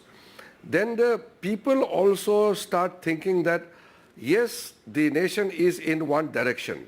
So today, after a long time, we have seen that a prime minister is going to become prime minister for the third consecutive time with each election with record margin. So 2024, I feel, will be a record in a way, not only Modi ji becoming the third time elected prime minister consecutively after Nehru, but he will be the only democratically elected leader in the world to command such a mandate, the pan-India mandate from top north in Jammu Kashmir to south in Kanyakumari, from northeast Arunachal to Gujarat, across the country. If you remember, we had a conversation a month back. That time I told you, that time this exit poll and this were not even in the picture. And I told you, BJP will cross 313. That was my, personal analysis that time. BJP will cross 313. You did tell me, and I also remember telling you, Mr. Rijiju, that I trust your numbers because on most of the occasions, your numbers have been right. Your numbers have, in fact, even on the state elections, whenever I have picked up your mind, state elections where the BJP has lost, you have been actually almost always right. So I agree, I concede that point. Before exit polls, we did have that conversation. But let me ask you one thing more about exit polls. Some of the opposition leaders currently are saying that these are exit polls and do not think that these are the final results, and the final results can be dramatically different. This is the opposition's claim. What do you have to say to that, Mr. Rijiju? No, opposition claim has no basis, because I have gone to Tamil Nadu, I've gone to Ladakh, I've traveled across Northeast, I had gone to Mumbai. In fact, my last election campaign was in Mumbai. I met some minority communities, majority communities. So across the country, east, west, north, south, I have seen a very same kind of pattern in every part of the country, that Modi ji has to become the Prime Minister again. So it is Prime Minister Modi who is the central figure in the entire election campaign. And people of India started giving that slogan. No, the 400 par slogan is not given by Modi ji. It is people who said it. Modi ji only repeated it and picked up the slogan and then raised in the public functions and rallies. So the opposition party trying to, discredit the exit polls is basically making themselves happy for 2 days. On 4th the result will come.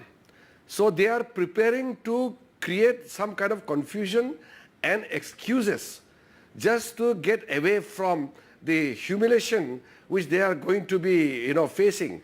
They will be routed in some of the states where Congress was making big claims. They will be routed in those states where they had some little hope. So this is the power of the people, and this is the charismatic attraction which Modi can spread across the country. So opposition party are just making excuse. I want to go one step further. I think we will cross even the figures given by the exit polls. That is my personal reading. Power of the people and charismatic leadership of Mr. Narendra Modi, says Union Minister Mr. Kiran Rijiju. Mr. Rijiju, thank you very much for joining us, and once again, congratulations to you on the thumping victory in Arunachal Pradesh.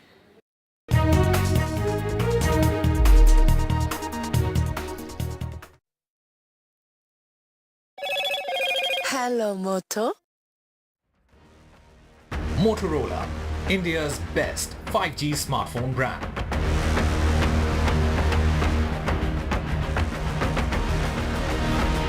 Ahead of counting day, Election Commission to brief the media shortly. The India bloc has moved the EC demanding processes to be followed. The BJP has retorted, saying this is a bid to undermine the poll process. While ahead of counting dates, a key BJP meeting in the national capital. Top BJP leaders are reviewing the poll campaign as well as discussing the BJP's post-poll strategy.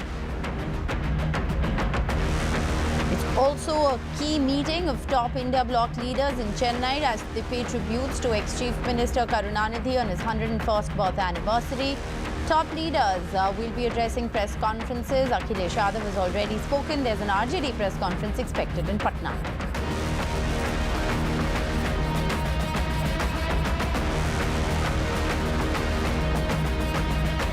The Lal Street is celebrating the results of the exit polls. Market surge after exit polls predict big BJP win. The rupee has also strengthened sharply against the US dollar today. In the heat and dust of politics, perspective should not get lost. Watch me decipher hard politics through an academic lens, only on NDTV.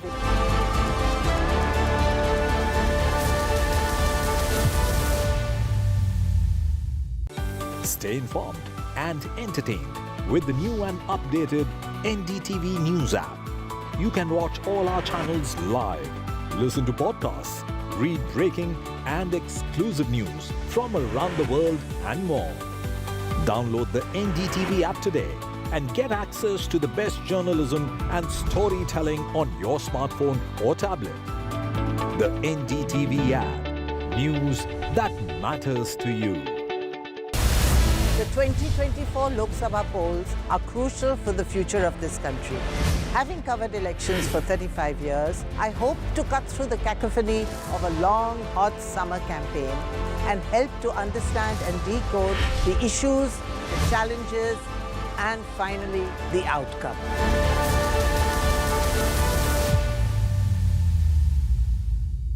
Stay informed and entertained with the new and updated NDTV News app. You can watch all our channels live, listen to podcasts, read breaking and exclusive news from around the world and more.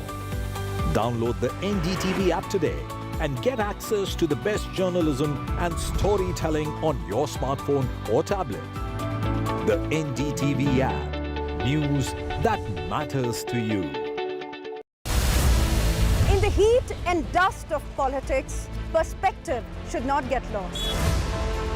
Watch me decipher hard politics through an academic lens, only on NDTV.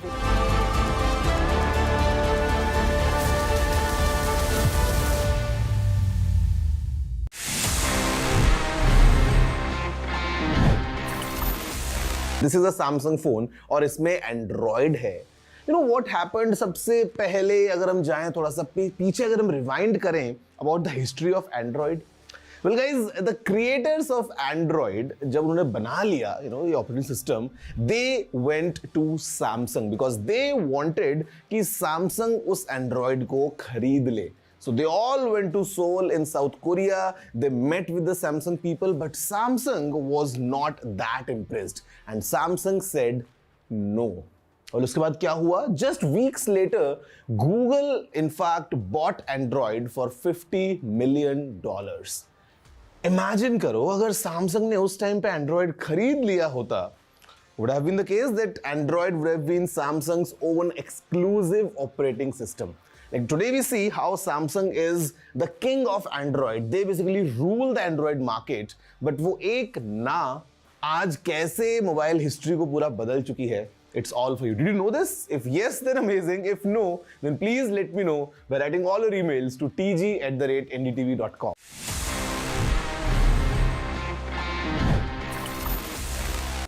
Stay informed and entertained with the new and updated NDTV News app. You can watch all our channels live, listen to podcasts, read breaking and exclusive news from around the world and more. Download the NDTV app today and get access to the best journalism and storytelling on your smartphone or tablet. The NDTV app. News that matters to you.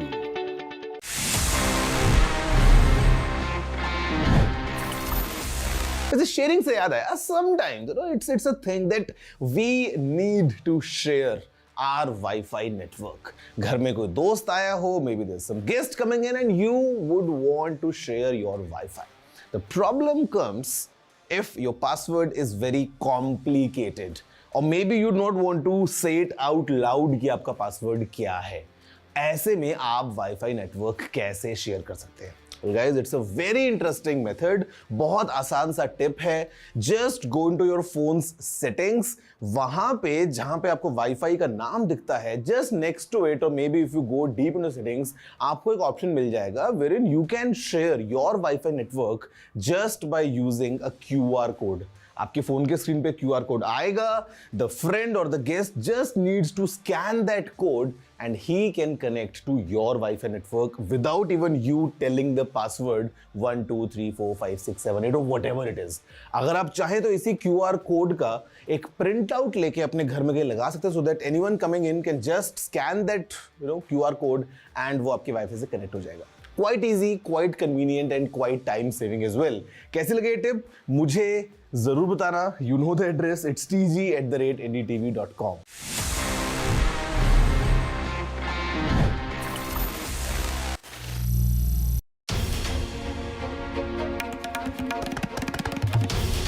This is NDTV. And you're watching NDTV 24/7. Hello, Moto.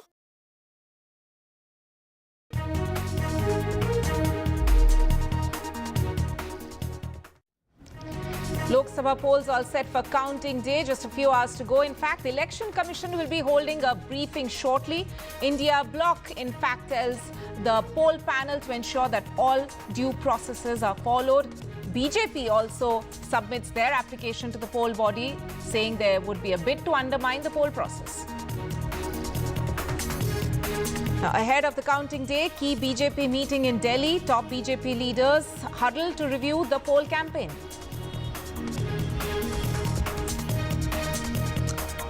At the same time, opposition also huddles. Key India Bloc leaders gather in Chennai. Top opposition leaders strategize ahead of counting day. Opposition leaders, in fact, dismiss the exit polls verdict.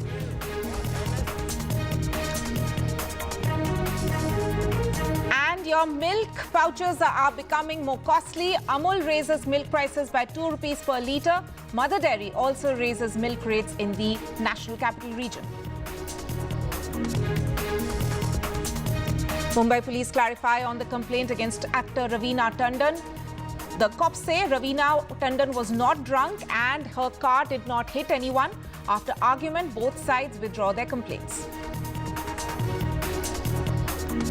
And markets surge after exit polls predict a thumping victory for the BJP. Rupee strengthens sharply against the US dollar.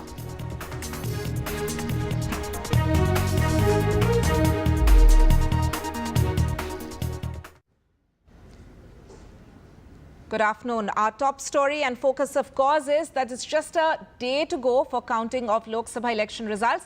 But all exit polls have predicted a historic third term for Prime Minister Narendra Modi. 3 polls have carried the NDA across the dream score of 400. And the BJP too has been placed far short, or in fact, far short of the 370 seat target by several others, but a few in fact have given them the 400 plus mark. The India Bloc exit polls have predicted will fall massively short of the numbers they were aiming for.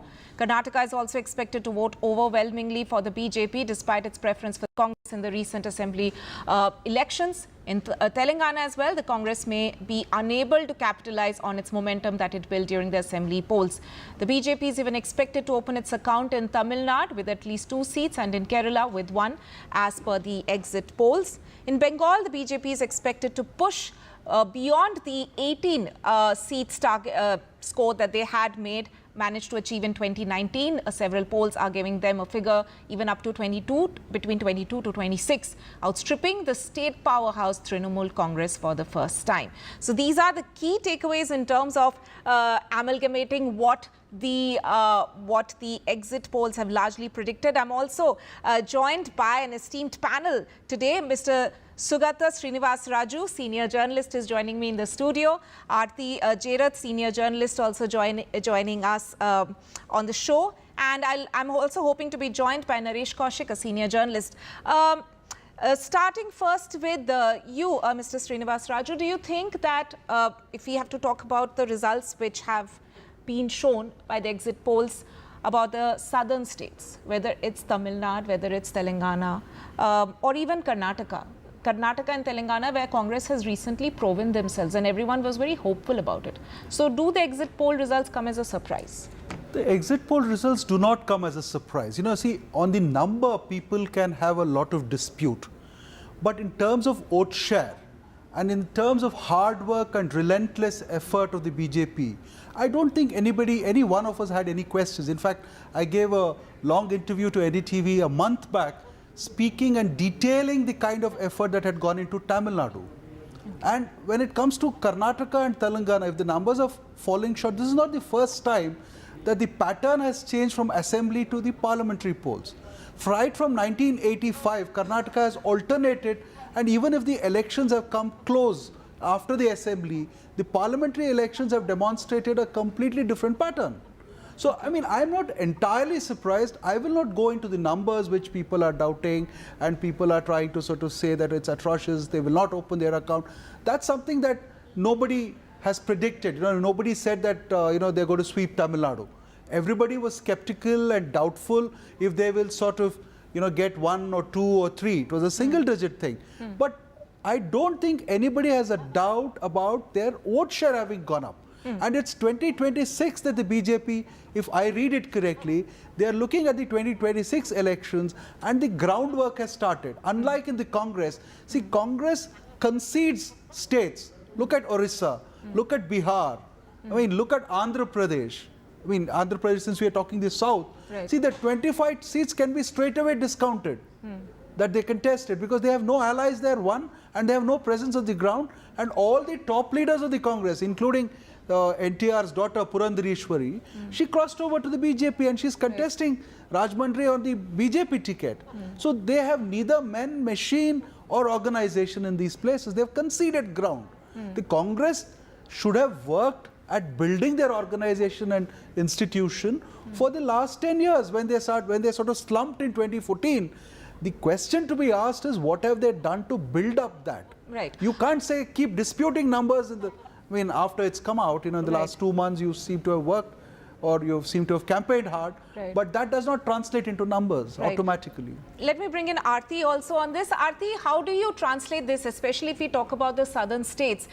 Do you feel that it's the local leaders, the big faces in the south, for that matter in Karnataka, maybe Yediyurappa, or even in Telangana, is it, these are the local factors which have actually helped, if we are to believe these numbers, helped BJP in making those gains, or is it the Prime Minister's south push that we have all been reporting for several months now?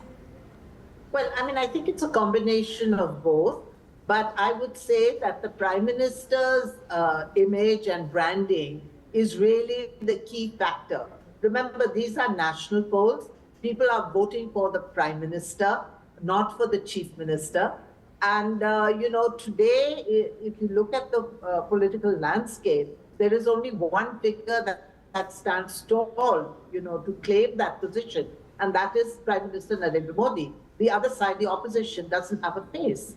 So, when people sort of go into that booth, I mean, obviously, when they press the button, they would think of the Prime Minister, who's their choice for Prime Minister. The thing is that in places like Tamil Nadu and Kerala, it's very hard work for the BJP to make a breakthrough there.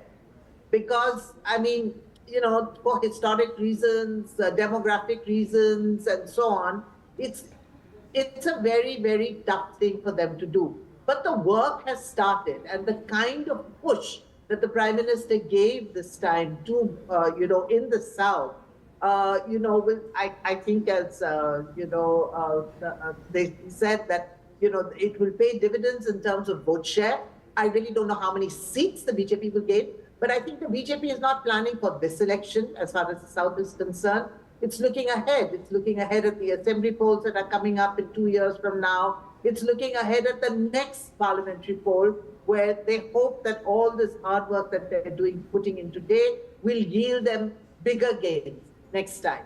Right. So the BJP plans ahead, unlike the Congress, which somehow, is unable to rise, to get up from its successive defeats and put its organization, in order.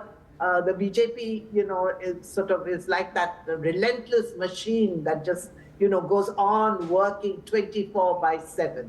So, I mean, I don't want to put numbers. I have no idea what the numbers are. But certainly, I think the BJP will make its presence felt in greenfield areas like Kerala, Tamil Nadu, and perhaps increase its tally in Telangana. And I don't know how much it will hold on in Karnataka.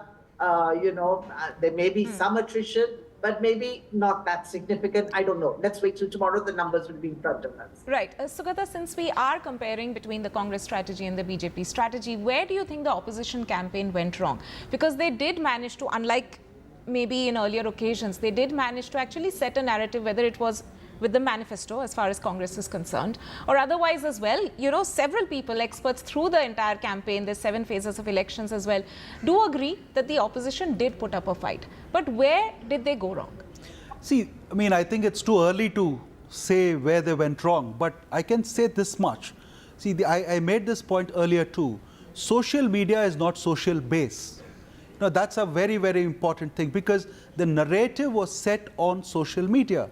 So if you are trying to sort of create a bubble and you're trying to say that we have created the narrative and therefore we are winning, then I think, you don't need to hold elections at all. You need to sort of win narrative battles on social media. So that is one point. The second thing is, even 2 months ago, when the seat selections were happening, especially in my state, Karnataka, and other states too, how many of the Congress senior politicians were willing to contest the polls?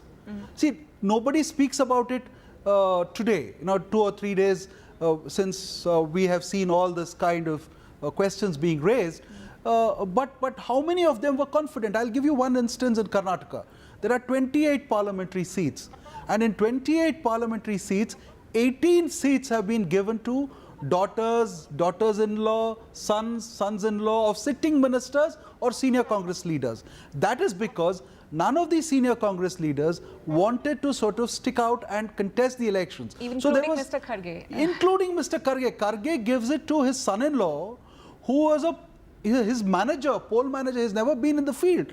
He has never been the frontline worker of the Congress. Even if he had given it to a frontline Congress worker, perhaps things would have looked a little more different. But when you give seats in this incestuous and nepotistic manner, what happens is that it demoralizes the ordinary worker. He will sort of start thinking that for the next 30 years, if a young Kharge or a young someone else is sort of going to take hold of that seat, then my chances of contesting elections are over. So that is the kind of depressive environment that existed even during campaign. But in spite of all this, the reason that they gave tickets to these people was because they would be able to spend. Congress started saying that we don't have money, so let us give it to rich politicians so that their children are there, and then the stakes are high for them, so they'll spend. That was the logic. Right. So now you can't suddenly turn around and say, oh, everything was fine, we worked very hard, we put the best foot forward, we put up the best candidates, and now we are not, the exit polls are all fuzzy or fake or whatever. I don't think that argument holds. Right. Winning the narrative argument is different from winning seats on the ground, because you don't have machinery there. Right. We'll of course come to know the actual results in just by tomorrow, in a few hours to go, in fact, for that. But Aarti, let me also ask you that important question. Okay, I'm also, I believe, joined by Mr. Naresh Kaushik, senior journalist. Thank you, sir, for joining us on the show. If we look at women voters, Mr. Kaushik, one of the aspects which has been thrown up in this exit polls is also that women voters, BJP has managed to attract the women voters more than the opposition. Does that come across as a surprising finding as well, or how were the BJP, according to you, able to influence this key constituency? Well, BJP, and particularly Mr. Modi, has been wooing women voters for a long time. And if you see some of these schemes he had announced and implemented, they really had a lot of benefit to women voters. Now the regional parties have also done it. But what Mr. Modi did and the BJP did, which the other political parties didn't do, that the BJP tried to make women small entrepreneurs, so they could start their own businesses, and whereas the focus of the other parties have been to give them handouts, if you like. And that has been the main difference. And, Sugato was saying about, the family-based parties giving tickets to their sons and daughters and so on. That was to some extent true with the BJP and its allies as well. I mean, if you see Prajwal Ravanna, who is in the news for a different reason and wrong reason, but he was their candidate and he may win. But what I'm saying is that this is not the main issue. Main issue is the Congress party and the India Alliance failed to understand the new India. And the new India is aspiring India. They don't want to believe in the socialist policies anymore. And if you see the Congress party's manifesto, it was like a leftist manifesto. Their focus was to give the money to women and other sections. Okay, means-tested subsidies should be given, and BJP is also giving. But what BJP tries to do is to give the new India, an aspiration where they could, stand on their own 2 feet. They could, start their own businesses, and the people don't want to be in a socialist world anymore, and this is across the world now. So I think the Congress party and other regional parties, they need to refocus their strategy, and that India has changed. Mm-hmm. Right. In fact, that is something also that there'll be a lot of soul searching for the opposition, for that matter, to do after the results actually come out, if we are to believe these exit polls results as well. But I'm unfortunately completely out of time. Sugata Srinivas Raju, Aarti Jerath and Naresh Kaushik, thank you so much for joining us on this discussion. Now, in fact, in a short while from now, the Election Commission will be holding a briefing. This comes just a day ahead of the counting day. And the counting will, as I said, will be starting in about, in a few hours from now, we will be coming to know the first batch of results. But the poll body will be briefing media on the arrangements. But remember, very importantly, just a day ahead of counting day, there are applications being put in both by the India bloc leaders as well as the BJP. India bloc leaders, in fact, have written to the Election Commission requesting that proper due processes should be followed and that the Election Commission should ensure that. BJP, on the other hand, has also written to the poll body, in fact, in a way alerting that there would be a bid to undermine poll process. Let me go across to my colleague Aishwarya, who's tracking all the updates from the Election Commission. Aishwarya, we have in fact seen the opposition going to the Election Commission several times around with their own sets of complaints, but this time around the opposition is essentially saying that they want to ensure that the counting process also, all due diligence is followed. Well, certainly it was yesterday where the India bloc leaders and the NDA leaders met the Election Commission of India with their demand. As far as the India bloc leaders are concerned, it was Abhishek Manu Singhvi who stated that the postal ballots should be opened first, and there are statutory rules that are in place and that should be followed. We haven't seen in the past history of our country as far as electoral process is concerned when the postal ballots are opened at a later stage, but this time is something that they have warned for. They have also stated that a strict vigilance should be done on the control units, the movement of it, and the CCTV surveillance should also be done to ensure free and fair results process. So on the other side, it was Piyush Goyal, Union Minister, who also yesterday arrived at the Election Commission of India and stated that the India bloc leaders are trying to undermine the entire election process, and there could be violence that can take place at different places, and therefore the forces and the security should be kept in mind to ensure fair and very easy process as far as the election results are concerned. Let me tell our viewers that this is unprecedented because for the very first time in the history of our country, the Chief Election Commissioner and the Election Commissioners of India are doing a press conference just a day before the election results are announced. Just behind me is the stage which has been set up for this press conference at 12:30 around. We are expecting the officials to arrive and to brief the media about the incredible stories of the 7 phases of the general elections and what went through the hard process of going through the entire elections throughout the country. There you can see Rajiv Kumar, Chief Election Commissioner, Ganesh Kumar, Election Commissioner, and Dr. S.S. Sandhu, Election Commissioners. Dice have been set up apart from the Deputy Election Commissioner. Usually what we have seen in the past history is that Deputy Election Commissioners comes out after every phases of elections in this country and they brief the media, but this time it is for the very first time when Chief Election Commissioner himself will be addressing the media and will be telling about the incredible stories, the success of the officials and the hard work that has been put forward for ensuring the free and fair elections. Certainly, yes, of course, there had been different leaders from both the alliances, whether it is NDA and India, would have put forward their demands in front of the Election Commission of India and had also put several allegations on them. But it is the Election Commission of India who had stated that they had tried to fulfill all their demands as far as wherever they have got certain disputes from the district magistrate or the collectors. Their repolling has also happened, and that we are witnessing today in West Bengal. 2 constituencies are going in a repolling. So certainly in few minutes from now, we'll be directly hearing from the Chief Election Commissioner as far as what they think about the entire elections that panned out in the country. Right, very important briefing there coming up of the Election Commission. Aishwarya, thank you so much for joining us with that. And there's some breaking update that we're getting now, and news agency Reuters has in fact spoken about the upcoming Modi government's reform plan. According to Reuters, the government's plan is to transform India into a global manufacturing hub and increase India's share to 5% of global production by 2030. Let me go across to my colleague Vishal for the salient points of this report. Vishal.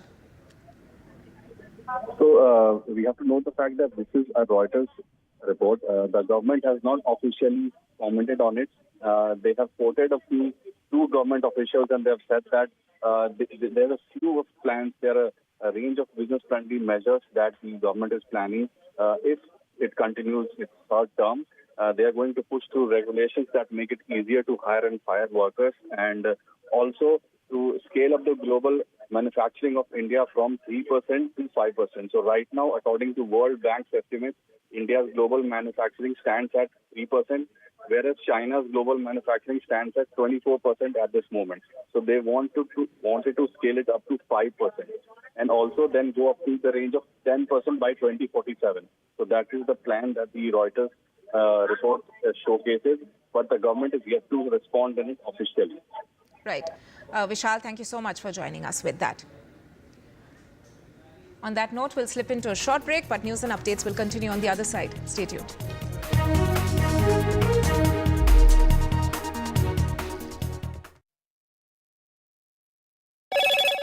Hello, Moto. Motorola, India's best 5G smartphone brand.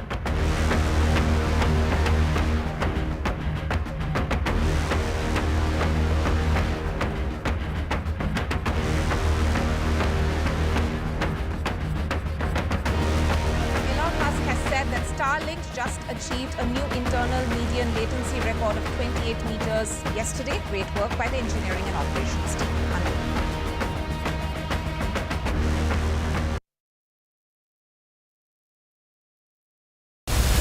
The 2024 Lok Sabha polls are crucial for the future of this country. Having covered elections for 35 years, I hope to cut through the cacophony of a long, hot summer campaign and help to understand and decode the issues, the challenges, and finally, the outcome.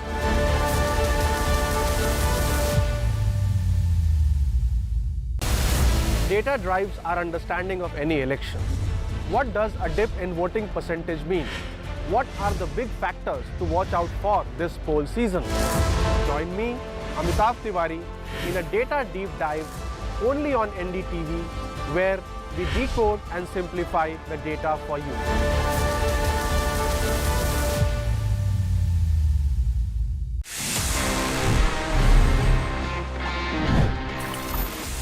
तो friends अभी time आ गया है for me to answer all the questions जो आपने पूछे थे in this segment which is ask TG, one of my personal favourites because मजा आता है आपसे बात करने में, थोड़ा सा सवाल जवाब करने में. Let's see the questions we have for this week's episode. Hi TG, क्या आपको लगता है कि फोन को बैटरी सेवर मोड पे रखने से सही में कोई फायदा है? Well technically yes, there is N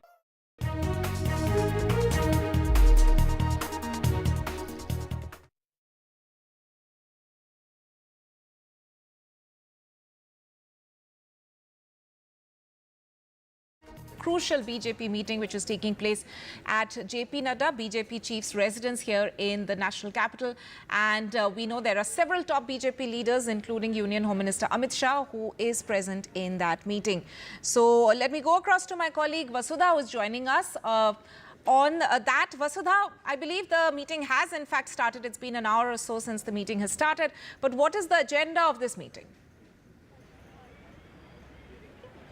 Absolutely, Tanima. And the meeting started around 11:15. ML Khattar, the former Chief Minister of Haryana, was already present. And Amit Shah, the Home Minister, who's played a pivotal role in mobilizing the BJP campaign throughout the country, he was among the first to arrive. We also saw Rajnath Singh, the Defence Minister, arrive soon after. This is happening at JP Nadda, the BJP President's house. Powerful General Secretaries of the BJP, including Tarun Chugh and Vinod Tawde, were also present. Remember that this meeting is not just to ensure that the BJP optimizes on the Janadesh that is expected to get tomorrow, which is the people's mandate as predicted by most exit polls.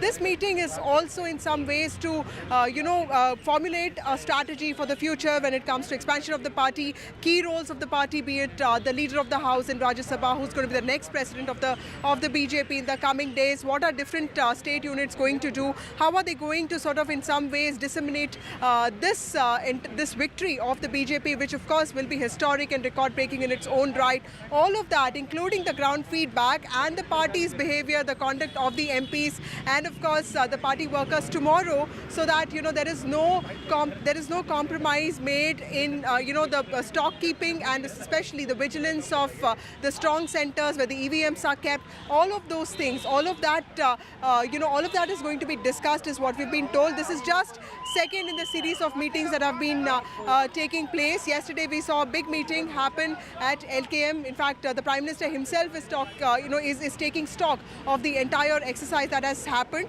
Today's important meeting will also delve into future strategies of the BJP. Remember, the next 100 days are going to be critical, not just for the government from the governance point of view, but also for the BJP, because it will also decide as to who the next president of the BJP is going to be and what key positions will be held by different leaders. Vasudha Venugopal there. Thank you so much. We'll keep coming back to you for more on this meeting. Let's shift tracks now to a breaking update coming in, and this from the top court, where Supreme Court has in fact questioned the interim protection to a YSRCP MLA, in fact Mr. Pinali Reddy. Remember that Pinali Reddy had in fact been accused of smashing EVMs during the polling on May 13th. The MLA from Jagan's party is accused of several offences, as I mentioned.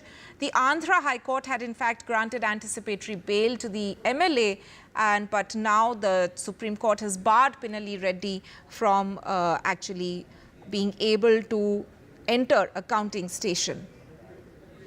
Let me go across to my colleague Uma for more on this. Uma, for the benefit of our viewers, explain to us what exactly was this particular, the matter with this MLA. He wanted to enter the counting station, but he had recently been granted an anticipatory bail by the Andhra High Court. But the Supreme Court has in fact questioned how that interim protection was given in the first place.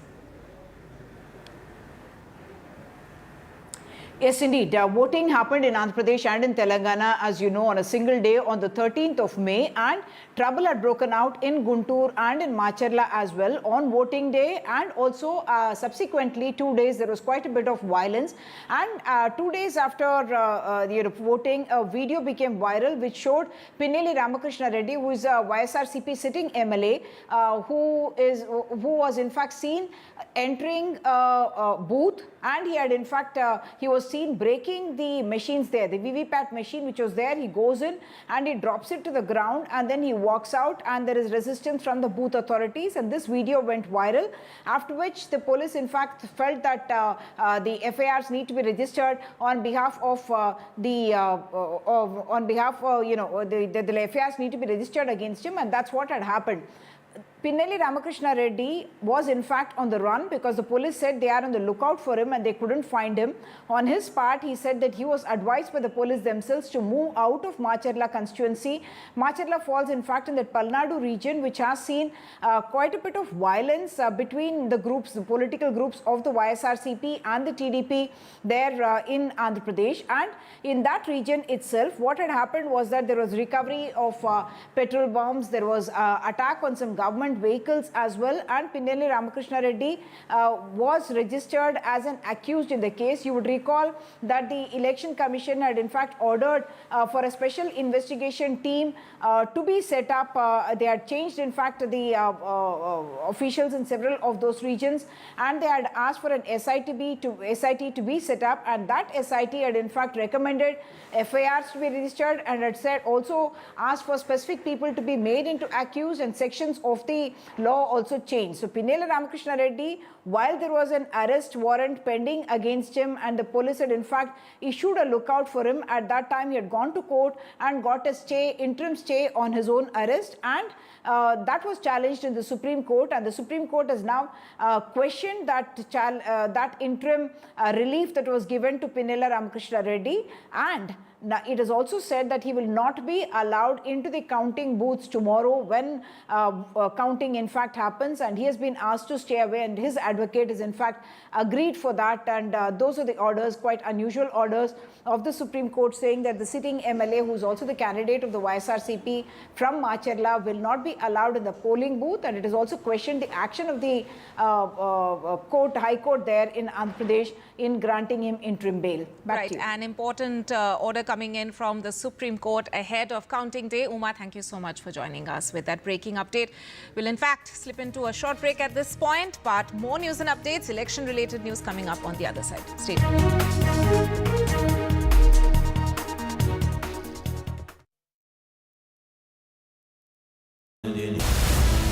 In the heat and dust of politics, perspective should not get lost.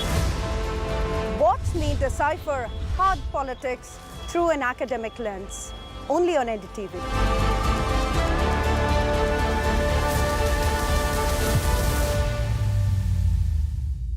Stay informed and entertained with the new and updated NDTV News app. You can watch all our channels live, listen to podcasts, read breaking and exclusive news from around the world and more. Download the NDTV app today and get access to the best journalism and storytelling on your smartphone or tablet. The NDTV app. News that matters to you. The 2024 Lok Sabha polls are crucial for the future of this country. Having covered elections for 35 years, I hope to cut through the cacophony of a long, hot summer campaign and help to understand and decode the issues, the challenges, and finally, the outcome.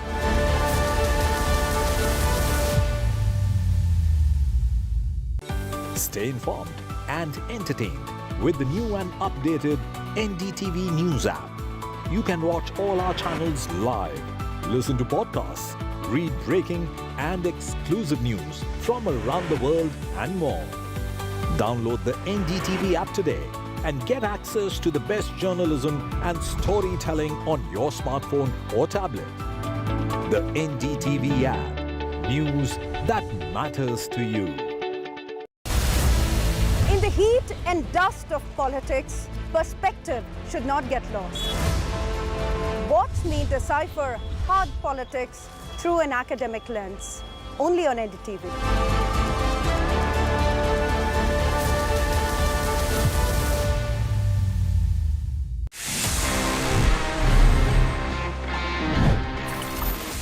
This is a Samsung phone और इसमें Android है.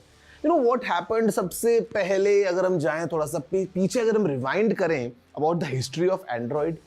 Well guys, the creators of Android जब उन्होंने बना लिया ये operating system, they went to Samsung because they wanted कि Samsung उस Android को खरीद ले. So they all went to Seoul in South Korea, they met with the Samsung people, but Samsung was not that impressed and Samsung said no.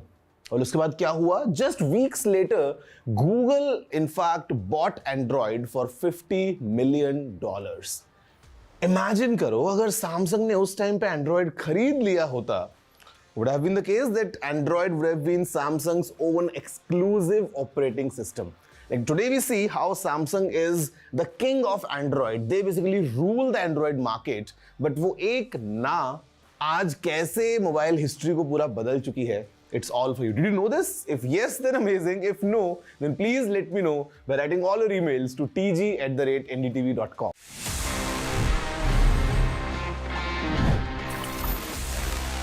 Stay informed and entertained with the new and updated NDTV News app. You can watch all our channels live, listen to podcasts, read breaking and exclusive news from around the world and more. Download the NDTV app today and get access to the best journalism and storytelling on your smartphone or tablet. The NDTV app. News that matters to you.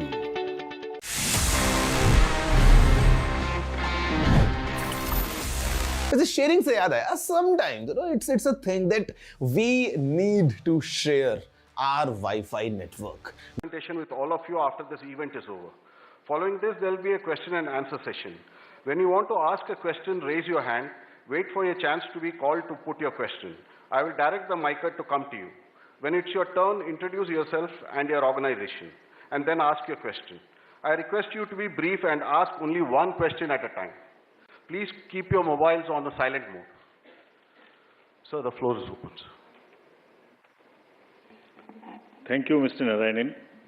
Good afternoon, friends. My colleague, Shri Gyanesh Kumarji, Honorable Election Commissioner on my right, and Shri Sukhveer Singh Ji Sandhu on my left, senior officials on the dais, all the friends from media, and all others who are connected to us through social media. A very warm welcome to all of you. इस press conference में आप सबका स्वागत है. Last we had met was on 16th of March, and now that was beginning of the poll, and now tomorrow is the counting, so close of the poll. So on a lighter vein, on social media now you will see various memes with the taglines that perhaps Lapata gentlemen are back. So we were never out, we were always here. We chose to interact with you through our press notes. This was first time that we have issued close to 100 press notes, which has never been done ever. Advisories and all put together is total 100. So we have been interacting from behind the scene. So today we thought we will come and talk to you about this incredible story of the general elections, and we'll also try and answer whatever had happened during these 7 phases, both positive, negative. So let's just go through this incredible journey of the 7 phases. How do we go about it is that what has been the magnitude, what has been the effort of all of us together. 4 M's की हमने बात की थी जब हम शुरू किए थे election, muscle, media, miss information. तो उन 4 M में MCC, उनमें क्या हुआ, कैसा रहा, आपको रिपोर्ट करेंगे. और काउंटिंग के बारे में जितनी बातें, उसकी प्रिपेयर्डनेस क्या है, उसके बारे में भी बात करेंगे. तो friends, it's a miracle what had happened. We'll try and talk about it more. And I'm sure all of you have been writing about it. All of you have visited the ground also, seen the polling stations for yourself, and have been part of us. We have walked together, whatever had happened in these last 3 months. Let's see what had happened. So the first major story, we have created a world record of 642 million proud Indian voters. This is a historic moment for all of us, for the nation as a whole. 642 ever, anywhere in the world, in any of the electoral exercise. That's what is the number of voters. And this is, just to give you some small statistics, this is 1.5 times of the voters of all G7 countries. US, UK, France, Germany, Italy, Japan, Canada, all put together. We are comparing voters, not electors. And it is 2.5 times of the voters of 27 countries in the EU. That has been the incredible power of the voters of India. Let's see what happened next. There are 312 million proud women voters. This is also the highest ever in the world. It is larger than the 2019 elections, both the total and the women voters. So this, we feel, is the moment that we must cherish, we must celebrate, and we want to give them a standing ovation to all our voters by this. I would ask all of you to join and hand. You are all our voters. So we thank you all. we salute all our voters, all our women voters who have really come and voted in this election, including all of you. You have also voted. I know many of you. I personally know the experiences which you have had on the polling station. Let's see what happened next. 85 plus and PWD voters. We again salute them. We again salute them. It has also not happened ever. उनके घर घर जाके हमने vote लिया और आपके भी घर में कहीं ना कहीं आसपास में किसी ना किसी बुजुर्ग ने वोट दिया होगा जिसकी वजह से वो भी हमारे इसमें पार्टिसिपेट कर पाए. So these are the incredible stories on the positive note which we want to tell you. और जहां वुमेन का प्रश्न आया, मैंने पूछे वोटर्स दिखाए थे. हमने पूरे चुनाव में ये कोशिश की कि वुमेन डिग्निटी पे कोई भी वर्ड किसी के मुंह से पॉलिटिकल पर्सन के ना निकलने पाए. अगर निकल भी गया तो उसको हम इतनी स्ट्रॉन्ग नैरेटिव और इतना स्ट्रॉन्ग वर्डेड एडवाइजरी दी है. We feel that in times to come the political parties would also learn, the candidates would also learn to not utter a undignified word against the women of our nation. This is what we have attempted to settle by giving advisories, and we hope that this is not only during elections and political parties, but the discourse against women would be generally respected and would be in a different tenor. Friends, home voting में जिन लोगों ने हमारे साथ vote दिया, ये हमारे लोकतंत्र के गणनायक हैं. आज़ादी के पहले का भारत इन्होंने देखा है और पिछले 70 सालों में इन्होंने देश की एक एक चीज में तरक्की में और कार्य में भाग लिया है. इनको भी हम दिल से नमन करते हैं कि इतने दिल से इन्होंने हमारे इलेक्शंस में भाग लिया. और हमारा तजुर्बा ये कहता है कि जब हमने सबके घर में पर्ची बांटी कि आपको 12D भरना है, लेकिन मेजॉरिटी ने हमसे ये कहा कि हम बूथ पर आना चाहते हैं. We want to celebrate. We have been going to the booth, we want to go to the booth, and that's the spirit. और हम समझते हैं कि इससे आने वाले समय में यूथ भी इससे प्रेरणा लेंगे. So just to quickly show you how much of the work was involved in this, just see. We have told you about 1.5 crore polling and security personals, but there were around 68,000 monitoring teams. वो क्या कर रही थी ये भी मैं आगे बताऊंगा आपको. तो ये साइलेंट स्टोरी है जो बैकग्राउंड में चल रही थी और 2-3 महीने के नैरेटिव में ये कहीं आती ही नहीं है, खो जाती है. कहाँ खो जाती है?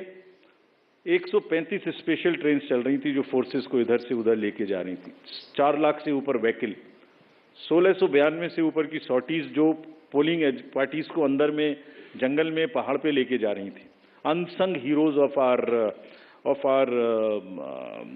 Elections, and it's a matter of serious research and study कि ये लोग 1.5 करोड़ 50-60 लाख लोग जो बिल्कुल पोलिंग कराते हैं, ये अलग अलग डिपार्टमेंट से आते हैं, आपस में मिल जाते हैं और एक दिन पहले मिलते हैं और अचानक से एक जैसा 10-10.5 लाख बूथ पे एक इलेक्शन प्रोसेस को कंप्लीट कर लेते हैं.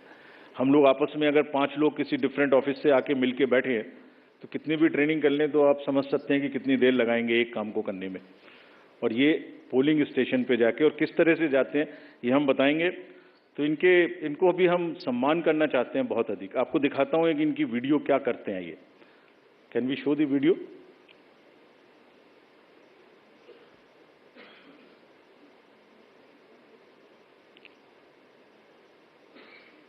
Sound. Guardians of our democracy. From organizing polling materials to strategizing logistics, ECI officials meticulously plan every step, overcoming any challenge to ensure that democracy flourishes. Where roads won't take us, we take to the skies. Because not even the sky is a limit in our quest to ensure that every last voter in this country is reached. We go the extra mile with a smile, so you don't have to, ensuring your vote is counted and your voice is heard in our democracy. Rain or shine, scaling mountains or navigating through last mile challenges, it's the bond of camaraderie that fuels our journey.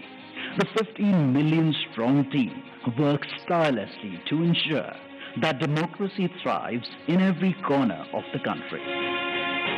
Let us honor the indomitable spirit of those who make this mammoth exercise possible. They make the festival of democracy, Chunav Ka Parv, possible, and the nation proud, Desh Ka Garv. आपने देखा कहाँ जाते हैं, कोई country का कोना नहीं है, कीचड़ में जाते हैं, पहाड़ पे चढ़ते हैं, पूरा बोझ लेके चढ़ते हैं, महिलाएं बच्चों को गोद में उठा के लेके आती हैं, ये मैं दिखाऊंगा। और जब नेगेटिव नैरेटिव्स बनते हैं, जब इनके ऊपर में आरोप लगते हैं, तो सोच के देखिए कि इनके दिल को कितनी कठिनाई होती होगी। तारीफ तो अलग बात है, लेकिन हम इनकी तारीफ करना चाहते हैं, इनको ग्रेटिट्यूड देना चाहते हैं। नेक्स्ट। और इनके ऊपर में मैंने कुछ लिखा है, वो मैं आपके लिए पढ़ना चाहता हूँ। गुलशन की खूबसूरती फूलों से है, माली की बात कौन करता है। गुलशन की खूबसूरती फूलों से है, माली की बात कौन करता है। लोकतंत्र में जीत हार जरूरी है, मगर तुम्हारी बात कौन करता है। अभिनंदन हम करते हैं उन सभी का जिन्होंने भीषण गर्मी में, कहीं तूफान में, कहीं पहाड़ पर या किसी नाव में फर्ज अपना निभाया बगैर डिगमगाए, ताकि राष्ट्र का लोकतंत्र रहे मजबूत और तिरंगा लहराए। आप सबको हम सबकी तरफ से बहुत बहुत अभिनंदन। Gratitudes. Next. Friends, now what had happened, which we promised during the 16th of March. This time we haven't had many repolls. This is an incredible story again of the meticulous work of the personnel, all those who are involved in the election. As against 540, there were only 39 repolls, and of these 39 also 25 are only in Arunachal and Manipur because of the far-flung distances. So 39 minus 25, just 14 repolls in rest of the countries, and in which 27 states have had no repolls. It has never happened like this. Next. This is another success story which all of you are aware. आप सब pictures देख चुके हैं. 58.58% overall turnout and in Valley 51.5. हमने जो आंखों में चमक है, जो भविष्य को लेके चमक है, जो डेमोक्रेसी में पार्टिसिपेशन को लेके चमक थी, जो क्राउड थी, जो भीड़ थी, उसमें हमने उसको देखा है. And what has not gone into it. जब हम चुनाव कराने के लिए गए थे मार्च 12-13 में, तो प्रश्न पूछे जा रहे थे हमसे. हर समय प्रश्नों का जवाब देना पड़ता है कि आप साथ साथ क्यों नहीं करा रहे हैं, वो कब कराएंगे. उस समय जवाब दिया था हमने कि कराएंगे, सही समय पे कराएंगे, जरूर कराएंगे और अब कराएंगे. अब इस फाउंडेशन पर बिल्ड करेंगे. We understand that people are ready to democratically decide their future, and we salute all of them. We changed the policy for Kashmiri migrants so that they can also vote, and their voting was also recorded. We abolished Form M, which was cumbersome. We also abolished for those who are staying outside the state the process of gazetted officers attestation and allowed self-attestation. जितना easy कर सकते थे उतना किया, और 26 special polling stations बना के उनको भी वोट करना सिखाया. See next what is happening. These are the real success stories of the country. Manipur, हमने 94 special polling stations बनाए 10 districts में, and despite the fault lines which exist in that state, हमारे साथ आके 71.96% inner Manipur and 51.72 outer Manipur में in polling stations में voting हुई. People are eager, and no major incident of violence. This is what is the success story of the election process which has happened. Let's see the inclusivity part, जो कि अक्सर शहरों की चमक धमक में ध्यान में नहीं आता. Persons with particularly vulnerable tribal groups, STs, participated in large number. We saw the festival of democracy really happening in those places. The champagnes voted for the first time. हमने पिक्चर्स दी हैं सबके लिए. हमारी वेबसाइट पे बहुत high resolution photos हैं, कभी कभी उनको देखिए, इस्तेमाल करिए. You would really love it. कुछ विलेजेस और हेलमेट्स LW एरियाज में ऐसे थे जहां पहली बार वोटिंग हुई. If I can name them, 126 villages and 199 hamlets with 100 polling stations in Sarguja, with Pahadi Korwas as the particularly vulnerable tribal group, voted overwhelmingly, more than 88%. This is the success story of the Indian elections. Every corner, every place, irrespective of the strata, everybody participated, voted. This is what it is. Senior citizens, PWGs, transgenders, everyone. Friends, I will also very quickly show you how much of the effort we made this time, and also want to thank all of those who worked with us pro bono. Large number of agencies worked with us pro bono. We didn't spend money on them, and they were so forthcoming in this. आगे बढ़ के हमसे कह के हिस्सा ले रहे थे. देखिए, एक झलक देखिए. कोई भी मेजर ब्रांड और कोई भी स्टार्टअप ऐसा नहीं बचा जिसने हमसे आके ना पूछा हो, खुद से ना सपोर्ट किया हो. हमें थोड़ा सा उनको एक रेस्पेक्ट देनी थी बस, जो हमने मीटिंग करके दी. And everybody participated, everyone participated. IPL matches, Bharat Ratna mister Sachin Tendulkar, 16,000 petrol pumps of the country, airlines, Indian post, Indian railways. आपने सबने देखा होगा, किसी भी पेट्रोल पंप पे जाइए, अभी भी सब पे आपको भरा मिले. All free of cost, all pro bono, and we thank all of them. All these are just the pictures of those kind of things. The entire train being posted, the celebrities. Who is not the celebrity who has not worked with us this time pro bono? And we thank all of them, and this shows the layering of the democracy. This shows the strength of the democracy, that people want to participate. ये negative माहौल उन्हें खराब करते हैं, उसके बारे में भी बात करेंगे. Next, this time largest international electors visitors program happened. 23 countries, 75 international elector visitors. और हमने कहा कि आप 6 स्टेट्स में जाइए और जाके बूथ्स पे जाइए, देखिए. एंड हमने शेयर किया है उनके एक्सपीरियंसेस, हमारे प्रेस नोट में है. आप देखिए कितनी उनको सीखने की, कितनी उनको हमारी चीज़ों से शेयर करने की, और हमारे प्रोसेस को देख के देवर अमेज्ड. कभी देखा नहीं है इस तरीके से इतनी क्राउड, इतनी एक साथ एक लाइन में हर वर्ग, हर तरीके के लोग खड़े हुए हैं, कंधे से कंधा मिला के. देखा नहीं था. They were extremely happy. Now, this is the time to show you what we did in the 4 M's. Let us see the first muscle. Friends, this is one of the general elections where we haven't seen violence. आपको याद होगा किस तरीके की violence हम देखते थे. J&K, LWE areas of Jharkhand, Chhattisgarh, Odisha, Maharashtra, Manipur, Tripura, West Bengal. It's not an easy job to do it. It requires 2 years of a strong preparation. And आज आपके सामने में रिपोर्ट करने का ये भी पर्पस था कि ये सारा का सारा एफर्ट कहीं खो ना जाए. आपको एक बार दिखाएं तो कि क्या हुआ है. एब्सोल्युटली दिस टाइम अगर आप राइट साइड में देखते तो सारे टीवी भरे हुए होते थे कि वायलेंस वायलेंस वायलेंस. एक छोटी सी वायलेंस होती थी, पूरे दिन ट्रिगर चलता था. कोई ट्रिगर नहीं चला इस बार. And the environment at the polling stations was really festive despite the heat, which also we will talk about. Next, फिर कर्बिंग मनी पावर. ये another example of a concerted work. Sincerity. आपको याद होगा किस तरीके से पैसे का डिस्ट्रीब्यूशन, फ्री बीज का डिस्ट्रीब्यूशन आप लोग देखा करते थे. मेरे ख्याल से जरूर याद होगा. लिकर, साड़ी, धोती, क्या क्या नहीं बंटता था. कहीं से मुझे बताइए इस तरीके की बंटने की कोई मेजर घटनाएं आपको दिमाग में आई हो. सदर्न स्टेट्स में किस तरीके से पैसा बंटता था. एक कॉन्स्टिट्यूएंसी में बाई इलेक्शन में क्या क्या फिगर्स कोट होती थी. 10,000 crores, and we want to thank everybody. This is all because again of 2.5 years constant work. And ये अकेला नहीं है. इससे पहले भी मैं आपको बता चुका हूं. इससे पहले जो 11-12 इलेक्शंस हुए हैं स्टेट असेंबलीज के, उनको सबको मिलाइए तो वहां भी 3,500 करोड़ कर सकते.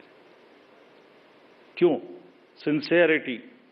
Sincerity and the state message that हमें ये नहीं होने देना, मसिल नहीं होने देनी है, मनी पावर नहीं होने देना. ये सब चीजें छुप जा रही हैं. किसी दूसरे फेक नैरेटिव में ये सब चीजें छुप जा रही हैं। Country must know that this is what is the strength of the Indian democracy.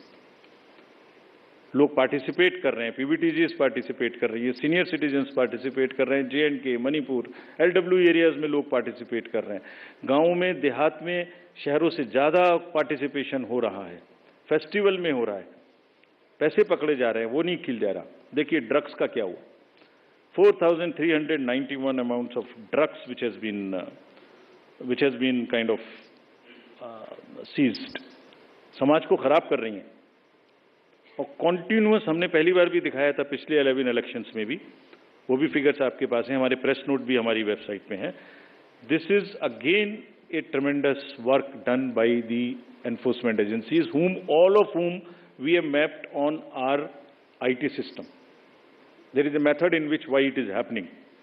It's a monitoring which happens automatically on that ESMS system which we have created. I have told you about this. And क्यों हो रहा था? Messaging भी इतनी strong थी। कभी कभी बीच में आप लोग चलाते थे कि किसी का हेलीकॉप्टर चेक कर लिया। कोई इस कंट्री में नहीं बचा ऐसा जिसका कि हेलीकॉप्टर चेक ना हुआ। Whosoever went, or either the central ministers or the party presidents or the state chief ministers, ये मैसेजिंग थी कि जो हमारी लोकल टीम्स हैं, दे आर सो एम्पावर्ड, डरना नहीं है, आपको अपना काम करना है। और जब काम करना है तो 10,000 का रिजल्ट आएगा, ऑटोमेटिक आएगा। ढीला ढीला होगा तो रिजल्ट नहीं आएगा। It's not a joke again. And अभी नेक्स्ट MCC वायलेशंस की बात करते हैं। इसके बारे में भी काफ़ी बातें हुई। हमने पहली बार सुओ मोटो पब्लिश किया 2 बार कि हमारी क्या हमें पिटीशंस मिली MCC की और क्या उसका हमने जवाब दिया। Over 90% of 495 major complaints which we received, we have conveyed it through the two press notes also to everybody, giving details of what happened. And see, जो हुआ और जो नहीं हुआ, मैं आपको वो दिखाने की कोशिश करता हूं जो नहीं हुआ MCC में। जैसे मैं बोल रहा था ना, कहीं साड़ी बटी, ना कुकर बटा, ना सिलाई बटी, मशीन्स बटी, कैश का डिस्ट्रीब्यूशन नहीं हुआ। वायरल फोटोज होती थी पहले, आप सब लोग देखते थे वायरल फोटोज की, कोई दारू दे रहा है, मुर्गा दे रहा है, पार्टीज कर रहा है, टेंट्स लगे हुए हैं। कहीं देखने को मिली? इस बार नहीं मिली। कैश एम्बुलेंस में जा रहा है, ऑफिसर्स की गाड़ियों में जा रहा है, कहीं नहीं देखने को मिला। हमने देखा ही नहीं वो कि जो नहीं हुआ। जो 1-2 चीज हुई उस पर हम लगे। कहीं बैनर्स देखिए, कहीं हुए क्या, कहीं होर्डिंग्स हुई क्या, कहीं 10 बजे के बाद शोर हुआ क्या, रैलीज में डिस्टर्बेंस हुई क्या? नहीं हुई। It was such a peaceful, and we thank everybody for this. And there was another paradigm shift this time which we introduced, which again was not known. पहले होता था MCC में सारे डेवलपमेंट वर्क्स बंद हो जाते थे। तो प्रिंसिपल क्या था? Whatever can wait shall wait.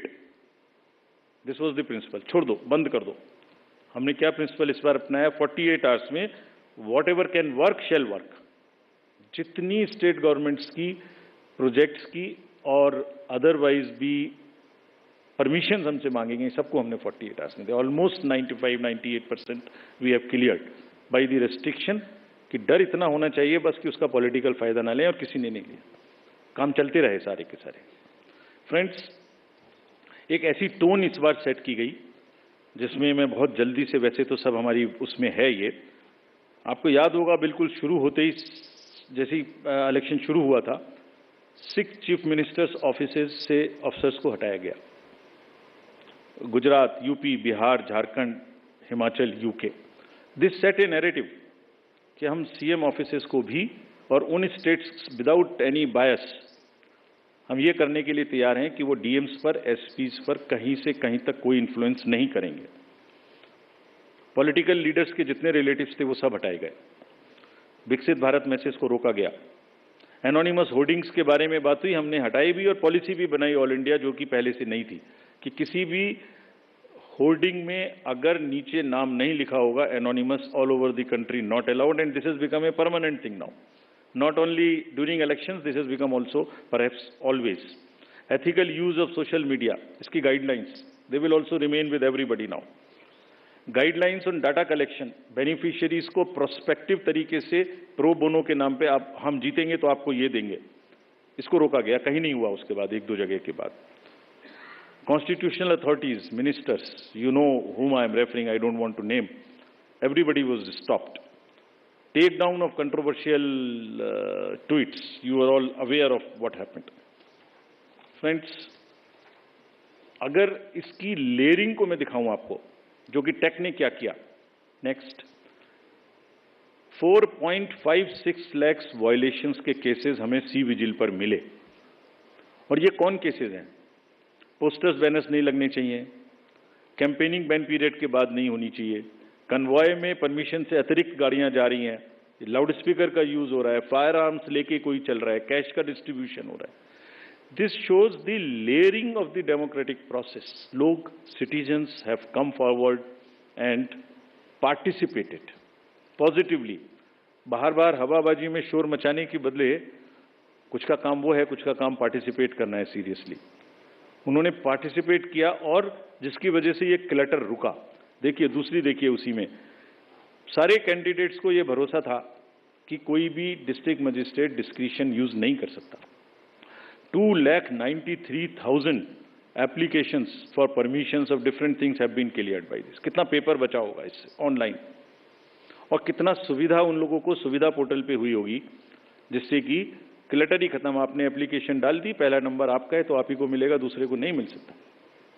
So these are the kinds of deep roots which democracy has taken, the systems have taken. Now another thing which I want to show you, which is again a matter of pride for us. This we have not shown ever before. 620 million searches were there on only 7 poll days. People were searching their voter ID card, their various different informations just on the 7 days. If I add up the entire 3 months, it is mind-boggling figure which I have not mentioned here. We'll mention someday. It's so huge. Just back. 12 crores, 7 crores, 9 crores, 11 crores, almost equivalent to the voters which were going to the vote. 620 million searches on our website, on our voter helpline. We were so happy. And how we have prepared for this to kind of take that load, that's a story we will weave some other day. Now friends, misinformation. जब हमने ये election शुरू किया था तो हमारे दिमाग में बड़ी चिंता थी कि ना जाने किस तरीके के इस बार AI जनरेटेड मटेरियल्स आएंगे। किसी की फोटो किसी के साथ लगा दी, किसी का वॉइस किसी के साथ लगा दी, किसी को फाइट कहीं पर दिखा दी, किसी की रैली, किसी की भीड़, किसी का कुछ मिला दिया। आपको ध्यान में होगा कुछ नहीं हुआ ऐसा। Indian elections this time are just one election where we have even been able to kind of manage and control the menace of essentially by and large the deep fakes and the AI generated synthetic content. This is one of the again greatest stories which we want to tell you. आपने नहीं देखा होगा किसी में, क्यों हुआ? 1.5 साल से हम लोगों को ट्रेन कर रहे थे अपने कि अगर इस तरीके का जरा सा भी हो, शुरू में केस करना, शुरू में पकड़ना. DMs and SPs have joined any issue which has come within maximum within half an hour of it coming to the news. मैं बताऊंगा कैसे भी, आप जब पूछेंगे कि कैसे हमने इसको चेक किया. Friends, तो voter is the real winner. I'll end it here to come to various other parts. What has been less this time? It is one slide which summarizes all this to say, repolls कम हुए, violence कम हुई, clutter कम हुआ, inducements कम हुए, ER related complaints नहीं हुई, AI generated misleading content कम हुआ. और क्या ज़्यादा हुआ? World record of voters, inclusivity हर वर्ग की, टेक्नोलॉजी, सीजर्स, एनफोर्समेंट एजेंसीज का वर्क, हमारा outreach program, pro bono partners and disclosures from ECI. This was much more, whereas this was much less. So if you put together and then make a holistic picture and try and paint a picture एक canvas पे, तो करकट कम और अच्छे colours ज़्यादा. तो दोनों में मतलब अच्छा भी होता और साथ में गंदा भी होता, उसके ऊपर डाल देता तो हमारी अच्छाई भी खत्म होती. अच्छाई क्यों खत्म हुई उसकी भी बात करेंगे. हुई ऐसी बात नहीं है, उसकी भी बात करेंगे. Next. So friends, I want to come now to the counting process which is tomorrow. Upfront, before coming to this, I want to say a few things, and with full responsibility and with full firmness. Counting का और सारे election process का एक बहुत ही robust system है. हम नहीं समझते किसी दूसरी जगह में इतना रोबस्ट सिस्टम हो सकता है जहां एक एक पार्ट डिसाइडेड है. कल 6 बजे क्या होना है, 6:15 क्या होना है, 6:30 क्या होना है, एक पार्ट खुलेगा तब दूसरा जाएगा, किस जगह में कैंडिडेट होना है. काउंटिंग का भी ऐसे ही पूरा प्रोसेस कोडिफाइड है. पूरा प्रोसेस कोडिफाइड है. मैं पढ़ता हूं आपको कैसे कोडिफाइड है. उससे पहले 10.5 लाख बूथ, जस्ट एक पिक्चर देखिए थोड़ी सी. 10.5 लाख बूथ, उस पर एक हॉल में 14 टेबल, टेबल के पीछे में पोलिंग पर्सनल, टेबल के सामने में हर पार्टी, हर कैंडिडेट के पोलिंग एजेंट्स. 8,000 से ऊपर कैंडिडेट्स हैं सिर्फ पार्लियामेंट्री. अगर बड़े वाले का भी लगा लें, 3 भी पोलिंग एजेंट्स होंगे तो बाहर पोलिंग एजेंट. 10.5 लाख बूथ पे 3 भी अगर पोलिंग एजेंट्स हम एक काउंटिंग सेंटर में मान लें, उसके हिसाब से हर टेबल पे तो करीब करीब 30 से 35 लाख लोग बाहर हैं. उसी हिसाब से 17C कम से कम 30 से 35-40 लाख उनके हाथ में है, जिसको वो मिलाएंगे. और वहां माइक्रो ऑब्जर्वर्स हैं. कौन नहीं है? कम से कम 70-80 लाख लोगों के बीच में ये काम हो रहा है. कहीं से कहीं तक कोई गलती इस प्रोसेस में हो ही नहीं सकती. सिस्टमिक गलती नहीं हो सकती. It works like a clock with the precision of a clock. जैसे छोटी सुई कब चलेगी सेकंड की, तो बड़ी कितनी चलेगी, तो फिर घंटे की कितनी चलेगी. It works with that precision entire election process. So we want to say system में कोई प्रॉब्लम नहीं हो सकती. ह्यूमन प्रॉब्लम किसी से भी हो सकती है. आपके ऑफिस में भी किसी से ह्यूमन प्रॉब्लम हो सकती है, गाड़ी चलाने में भी हो सकती है, उसको हम डील करेंगे.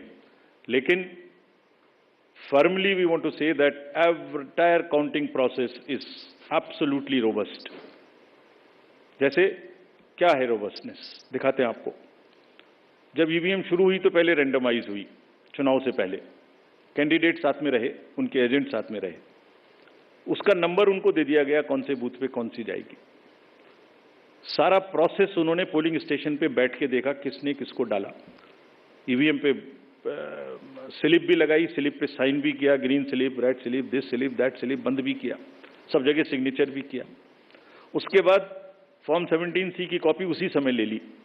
17C मेरे ख्याल से आज के दिन पूरी कंट्री में 17C के बराबर तो दूसरा फॉर्म नहीं है जिसकी चर्चा हो सकती है. सबसे ज़्यादा पॉपुलर फॉर्म वही है. यूपीएससी के बच्चों को, सारे एग्जाम वाले बच्चों को तैयारी करनी चाहिए 17C क्या होता है. उसकी कॉपी ले ली, सीलिंग कर दी.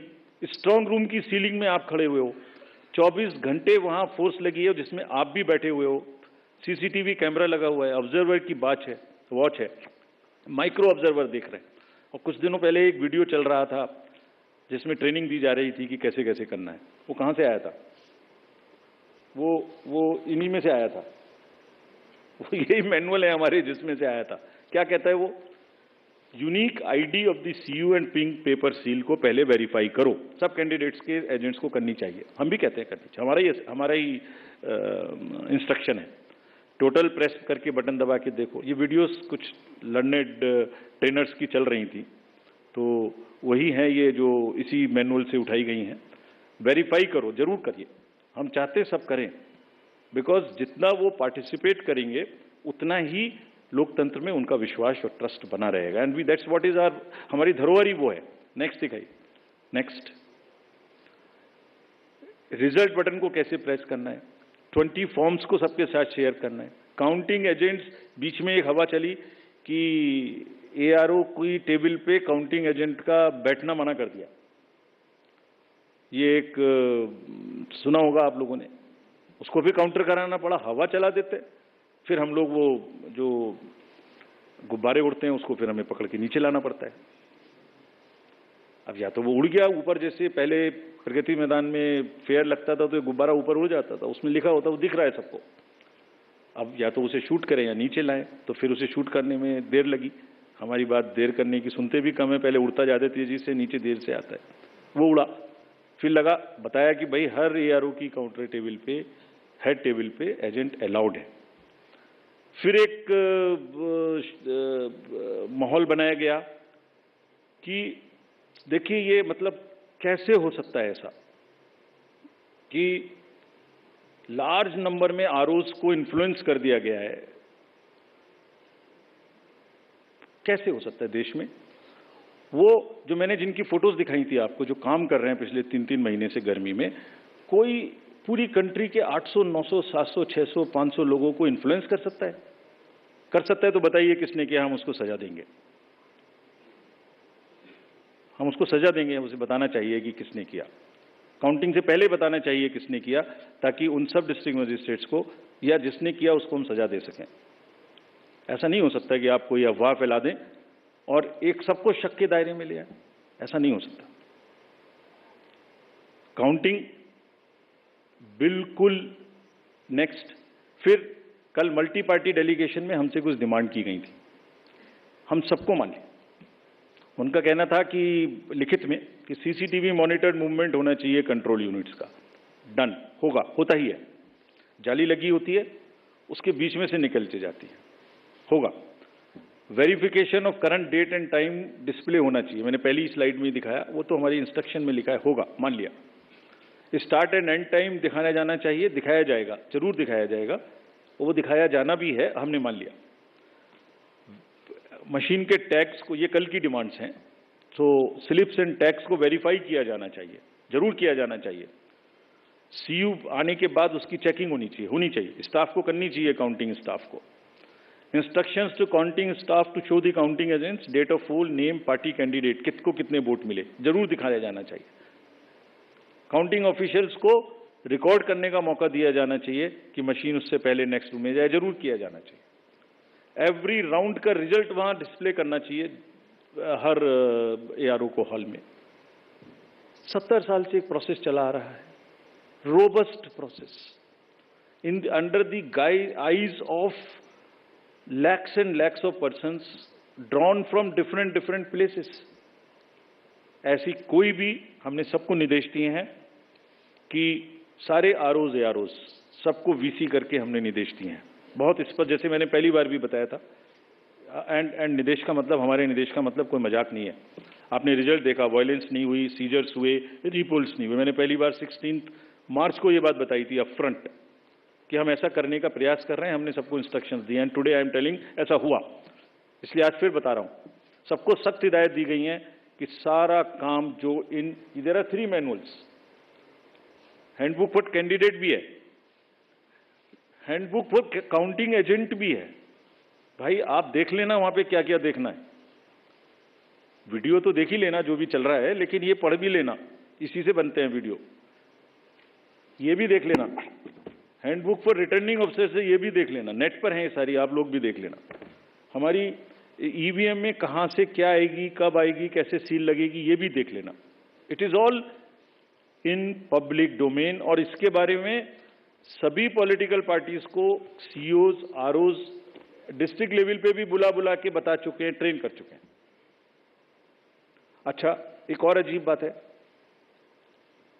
जो कैंडिडेट जो चुनाव लड़ रहे हैं, जो काउंटर पे बैठे हुए हैं, जो 17C ले रहे हैं, जो कंटेस्ट कर रहे हैं, वहां से कोई शिकायत नहीं है। फिर पता नहीं कहां से है, मतलब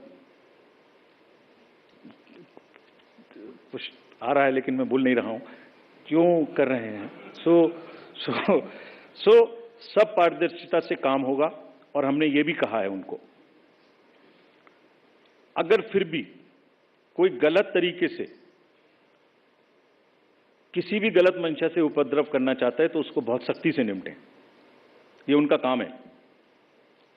सबको फैसिलिटेट करें, maximum facilitation, that all counting agents, all candidates must enter the hall, must be able to see everything in front of their eyes.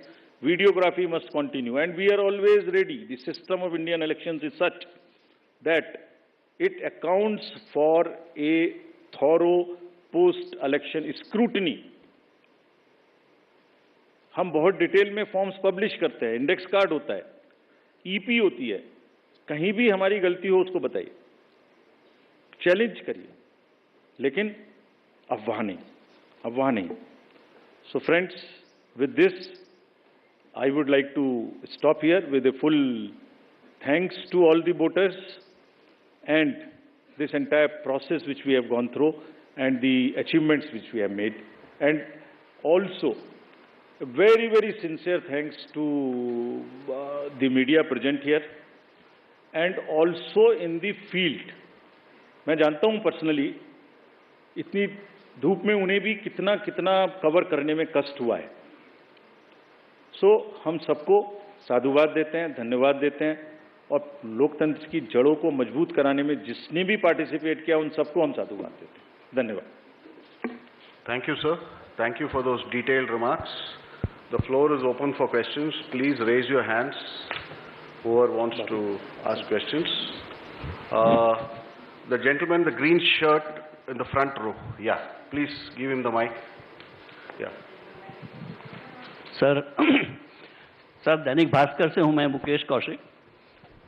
मेरा सवाल गुजरात में सूरत में एक कैंडिडेट को निर्विरोध निर्वाचित घोषित कर जाने के बारे में है.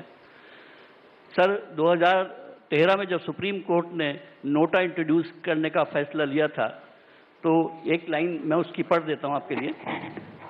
It is essential that people of high moral and ethical values are chosen as people's representative for proper governance of the country, and nota button can compel political parties to nominate a sound candidate.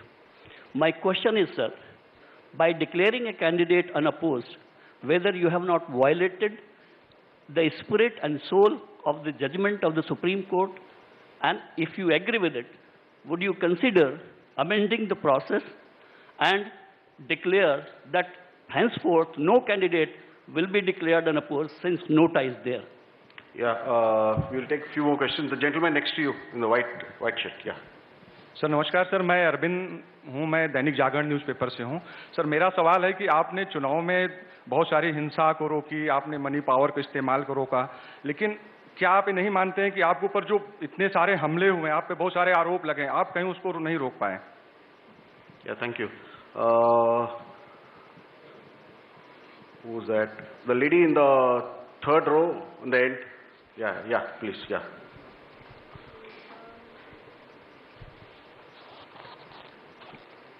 Hello, sir. Am I audible? Sir, I have actually two questions.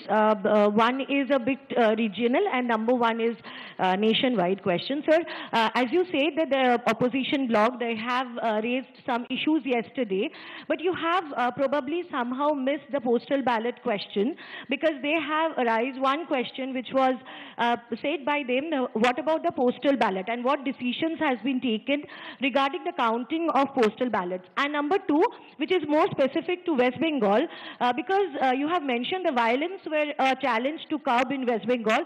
So what are your plans to, for the counting day and post-poll situation for specifically West Bengal? Thank you, sir.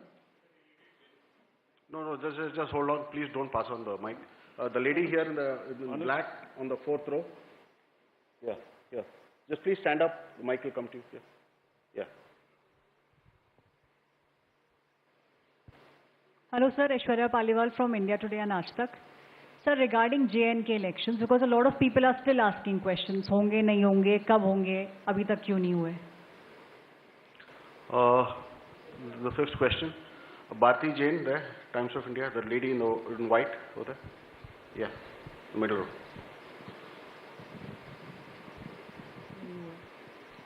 In view of the fifth question. Bharti Jain there, Times of India, the lady in white over there. Yeah, the middle row.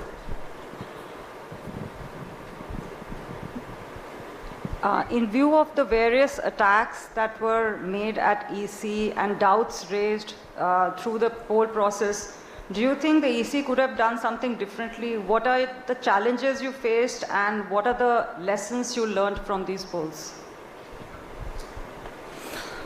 Let me take these questions first. पहला प्रश्न लेता हूं मैं आपका सूरत में निर्विरोध चुनाव का. एक जगह में और इसी की प्रक्रिया चली इंदौर में. उसके बाद देखिए जो लेजिस्लेटिव स्कीम है वो एब्सोल्युटली क्लियर है. पहला तो अपफ्रंट अगर आप एक फंडामेंटल कॉन्सेप्चुअल आंसर चाहेंगे, जैसे आपने माननीय न्यायालय का आदेश पढ़ा, तो हमारी कोशिश और सोच यही है कि हर जगह में कंटेस्ट होना चाहिए, number 1, absolute no doubt about. Contest होके जो जीतने में प्रतिष्ठा है वो ऐसे नहीं है।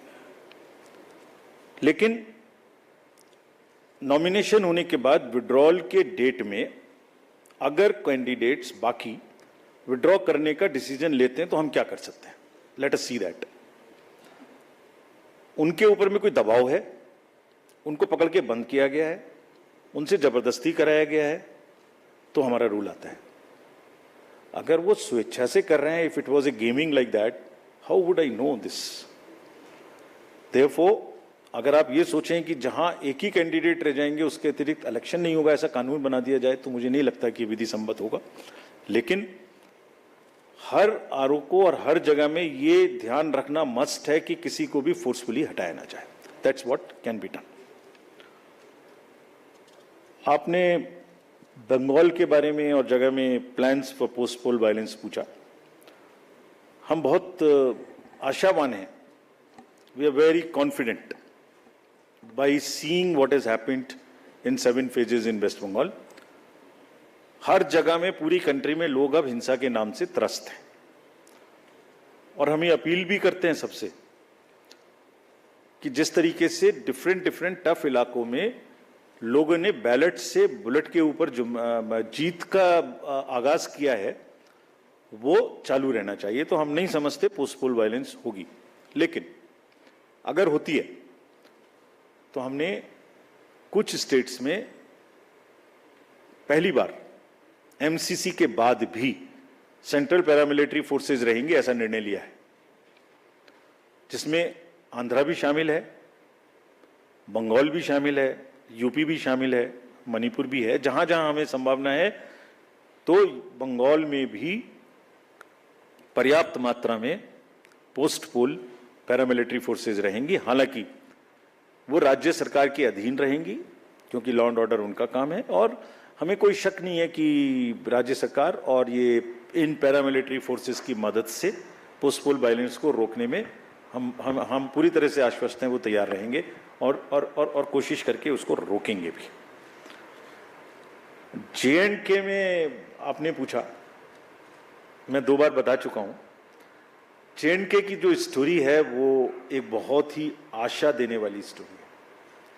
LWE एरियाज की, मणिपुर की, इन सब जगहों की जो एक ये दिखाती है कि लोग कितना ज़्यादा डेमोक्रेटिक प्रोसेस में पार्टिसिपेट करके आगे आना चाहते हैं। I wish these long queues, वो मैंने एक फोटो दिखाया था बच्ची का, वो जो आंखों में चमक थी वोट डालने के समय में, वो बरकरार रहे, लोग आपस में ना लड़ें, और जो उन्होंने इच्छा दिखाई है उसको हम बहुत जल्दी पूरा करें कि वो अपनी गवर्नेंस अपने हाथों में लेके अपने से चुन के कर सकें। We will very soon start that process of assembly elections in J and K. We are very enthused. It is one of our most satisfying moment for all of us, for the entire nation, and especially for us in the commission, that we could kind of ensure this, and we will start that process very soon.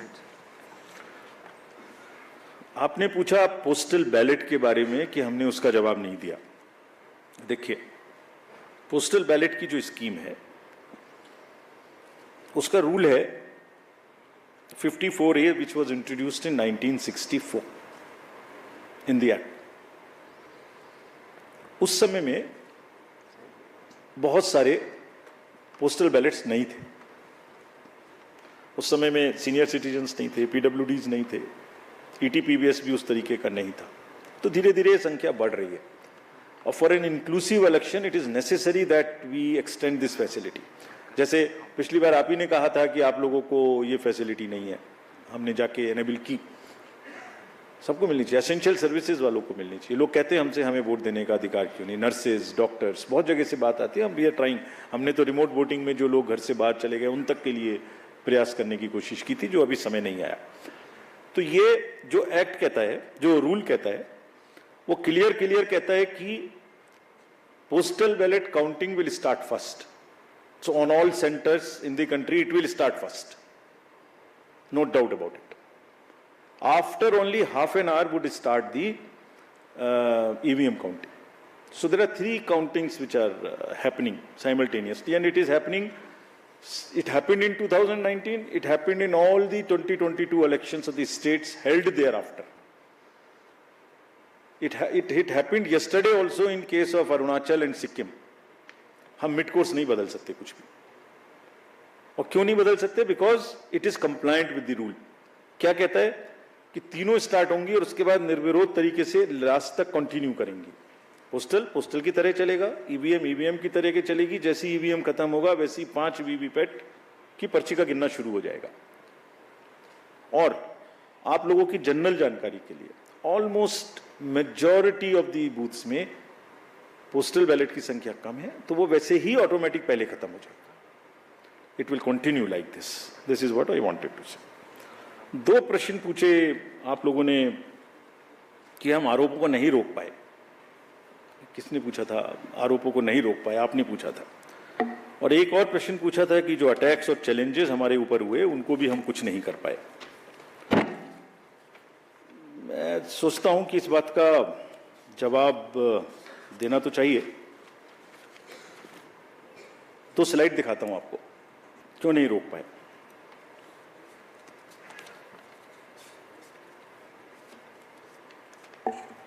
मैंने 4 M की बात की थी आपसे. एक छुपा हुआ 5वां MB था जो मुझे पता नहीं था.